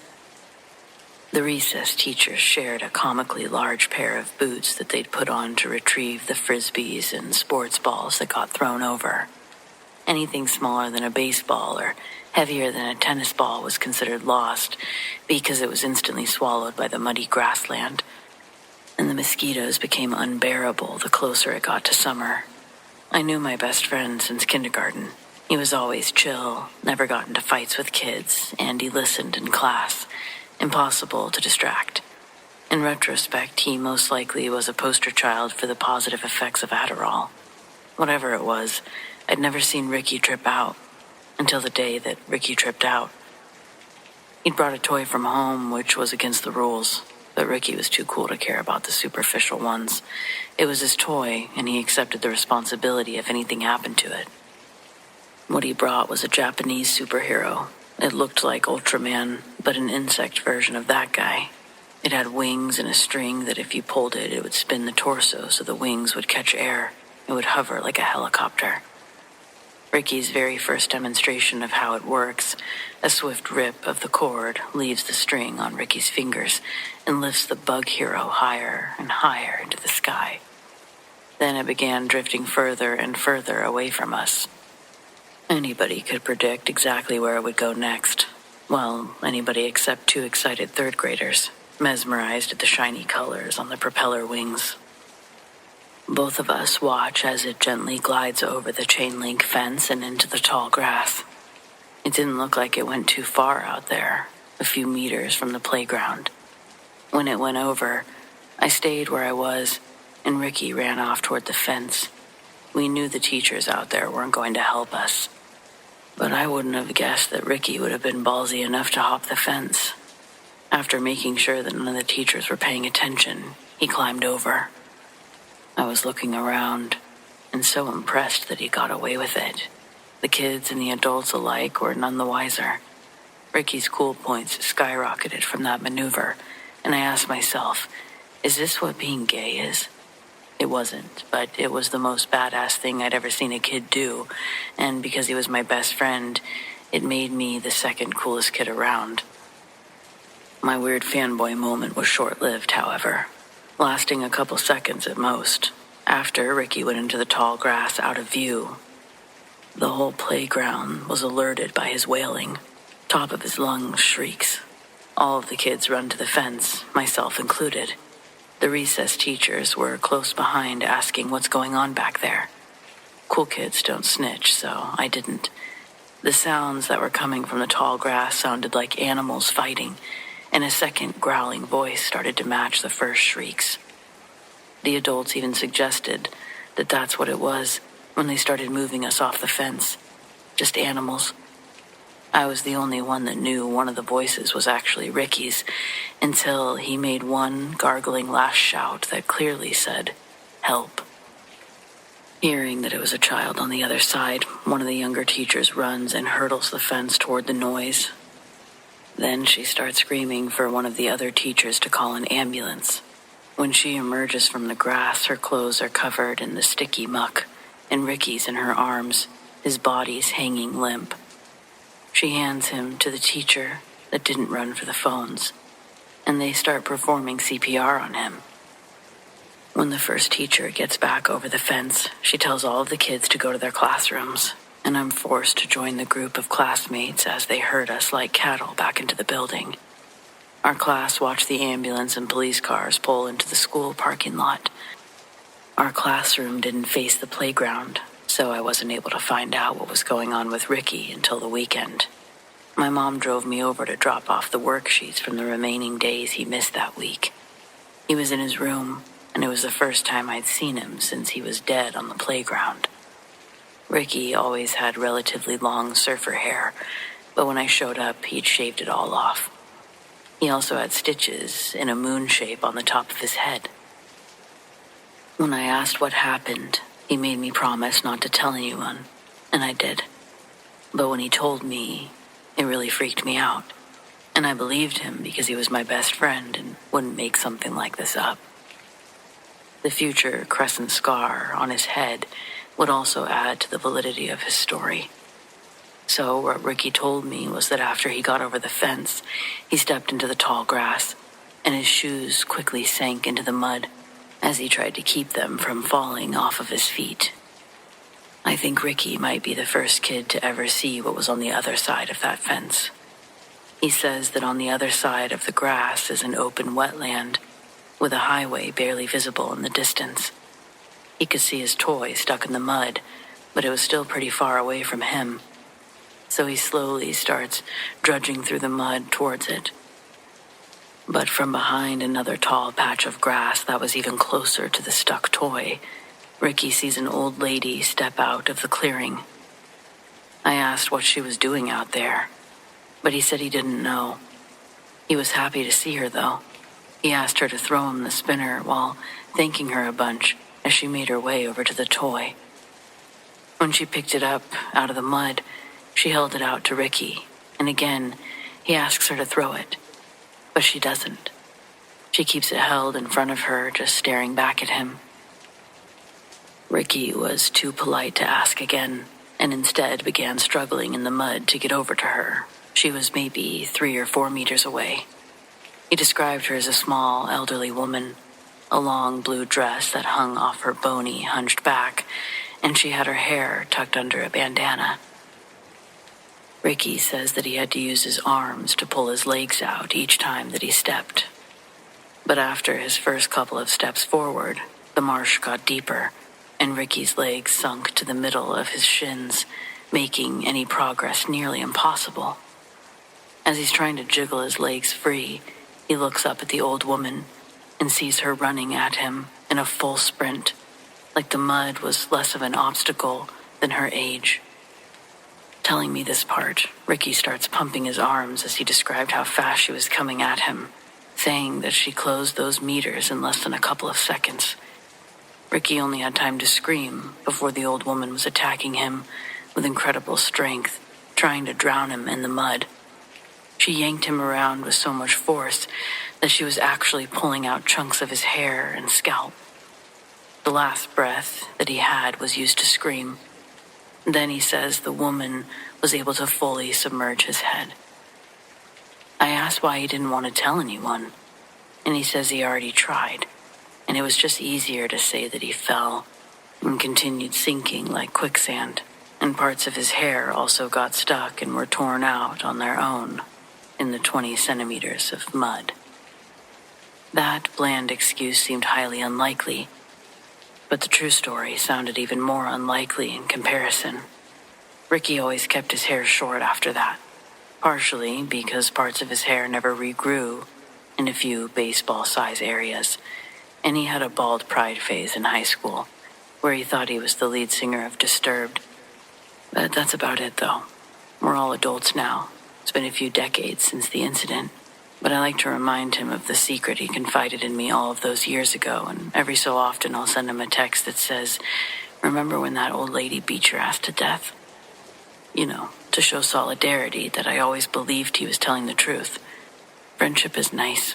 Pick up your phone and text your best friend something offensive to show them you love them. The end.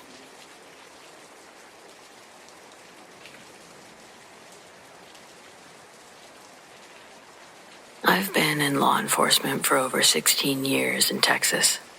16 years of seeing more than my fair share of tragic, creepy, and downright unexplainable things. From murder scenes to suicides to fatality accidents.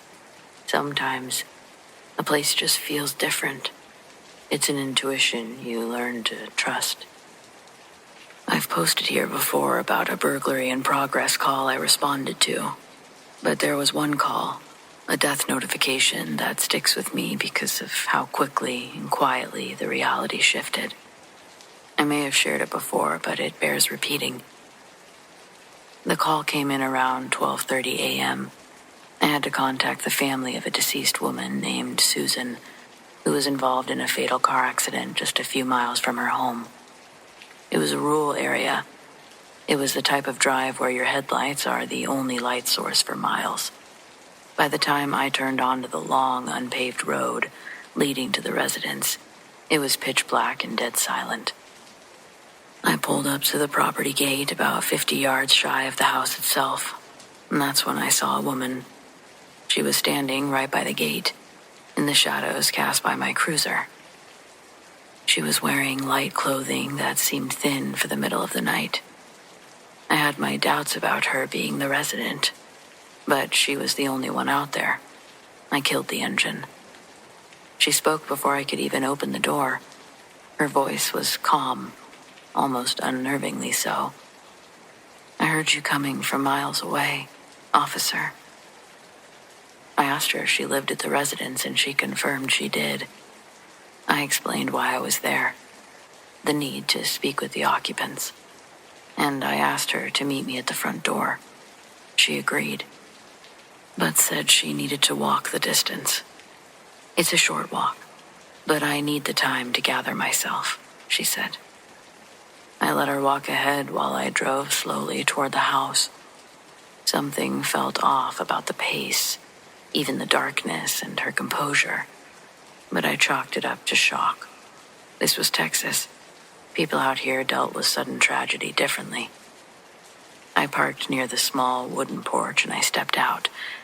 I expected her to be right there, maybe already waiting on the steps, but the porch was empty. I hadn't seen her disappear, and yet I thought I'd had my eyes on her the whole time. It was 1 a.m. and completely dark. I started scanning the driveway and the surrounding yard, shining my flashlight everywhere. Where did she go in 75 yards? There was nowhere to hide, just shrub and open space. Just as the unnerving realization started to sink in, the front door opened. A younger woman appeared, looking startled by my presence. She was immediately concerned and asked if everything was okay. I asked if I could speak with her and any other adults inside. She welcomed me in. I paused on the threshold, hesitating. I told her I was waiting for the woman I'd just met near the gate. The daughter's expression immediately became tight with confusion. "Nobody else should be home, officer, just me and my husband." That line sort of froze me in place. I stopped my casual search of the yard and went on full alert, circling the house quickly. Nothing. Nobody. I entered the residence with their permission and delivered the news about her mother, Susan. The daughter and her husband were instantly heartbroken, of course.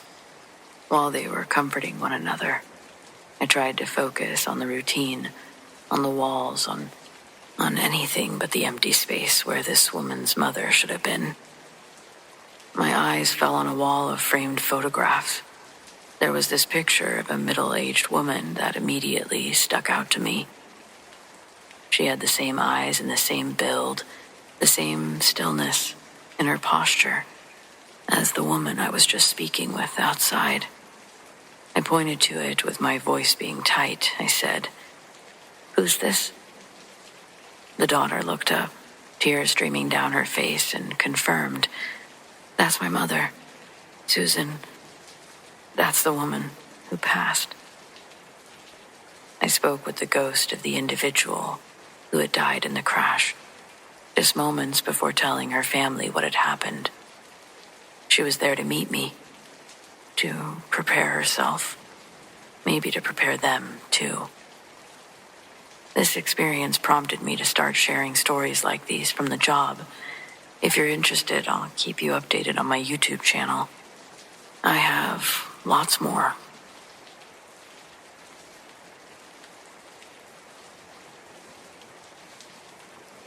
long time ago, I worked the late shift at a warehouse connected to a shopping mall. Think Sears. Only 2 of us worked there at a time, so if one of us called in sick, the guy who was there alone would be screwed until the early crew showed up later that morning. We had others get hired, but they always quit. Here would be a typical night. You're in a well-lit building, so that wasn't really the problem. It was the things that you would see. You would be doing a task, for example, sweeping, inventory, and suddenly it would get cold. I mean, to the bone cold.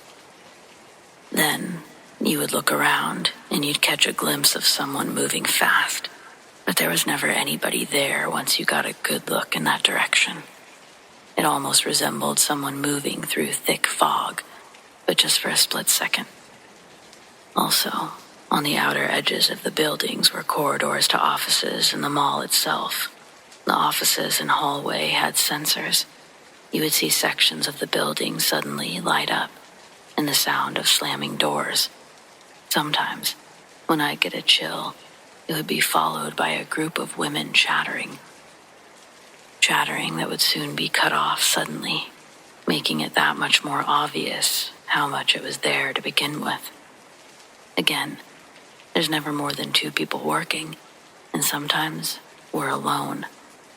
In the beginning, I would frequently check things out, coming up empty-handed almost every time. I say almost because it's a warehouse, and a pigeon or 2 had been the cause of certain sounds, just not the super haunted ones. We had a radio to blast just to drown out the random noise. That thing would just shut off for no reason, and it would stay off for hours. So many people would get hired and quit the job suddenly. They would rarely say why, but we knew. Some guy said that he was freaked out because he saw feet walking where they shouldn't be, and that was it. One time, though, this woman started working there. I asked her what she thought of the spirits, and she tells me, funny that you ask, because the building had a strange presence in her opinion. She said every evening before walking in, she would meditate and create a bubble around herself for protection. Me and my coworker look at each other and kinda scoff. Though we'd experienced some stuff, I guess we were still just assholes with shit to learn.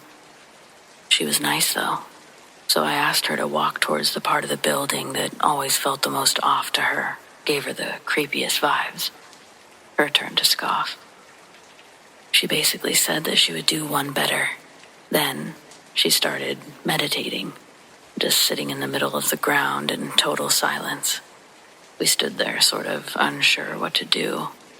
She stayed sitting for a while, but quickly hopped up and told us to follow her. We stood near the back door, closest to the parking lot, an area where I frequently saw shadows or glimpses of something moving quickly. She says that the parking lot is a staging area. Still, I never quite figured out if that was an official term or what it meant, but it stuck with me. She said that there were a lot of spirits there. They were looking for the light to move on to the next, but some didn't want to go. She adds that while meditating before work, she'd sometimes point to where the light was, and some spirits followed.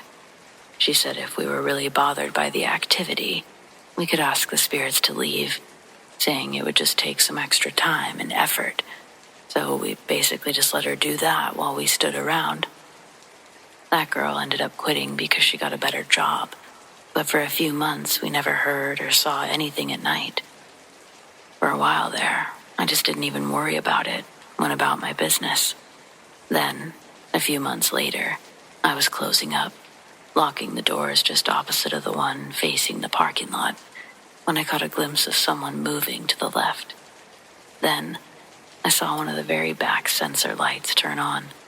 Sure enough, the sounds and sights returned, and I went back to the same routine. It was crazy stuff. Left the job probably 1.5 years into it. This was over 10 years ago.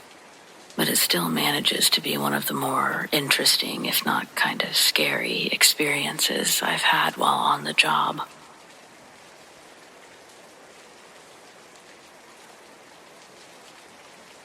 So this is sort of a strange story, but since I can't stop thinking about it, I thought I'd share it with you. I've heard of doppelgangers, mainly the forms of fiction or an innocent joke. Though in my 43 years on this earth, I've never had someone tell me that I so much as look like someone or resemble someone. I've been living in this neighborhood for almost 15 years, and as a result, I know just about everyone in town, and likewise, they know me. However, the last 2 weeks have been strange, in that several people, whom I don't know, have mentioned knowing my doppelganger. The first instance, I was standing on a busy downtown street corner, waiting for the light to change as I headed to a doctor's appointment. A woman approached me and asked if I had decided where we were going to have lunch. I looked at her and said, "I don't know who you are. Why would I be going to lunch with you?" She told me to stop joking around, that we would have to find somewhere to have lunch quickly, as she had to get back to work. She would not believe me when I said I didn't know her. So, I pulled out a couple pieces of identification, and I showed her I was not who she thought I was. She was shocked. Apparently, I was her brother. Exact same looks, clothes, and mannerisms. She also said her brother was a joker, and that this was the type of stunt that he would pull on her for a laugh. She looked at me suspiciously, even though I had proven my case. She asked if I could stay with her until her brother arrived. I really wanted to, but I had to go to a doctor's appointment, and if I hadn't gotten moving then, I'd be late. In retrospect, I wish I would have stayed to meet the guy. Maybe less than a week after that appointment, I was approached by yet another woman I didn't know. This time, I was standing at the bar of a place that I'd only been to a couple of times. I had my beer, and the plan was to watch the rest of the T-Birds game before heading home. And that's when this woman approaches the bar. She didn't ask me anything at first, but I could tell she was looking at me. And then she just casually said, "Hey." I greeted her, but I could tell she thought she knew me. After standing for a moment, she says, "I can't believe you're not going to say anything about last night." She was angry or frustrated. I looked at her confused and asked her, "Is it possible you're mistaking me for someone else?" She scoffed, told me to stop fucking around. I went to grab my ID from my wallet, fully prepared to prove my case yet again, but before I could, she grabbed my beer and splashed it in my face. What the hell? By the time I could see again, she was gone. The bartender was looking at me like, "Damn, what did you do, dude?" I asked the guy, "Who was that woman?" He laughs. Apparently, he thought I was kidding. So, another case of severely mistaken identity. Leaving the bar that night, I was honestly a little on edge.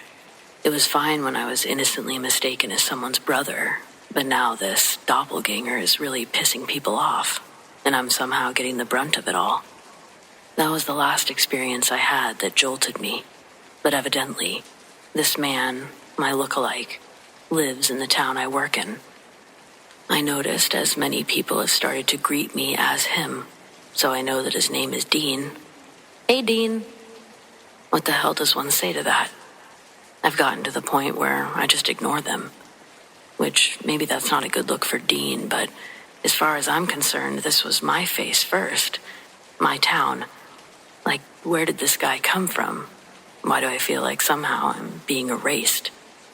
To this day, I've never met him. And honestly, I don't really know if I want to.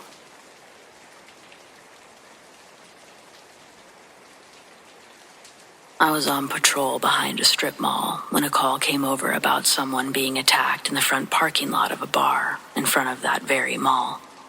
I drove around to the front in seconds, knowing that backup was minutes away. As I pulled up, one man had a long iron pole in his hands. It was raised up as if he was ready to strike another man on the ground with it. The other was looking up at him with his hands up, apparently defensively. This was before tasers, and there was a huge crowd surrounding this tableau. So, even though this looked like a deadly force situation, I decided not to draw my gun. I literally walked right up to them, and using my voice of command, I told them to drop the pole. The man holding the pole started to say something, but I told him again in a tone of voice that could not be mistaken or argued with that he needed to drop it. And he dropped it. I kicked the pole out of reach under a car and stood myself directly between these two men when just moments ago it appeared that one was ready to kill the other. I told both of them to say nothing and to stay still until the other officers began to arrive. From a purely tactical standpoint, it was probably the stupidest move I ever made. I knew nothing about these two men or why they appeared to be ready to kill each other.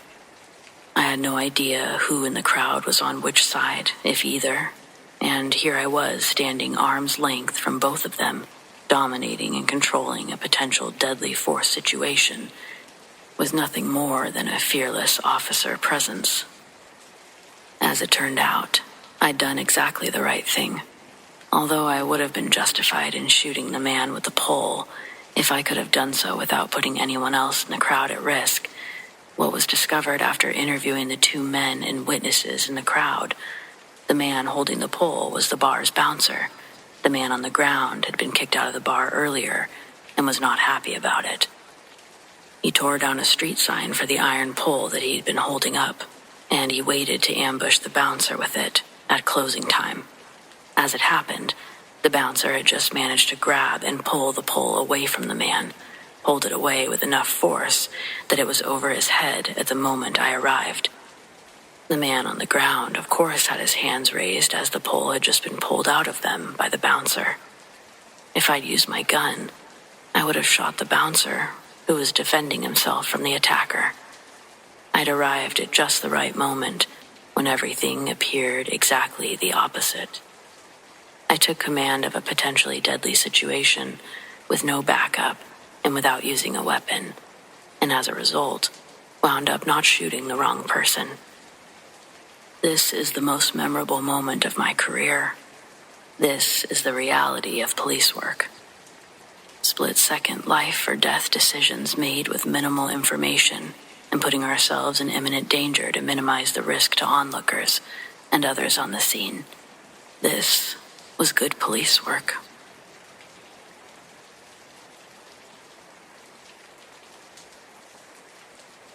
Many years ago, I had a job cleaning floors overnight on the graveyard shift once the business closed.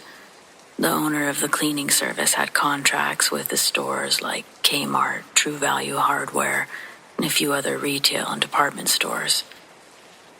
Normally, it was just 2 or 3 guys to a store, depending on the size of the store. True Value, for example, was small, so there'd only be 2 guys assigned. There was a running joke about how scary it is to be locked inside the store, all alone at night, and you don't want to ever experience it. People really seemed to feel this way about the Kmart. I would hear stories of people hearing voices or jokes about it, but I never thought much more about it. Every time I reported to where I was assigned, there was always another guy or 2 there. There were never any issues for me. Well, one night when I reported to where I was assigned, the Kmart, I was told the other 2 guys had called out, so I'd be on my own. I wasn't a bit scared at all. I didn't really think about it. That was until about 10 p.m., when all the Kmart employees had left and the last car rolled out of the parking lot. And so I was locked in the store, alone. I soon realized what everyone meant about how scary it is to be locked in a store this big, alone, overnight. I immediately started hearing noises. I for sure tried to brush it off, but I swear that sometimes it sounded like actual voices. Things like, "Hey," or "Yo." I realized every little noise was causing me alarm. What was that? Who's there? Hello? The entire night you think or you feel like someone's there. I called out hello several times even though I was sure I was alone. The worst part was going into the dark warehouse for supplies. Dead silence. But then you hear a noise. I went to the hardware section at around midnight and I stuck a hammer in my back pocket for protection. I was convinced that someone was in the store with me this time. By 2 a.m., I was in the sporting goods to grab a baseball bat. I never had to use these things, but I sure felt good carrying them around. It was a huge store, only me inside, and I was locked in, dead silence. I remember constantly checking the parking lot just to see if someone had arrived or something. The noises going constantly, especially the ones that sounded like voices. They made my imagination start running wild. I was never so happy to see the sun come up and get the hell out of there. I for sure think everyone is on to something. That Kmart was haunted. I can't say the same for True Value, though. That place was pretty boring, and definitely not haunted.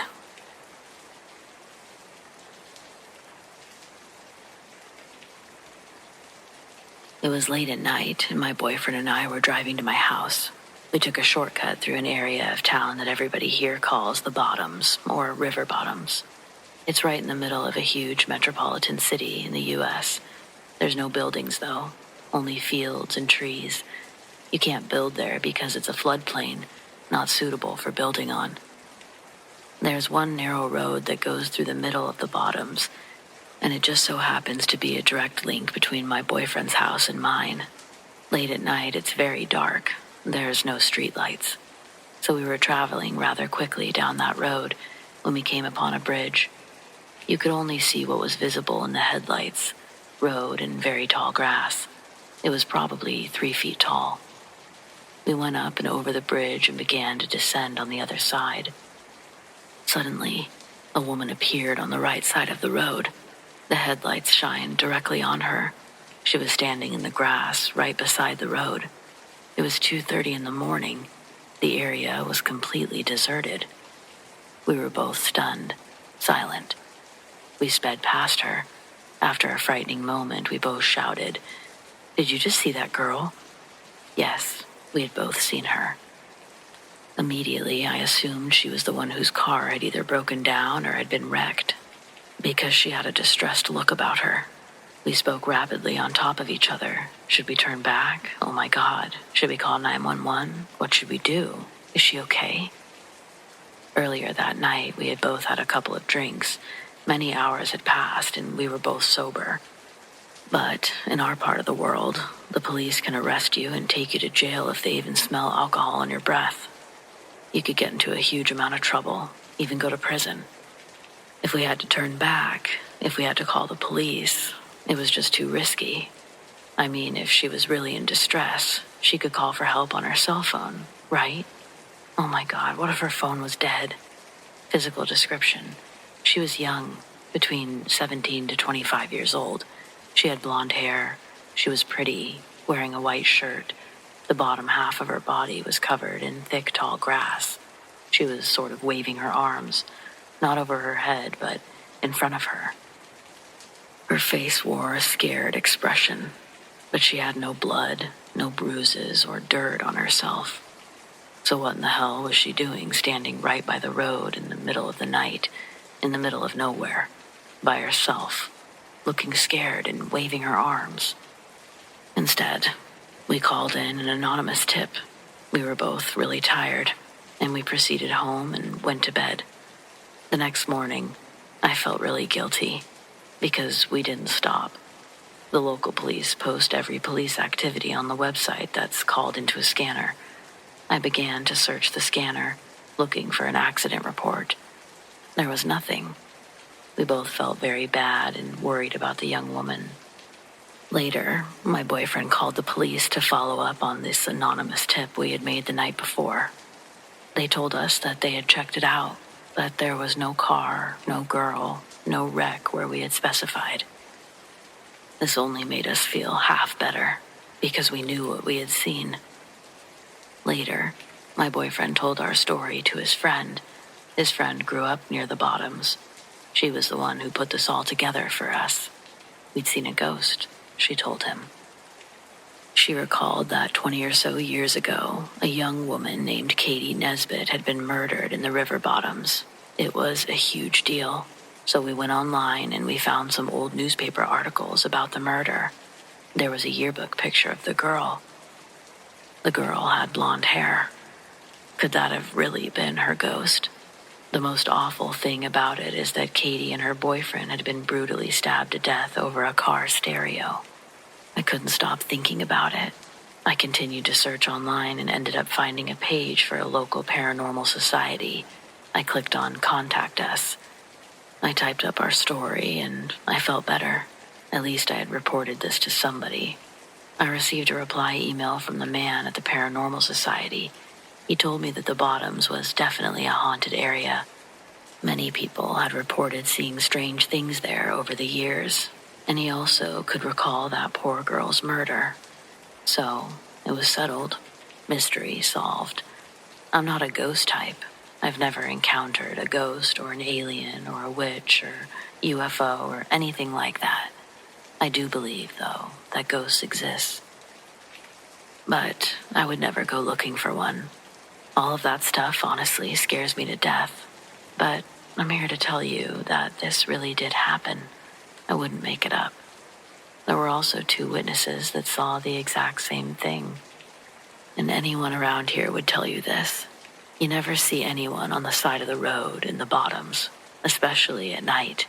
Especially not a girl, all alone.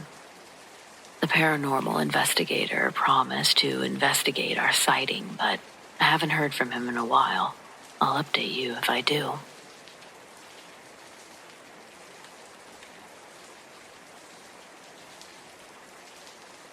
I went to high school in northern Kentucky for a couple of years.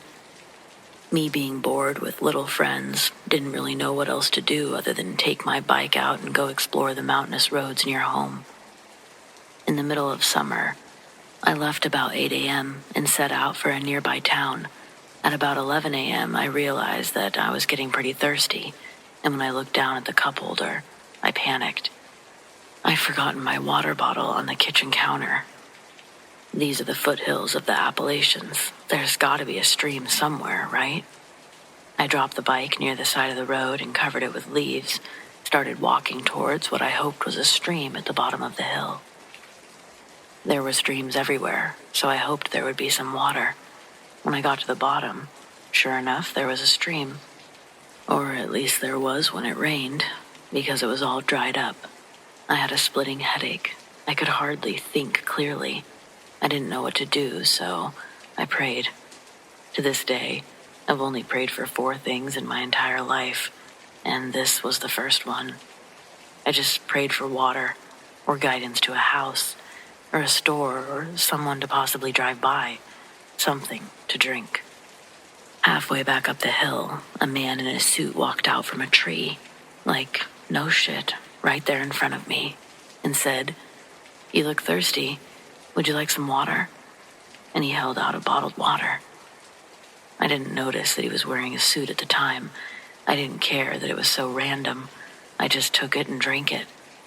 He gave me directions to a house about 10 minutes away, told me that they'd give me a lift home. I thanked him I don't know how many times and started walking up the hill, thinking that he was right behind me. Only he wasn't, and I didn't notice until I got to the top and sat down in the shade, cooling off. I sat there thinking for a few minutes about how random that was. And wait, was that guy wearing a suit? Yes, he was. What the fuck? After 10 minutes of me trying to figure it out rationally, I just gave up and continued on to the house that he'd given me directions to. Maybe they knew him. I found the house, and they gave me some Gatorade and a lift home with my bike in the back of their truck. Along the way, we made some small talk. I told them about the man in the suit. They looked at each other, and it got awkward. Well, they can think I'm crazy or not. I don't care as long as I can get home. The air conditioning felt great, and I just looked out the window the last bit before I got to my parents' house. The wife spoke up and asked me, what did the man look like? I told her what I'd noticed. His hair, the tattoo on his hand. She started to break down crying, told me to shut up. Not in a mean way, just impassionately to shut up. The man looked at me in the rear view, told me about how their son had died near their house in a freak accident. And my description, It sounded just like him. Then they sort of apologized, told me not to take offense, that it probably wasn't him. They were backtracking. Now they thought that I thought they were crazy. But I don't know that I did. Was it him? I'll never know. I don't even know where I was. Was it an answer to my prayer? Maybe. I just don't know. I have no rational explanation, only a memory.